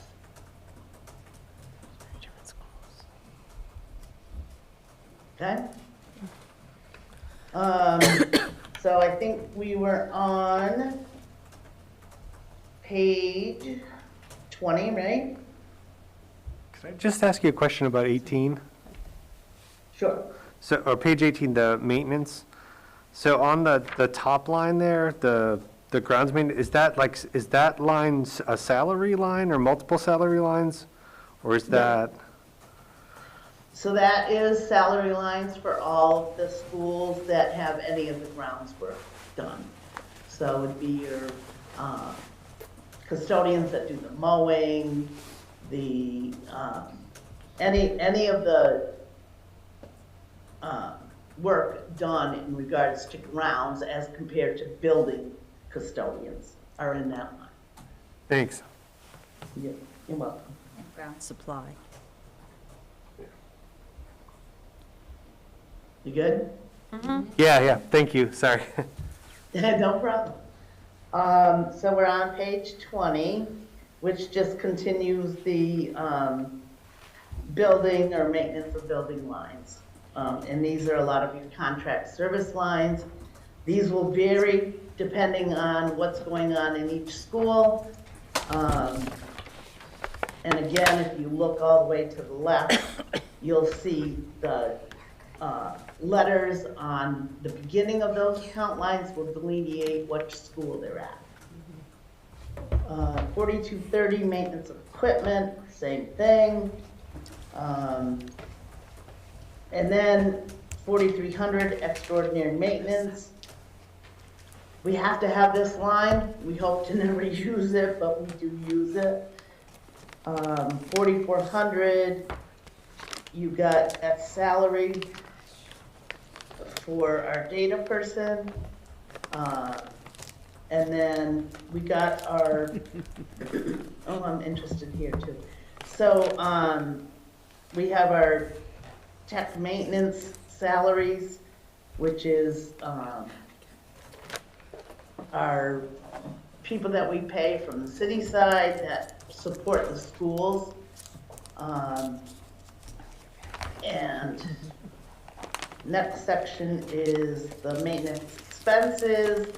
Again, that's just money that there's some salaries in there. The top line, obviously, that is the huge amount, but it's because the payroll's not encumbered. And we can talk more about that too when we go through the budget process, showing what these lines are for salaries into this report. So maybe we could review that. Separation costs are the contractual things that we have for if somebody leaves and they had sick leave, but that's all contractual, same as vacation buyback. At this point, there's quite a bit left in that line, but that's usually not spent down until the end of a year when somebody does retire. Unemployment compensation, that is based on a per person basis. I think at this particular year, we're going to see this line overspent because we do have one major administrator who had left that is still collecting some unemployment. Same school committee liability insurance, that's the next line, is our liability, and that's changes from year to year dependent on what we've had from claims. And so that either goes up or goes down over a period of time. But we're going to probably have to increase that line for fiscal 25. And then 22, continued on the insurance piece, Medicaid billing. This is a budgeted piece that we should be able to reduce in FY25. I have been in contact with Charlene Nardi, and so the school department does billing for Medicaid. So they do the work to do the Medicaid billing. The city receives the money, which is fine, and that's what happens in most places. It's very typical. But we do get billed by Lower Pioneer Valley for them to do some of the work in the billing, and typically the school budget has paid for that. But Charlene took it to, let's see if I'm going to say this right, City Council, and they have agreed that they will now take on that cost. So that should be a piece that we can reduce for fiscal 25. Crossing guards, the next line is overspent, but you can see there's no budgeted amount there. I'll have to review that. I think that's just incorrect account. It just needs to be moved. Tuition, that probably just hasn't been paid yet. The next one is 9,300. Shows right now a negative of 364. That in part will be paid by circuit breaker monies. So it's just a matter, in the beginning of the year, we create the POs or the purchase orders to encumber the money for these tuition. And we need to now make a transfer so that a portion of them are getting spent correctly out of circuit breaker and or the 240 grant. So that's just, that will get corrected throughout the year. And then the collaborative tuition, there's not much left in that line. And that's probably appropriate because we did that up front. And then the last page shows you, again, out of our $37 million budget, there's remaining $30,855,000, which shows only 18.3% spent. But that is because none of the salaries have been encumbered. So it's not a true picture. And that is what I have. That's a lot. Yeah. Thank you. Any other questions for Bobby? I don't see any. Okay. Nothing further for Bobby. We'll move on to rules and policy. Yes? Okay. Thank you, Bobby. Okay, rules and policy. Update on policy JIK, condoms and dental dams availability, and an update on the school committee handbook. Member Gates. So we got feedback from our attorney with many suggestions, including that we have a preface. She provided us with some wording and addressed other issues that we had wanted to discuss. We have not, rules and policy has not yet had a chance to mull and decide on everything that there is, but it is a work in progress, and I believe we're making progress. With the school committee handbook, that is something that I didn't remember, but then I went back and read our notes, and it was member Seraphy Cox who had volunteered that. So I'll hand that gavel over to her. Okay, member Seraphy Cox.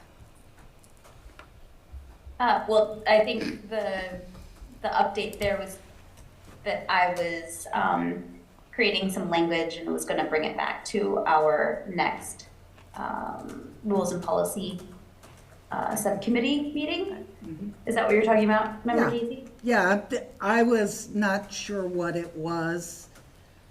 What it is that I'm drafting?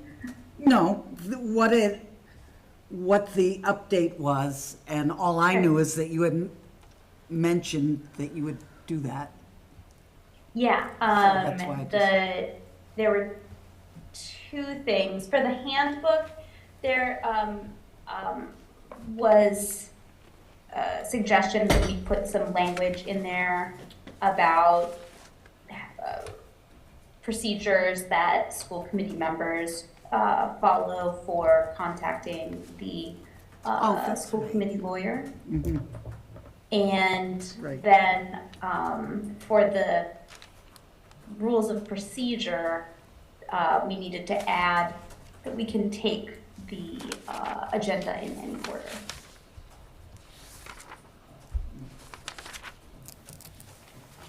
I didn't think that we had to say that one way or the other. That we had to note, I thought it was, well, maybe it's helpful to say that In the handbook. in the handbook. So, especially for incoming members. Okay, so. Okay, thank you for those updates. Anything else on that? No? No. Okay, thank you, Member Secretary Cox, as well.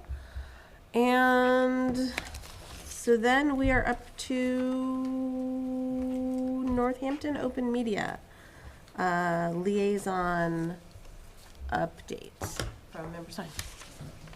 I'll be quick. Many of us this month who are in contested races know what NOM's been up to partially, which is recording candidate statements for us, and I'm really grateful that they did that. And they do so much to cover local events for us, so big thanks to NOM for that. NOM's also been, purchasing equipment with its ARPA grant, and at NHS in particular, where NOM is entirely right now, is Holly Street's being worked on. There was a number of MacBook donations from Smith where they cycle old MacBooks into NHS. So there's about 40 of those. And they are relaunching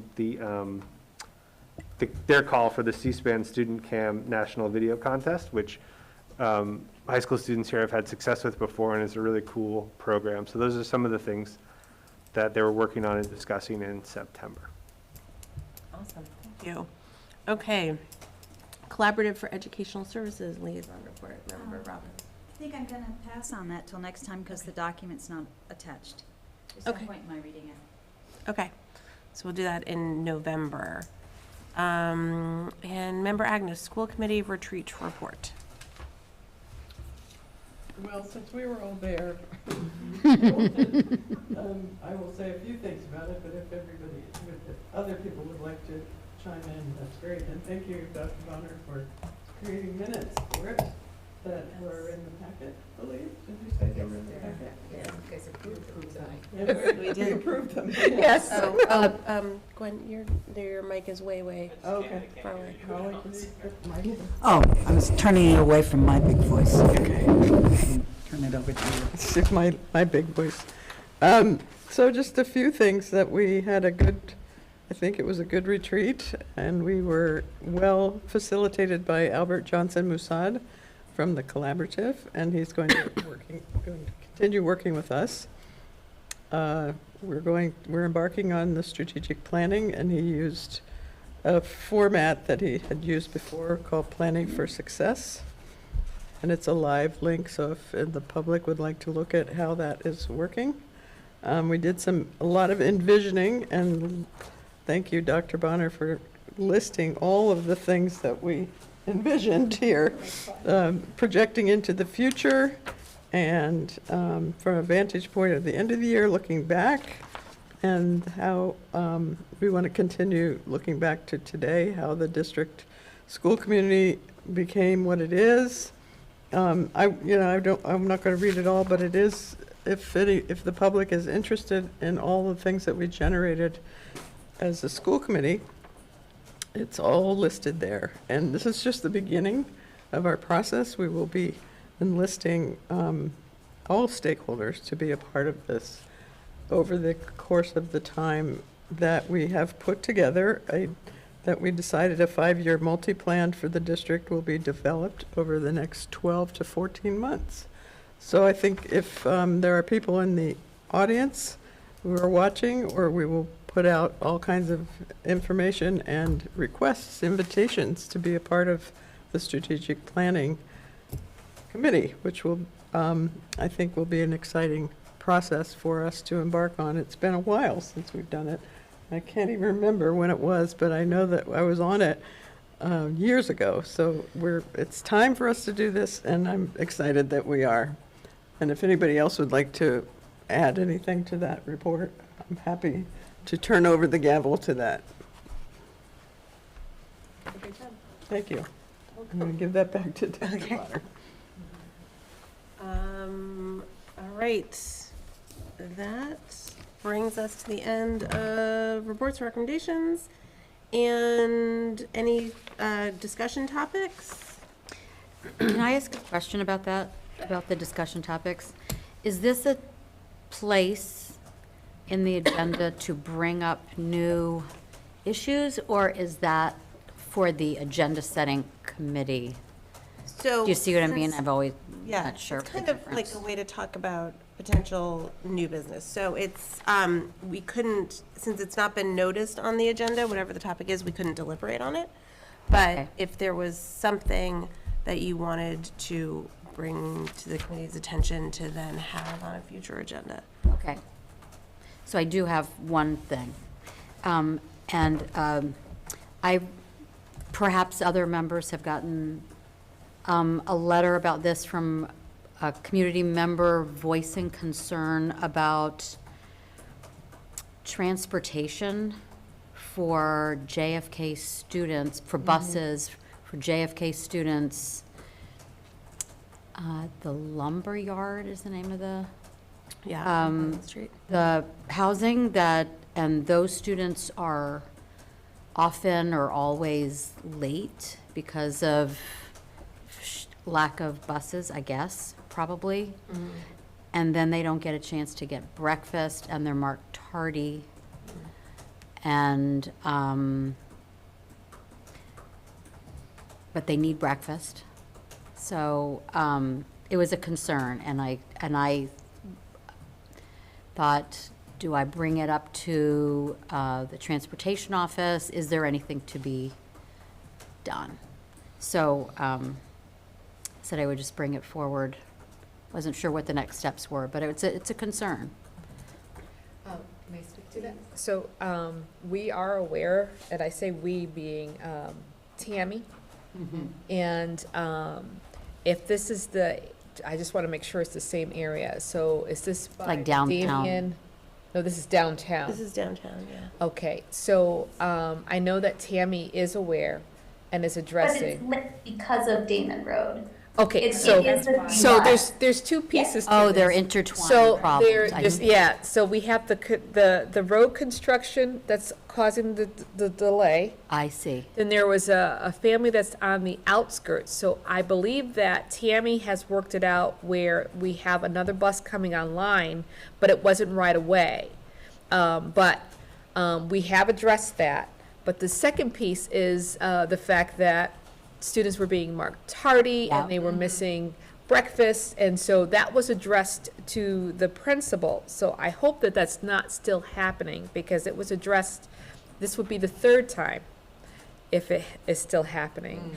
And so the suggestion was then if teachers are not acquiescing to the fact that students are being late coming from breakfast, is that they report to their homeroom and then go to breakfast and then come back. So I will again reach out to Lauren Marion. I because- guess it's tricky because, so then even if they're not marked tardy, but they have to come in, then they have to leave, so then they miss some class, and then maybe they're embarrassed for going to get breakfast because, It's a lot. you know, it's a lot. It's like a multi-layered So concern, yeah. for us, though, it's just to get the kids to school on time. And Yes, this would be yes. preventative. So we Right. do know part of it was the road construction. Then it was also separating or getting another bus online. Yeah, And I know that is going to be happening soon if it has not already happened. So I will, again, this is not the first time. We Okay. thought it was addressed. I know it takes some time to get a bus online. They have Yeah. to get a driver. And so I will follow up with Tammy on tomorrow. okay, Mhm. great. Member Thank you. Shafter and Member Agna. Yeah, my daughter is on that same bus. She does report that most every day they are almost late. But I asked her if she is allowed to get breakfast, and she said that she is. So, I mean, that's just her homeroom, but at least in that case, it was happening. And I believe, my guess is, Aileen, that you're talking about the email that we all received. Okay. And Dr. Bonner, that's the same email that I had forwarded to you and Lauren. Okay. So I don't think this is an addition, like a new reporting. Okay, good. I was just getting concerned. 'cause it Yes, would of have course. been- It was new to me. Okay. So. Member Eisner? So my ears perked up because of hearing that there might be another bus put online, only because I had a constituent get in touch with me and said she's number 2 on the waiting list for her daughter to be able to get on a bus to JFK. Is that going to accommodate the waiting list as well? Is that? It may, depends on where she is located, but I know that partly, sometimes when they're new residents, it takes about. She's not 2 new, but. Oh, okay. It But I depends on know when she I registered. know that Tammy knows about the She knows, situation. and she's so- working, she is so- working. And she did tell me that if we could get another bus, this constituent could have, because it's really affecting her ability to get to work and everything, so. So hopefully that's great. I'm glad you brought it up, Member Davis. Thank you. Okay, Member Stein. It occurs to me that it might be helpful to sort of remind ourselves, I know everyone here likes to stay in their lane, and I'm thinking about what Member Serby Cox said, it's sort of, if I get these sort of questions, it's, have you talked to the building principal? Okay, if you have, if it didn't go well, you can talk to the superintendent. Yep. Or have you talked to the transportation coordinator, and if that didn't go well, then you talk to, I try not to get involved in these type of issues because we don't have any visibility. So I just ask myself, do I want to insert myself or not? And usually I say no, do not. Well, I guess I would just say I totally agree, except a letter came to me with somebody who's saying the kids aren't getting breakfast and what should I do? And so I guess I was just asking, is Tammy the answer person? Who's the answer person? I was trying to, I assured her that I would see what I could find out and get back to her of where to go for answers, because I sure don't have the answer. But, so I get what you're saying, but she wrote to me, so I was going to find out where to send her, because I wasn't sure, where to lead her. Yeah, and Aileen, she wrote to you and me and Gwen, and I forwarded it's the same email. one. Okay. So it Okay. is- The same one. All right. I forwarded the email to Lauren and Lauren Marion and Dr. Bonner. Oh, good. So Lauren saw So that too. that, I mean, but also that is the sort of thing that you can do, just like Member Stein was talking about. If there's an email that you get like this, forwarding it to, if it involves a school, forwarding it to the principal and then the superintendent together is what I have found to be the most expeditious. Okay. I see Bobby's hand, and then let's move on. So, hey, Bobby. I just want to agree that anytime you can reach out to either Tammy or myself, and we can certainly work through those individual situations as they occur. Thank you. Okay, future business and meeting dates, Budget and Property Subcommittee, 4:30 p.m. on Monday, October 16th. Rules and Policy, 4:30 p.m. on Wednesday, October 18th. Is this the wrong, okay, Okay, so it's October, This is for curriculum is Monday, October 30th. Okay, Curriculum Subcommittee, Monday, October 30th at 5? At 5. At 5 Right. p.m. School Committee, full School Committee meeting, 6:30 p.m., Thursday, November 9th. Budget and Property, 4:30, Monday, November 13th. Rules and Policy, 4 p.m. Wednesday, November 15th. And with that, we are going to go into executive session. If someone would please make a motion. You ready to go? A motion to enter into executive session. Request to enter executive session pursuant to Massachusetts General Law, Open Meeting, Chapter 30A, Section 21A3, to discuss strategy with respect to collective bargaining or litigation if an open meeting may have detrimental effect on the bargaining or litigating position of the public body, and the chair so declares. Is there a second? Second. Motion's been made by Member Miller, seconded by Member Agnew. The chair does so declare. So we are going to vote to go into executive session. We will be adjourning from executive session and not coming back into open session. So anyone who's still with us, we will be saying good evening and thank you for being with us. And roll call, please. Mayor Shara. Yes. Member Robbins. Yes. Member Gazy. Yes. Member Seraphy Cox. Yes. Member Stein. Yes. Member Levy. Yes. Member Miller. Yes. Member Goldman. Yes. Member Agna. Yes. And Member Davis. Yes. Okay, good night, everybody. Thank you.